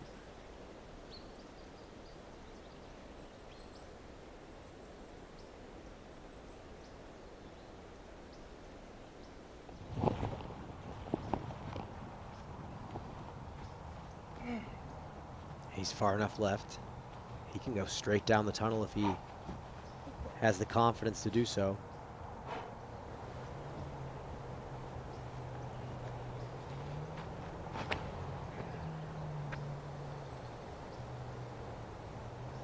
Oh boy.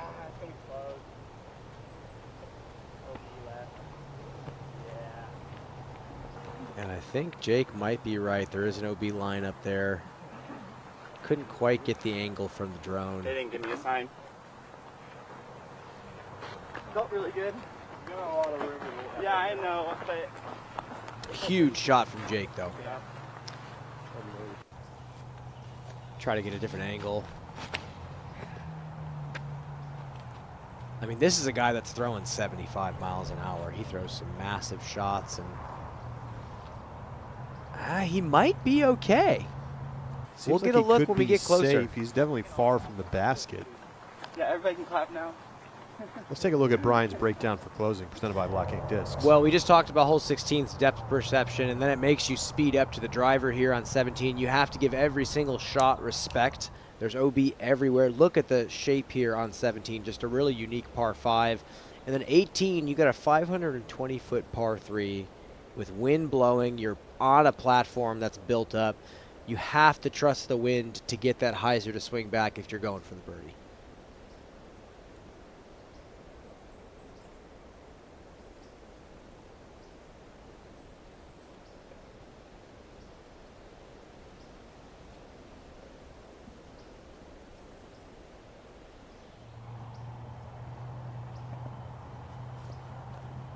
Third shot for Lizotte.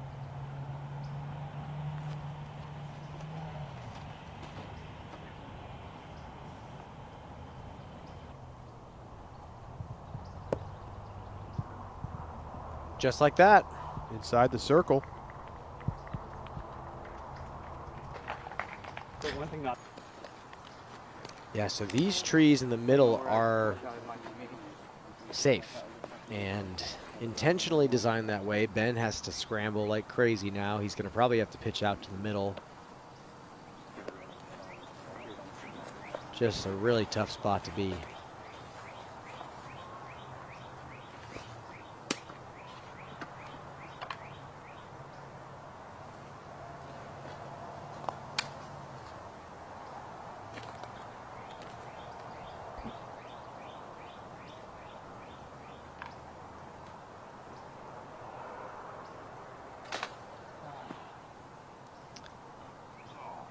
That's fine, but he's still got work left. No choice but to take the medicine there.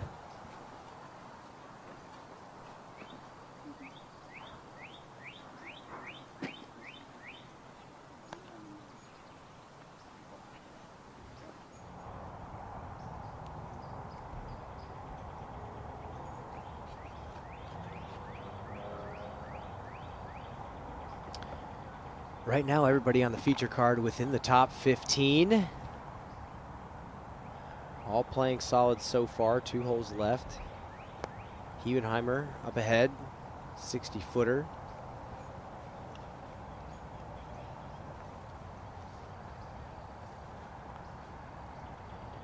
And right now, they're giving it to him.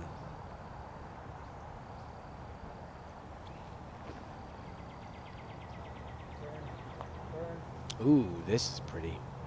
Nice shot. It's a nice rightward drift throughout most of the flight and checks up at the edge of the circle.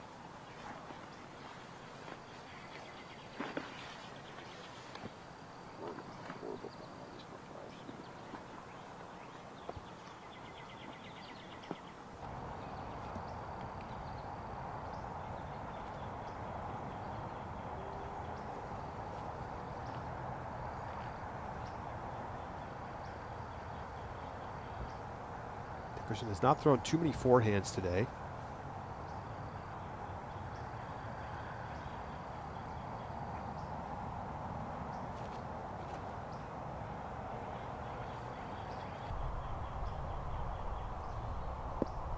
Nice one.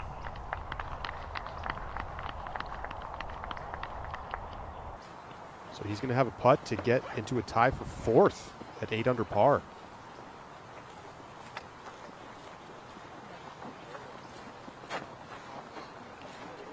He too is playing through some putting ups and downs. He's missed 3 circle 1 putts and is 0 for 2 from circle 2. No, I thought with this wind coming out here. So If I didn't turn it enough, it would go. Chris breaking it down for Zach right now. But then I was like, if I turn it too much.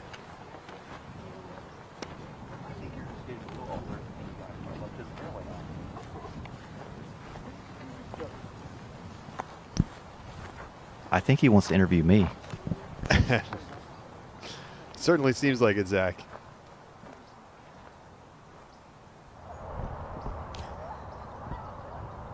Here's the eagle putt from Hebenheimer from just inside 70 feet.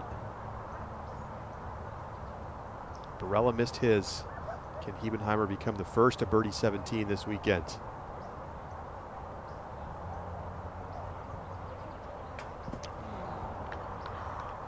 Little tick off the band. This is just giving us a glimpse of what's possible. I'm sure these clips are going to start to get out there in the disc golf world. Other players are going to see that it's possible. I'm looking forward to seeing an eagle on this hole. I think it can be done. I think it's going to be done on this side of the basket, obviously.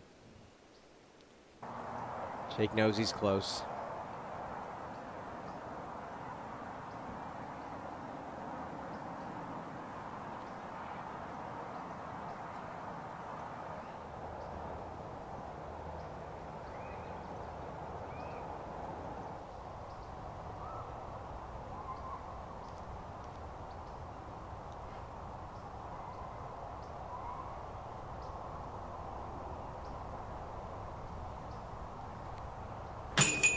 Callaway puts another putt in.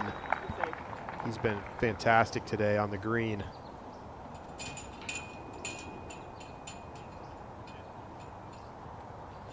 Little bit of extra basket English now.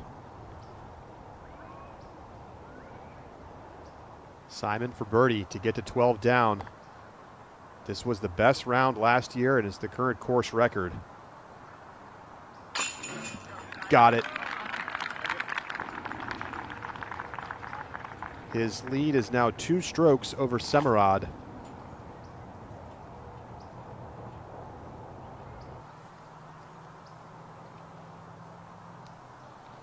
Dickerson to get into a tie for fourth. He's got it.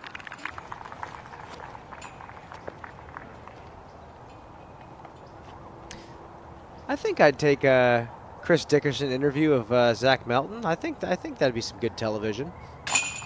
Yeah, we can set it up. Going down the fairway on 18, walk and talk with Zach Melton.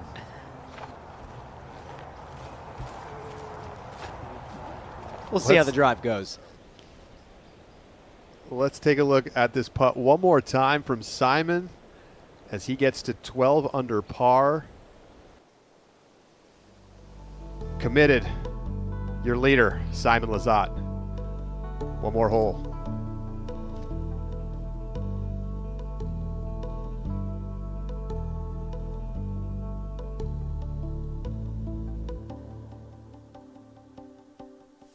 The 2024 Prodigy Signature Series are here. The Signature Series explores the evolution of flight and captures our players' personalities along the journey.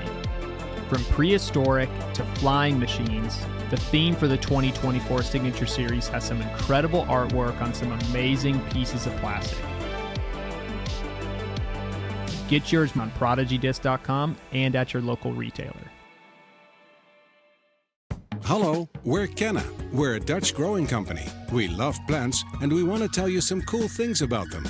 Just like humans, plants can communicate. They can sense when another plant is close. Plants look out for each other too. They warn neighbors about nearby threats by secreting substances. and studies have shown that plants love a good tune. We love and understand plants. Let our passion excite you too.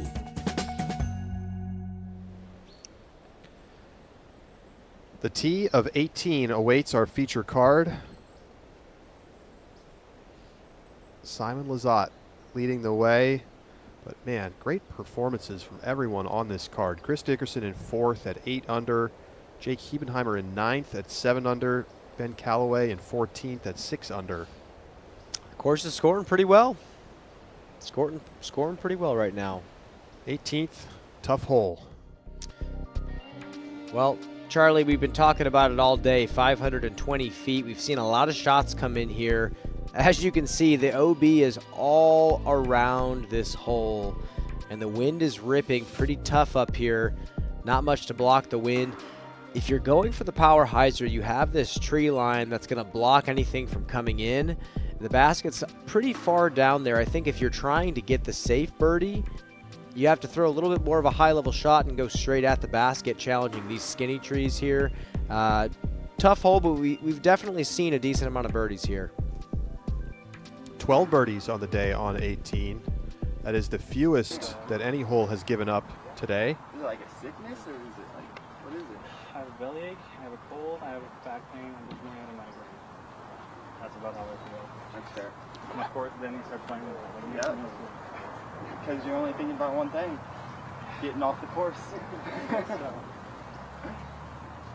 He's certainly playing a lot less disc golf than the rest of the field right now, Charlie. I think he's doing exactly what he needs to do to get off this course quick.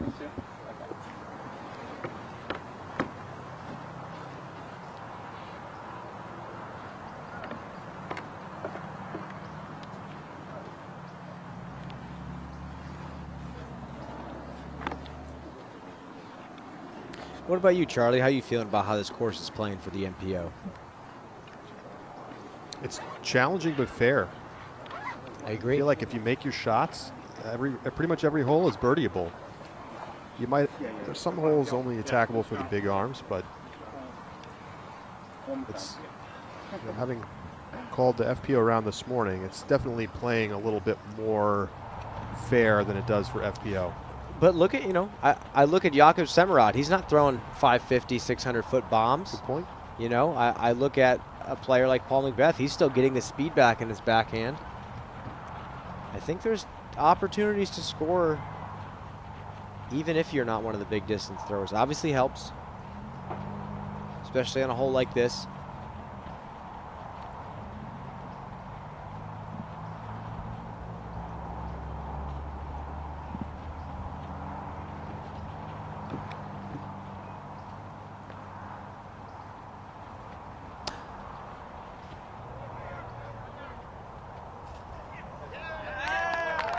Gets back in safe.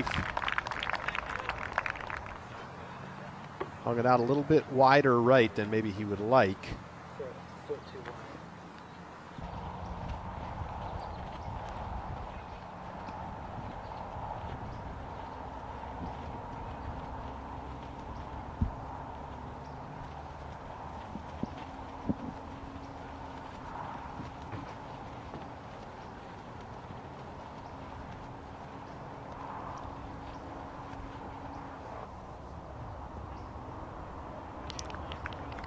Simon getting a little bit of a favorable roll, but in that same spot where we've seen a lot of players end up. I'd love to see another 70-footer. I don't know if you're feeling the same way, Charlie, but I'd love to see it.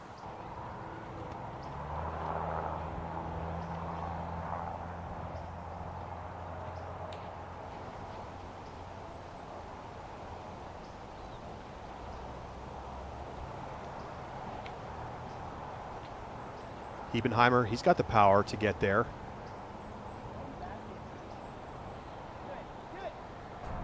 Oh, great shot. That's one of the best shots that we've seen so far. He actually got to the tree line. Now he's got to look. Hebenheimer's been putting together a round, and he's fought through quite a bit. Yeah, not quite in circle one, but definitely a real opportunity. When you're missing that many putts inside circle one, though, your confidence for other things starts to go. So it's commendable that he's been able to score despite something that could really shatter your focus.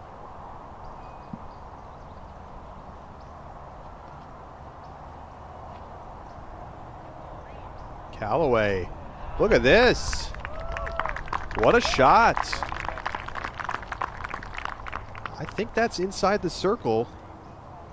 And we only have 2 players having been recorded inside the circle so far today. As we're going to send it down now to Chris Dickerson, who's going to interview Zach Melton. Chris, take it away. Ready? We're live. Chris Dickerson here in the field. I'm here with Zach Melton. Just wanted to ask you a couple questions. How was your round today? Bogey free. I actually played probably the best I've ever played at Mill Ridge. It was great. That's really good. Not to get any bogeys out here. You know, I'm sure you enjoyed that. Yeah, I've had a blast. A little tired. You know, it's not a course for old people, but it's okay. You know, I'm hanging tough. That's great. You know, after 18 holes, it's been a long day out here. I hope you have a great evening. Thank you. Thank you, Chris. Good luck to yourself. Thank you. Back to you guys. Amazing stuff. Thank you, Chris. Thank you, Zach. Brilliant journalism, really. Riveting. The hard-hitting stuff we're here for. Got to give the people what they want. I would have liked to hear some more thoughts on red, personally, but we'll save that for the post-round interview. Well, you know what? I do want to, in all seriousness, I want to throw it down to Zach one more time. Zach, you've been a treat today. Just give us your final thoughts. How do you feel like this course is playing for the MPO division, and what should we look forward to? Yeah, so you mentioned it earlier. You said we're getting a treat because everyone on the feature card is shredding, and I feel like we watched probably one of the best cards of disc golf today, if not the best. Obviously, Simon making it look easy, even when it's not. I want to shout out Ben Callaway's putter today because I think Brian mentioned it early on. It just looked so smooth, so committed and firm, and just he knew exactly where he wanted to go with it.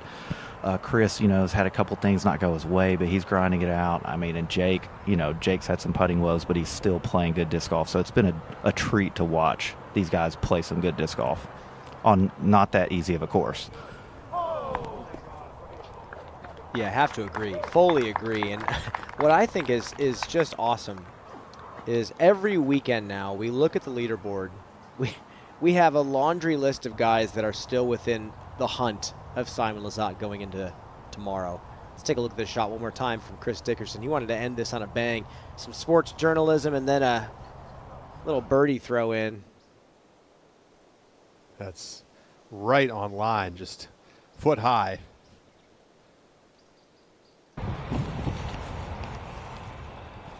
This might be too much to ask for, even from Simon. Maybe a little foolish.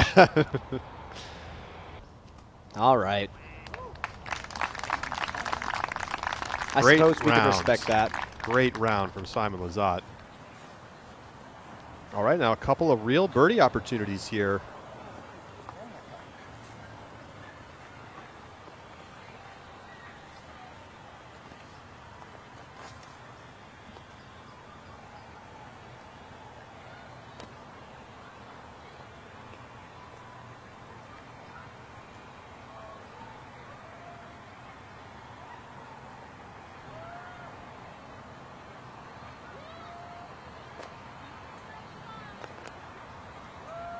Ebenheimer to get to 8 down.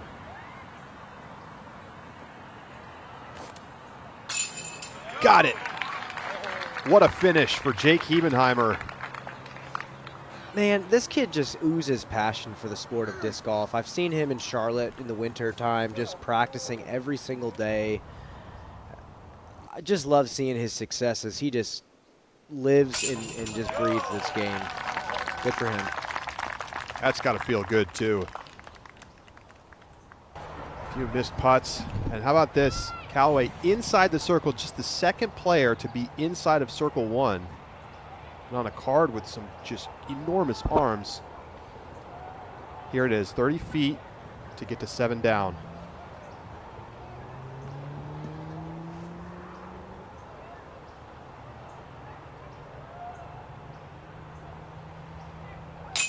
You bet. Perfect day inside the circle for Ben Callaway. 15 for 15 C1X putting. That is definitely something to be proud of out here. And I think this is something to build off of. I think he knows the mistakes that he made. I think he made a couple of just really elementary mistakes, just tiny angle misses on certain shots. I think he's right in this.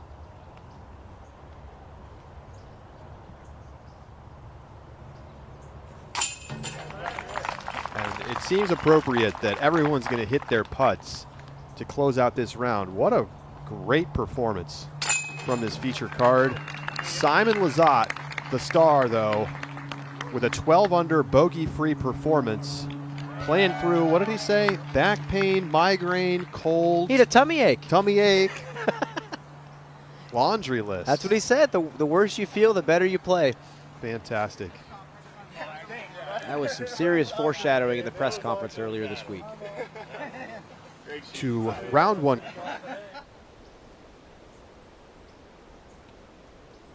Really just a fun round of disc golf to start this tournament.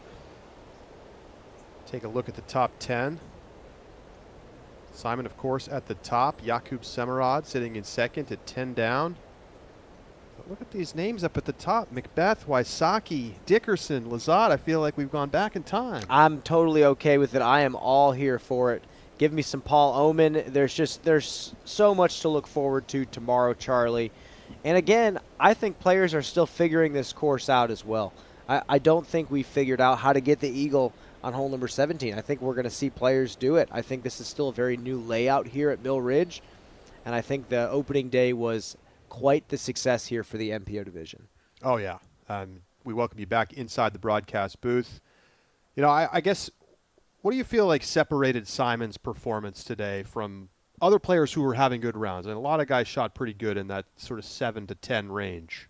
It just seemed like he had an answer for everything. It also seemed like when he went over the top, it was dialed in. He had those power hyzers dialed in, so he didn't have to go with the flick all the time, saving the shoulder on that. And then, come on, the spin putt was just absolutely deadly. I mean, it doesn't matter where he threw the disc. He was able to put it in. I mean, how many circle two putts did he have to make? He made a 68-footer. He made a 70-footer. He was knocking them down from everywhere.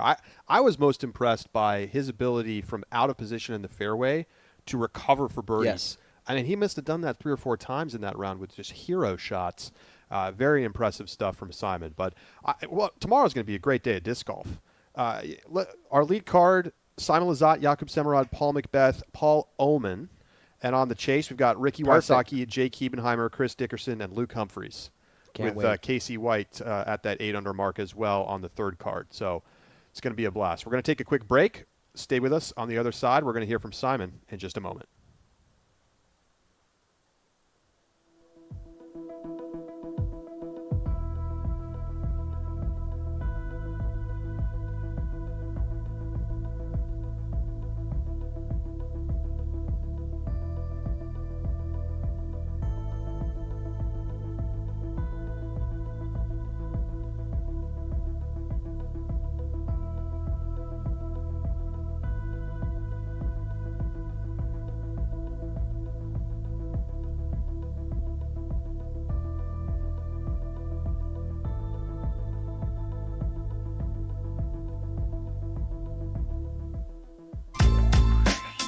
Pound's the best of the best. It's the quality, the craftsmanship, the vision for what a bag could be. Let's start from the beginning. I didn't choose Pound, I chose Levi. I trusted Levi to make the best bag possible. He's always trying to innovate. He wants it to be perfect. And I think he's the kind of guy that nothing's ever perfect. I trust the product, I trust the people behind the product. At this point, I don't think anyone's disputing that it's the best made bag.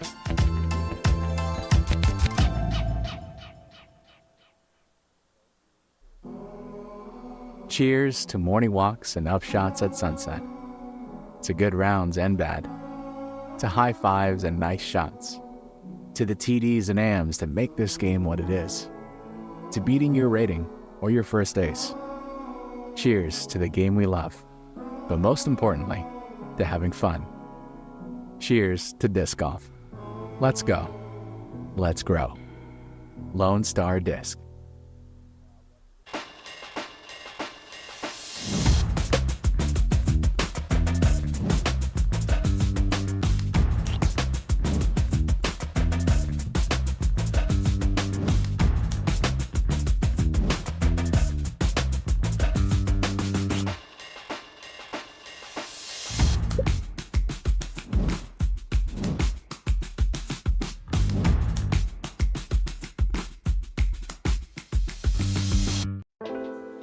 20 years of the educational disc golf experience, disc golf is now a mainstream activity in physical education across the nation.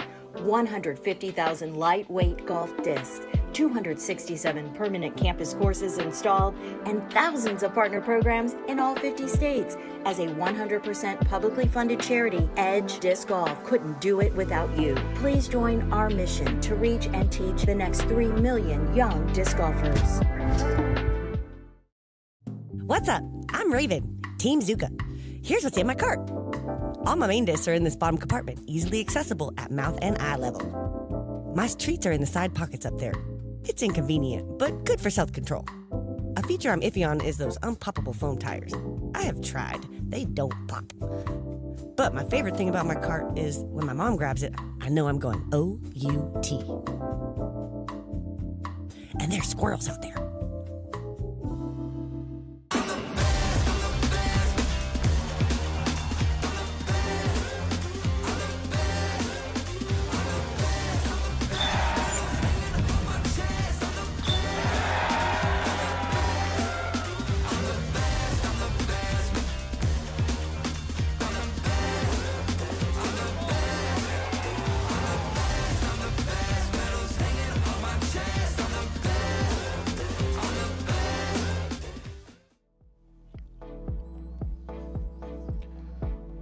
Highlights from a fantastic round from Simon Lizotte. 12 under, bogey free.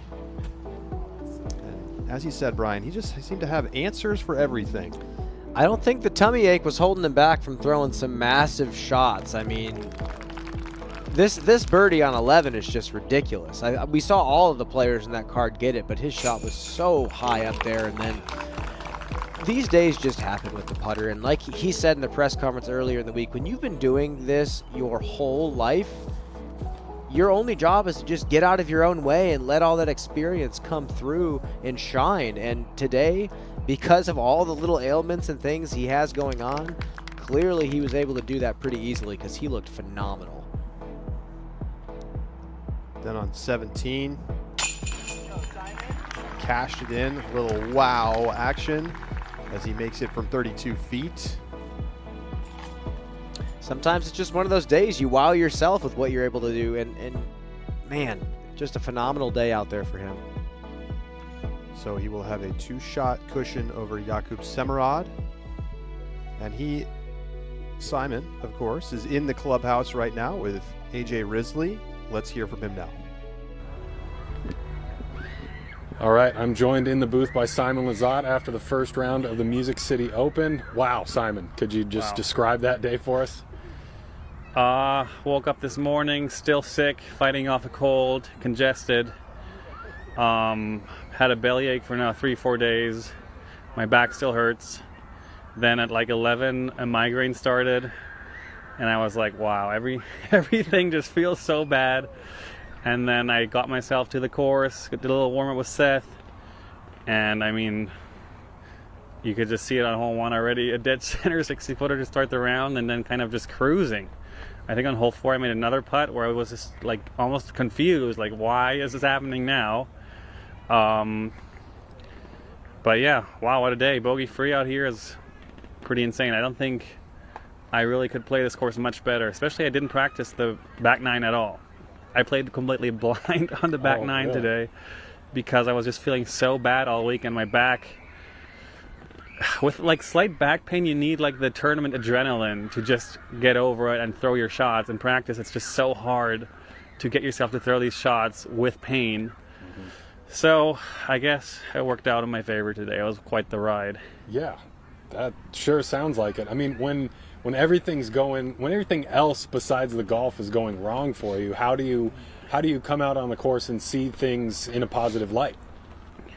Yeah, I mean, last week just kind of taking the momentum. I was throwing the disc so well. Last week I had such a good chance to win that tournament. I just kind of got a bit of a bad breaks here and there when I didn't need them, missed a couple putts here and there when I didn't need to. But yeah, I feel like I'm throwing the disc so well, and I'm kind of having these really low expectations because of the way I'm feeling, and that's always for me been the key. If I put myself like too high of expectations, I just kind of start crumbling under the pressure. Today, no pressure, no expectations, and then this happens. We lost light, sorry. Yeah, we lost light. Simon, thanks for joining us. Really appreciate it. Best of luck. Oh, did it completely die, everything? That was it, Simon. Goodbye. Thanks for joining us. A great round for Simon Lizotte. Charlie, that was almost fitting. It was almost comical, but he said something that reminds me of something that Kristen Tatar always says. And she says, I'm just here to witness what's about to unfold. I've put the work in. I've trained my body. I know the shots. I'm going to show up to each round and just witness what happens. And it seems like Simon just lives his life that way. Like for him to be like, I'm a little confused. My putts are going in the basket, and you're one of the best throwers of a flying disc on the planet. And he still sees the game that way, as if he's watching television of himself. And that mindset is deadly. I actually played catch with him in Austin, and we were throwing back and forth, and he kind of said, I was talking to him about optimism, because he seems like he's just the eternal optimist. He just always puts himself out there. He's always doing something spectacular, and he kind of throws his hands up like, eh. And he said he feels like it's maybe just a little bit of naivety. He just kind of moves through his disc golf career trying to have as much fun as possible, and things like this happen. And some golfers thrive on something like that, and some don't. But he's clearly in his element, and today was just phenomenal. Well, Michael Jordan had his flu game. Simon had his bellyache everything is going wrong round. So Simon will have the lead heading into tomorrow's moving day. And chance now for us to take a look at the OTB shot of the day. Anthony Barella shot on 17. I mean, that was the craziest Done deal. shot, but it could be one of Simon's recovery shots. Let's take a look.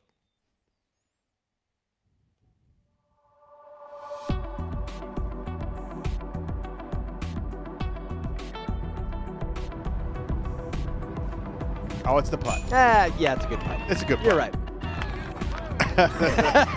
I don't know how I made it. What a shot. After a 63-footer on one, he hits the 70-footer on hole 4. And it's made an out-of-body experience today for Simon Lizotte. Well, join us again tomorrow morning. FPO coverage begins at 9 a.m. Central Time with Tournament Central, and then the MPO action gets underway at 2:30 p.m. Central Time, all live on the Disc Golf Network. If you don't have yourself a DGN subscription yet, got to get one. No YouTube tomorrow, so we will enjoy seeing you there. If you can't catch the action live, you can always follow next day lead card coverage on Jomez Pro. For Brian Earhart and Zach Melton, I am Charlie Eisenhood signing off from Nashville, Tennessee after the first round of the Music City Open. Good night.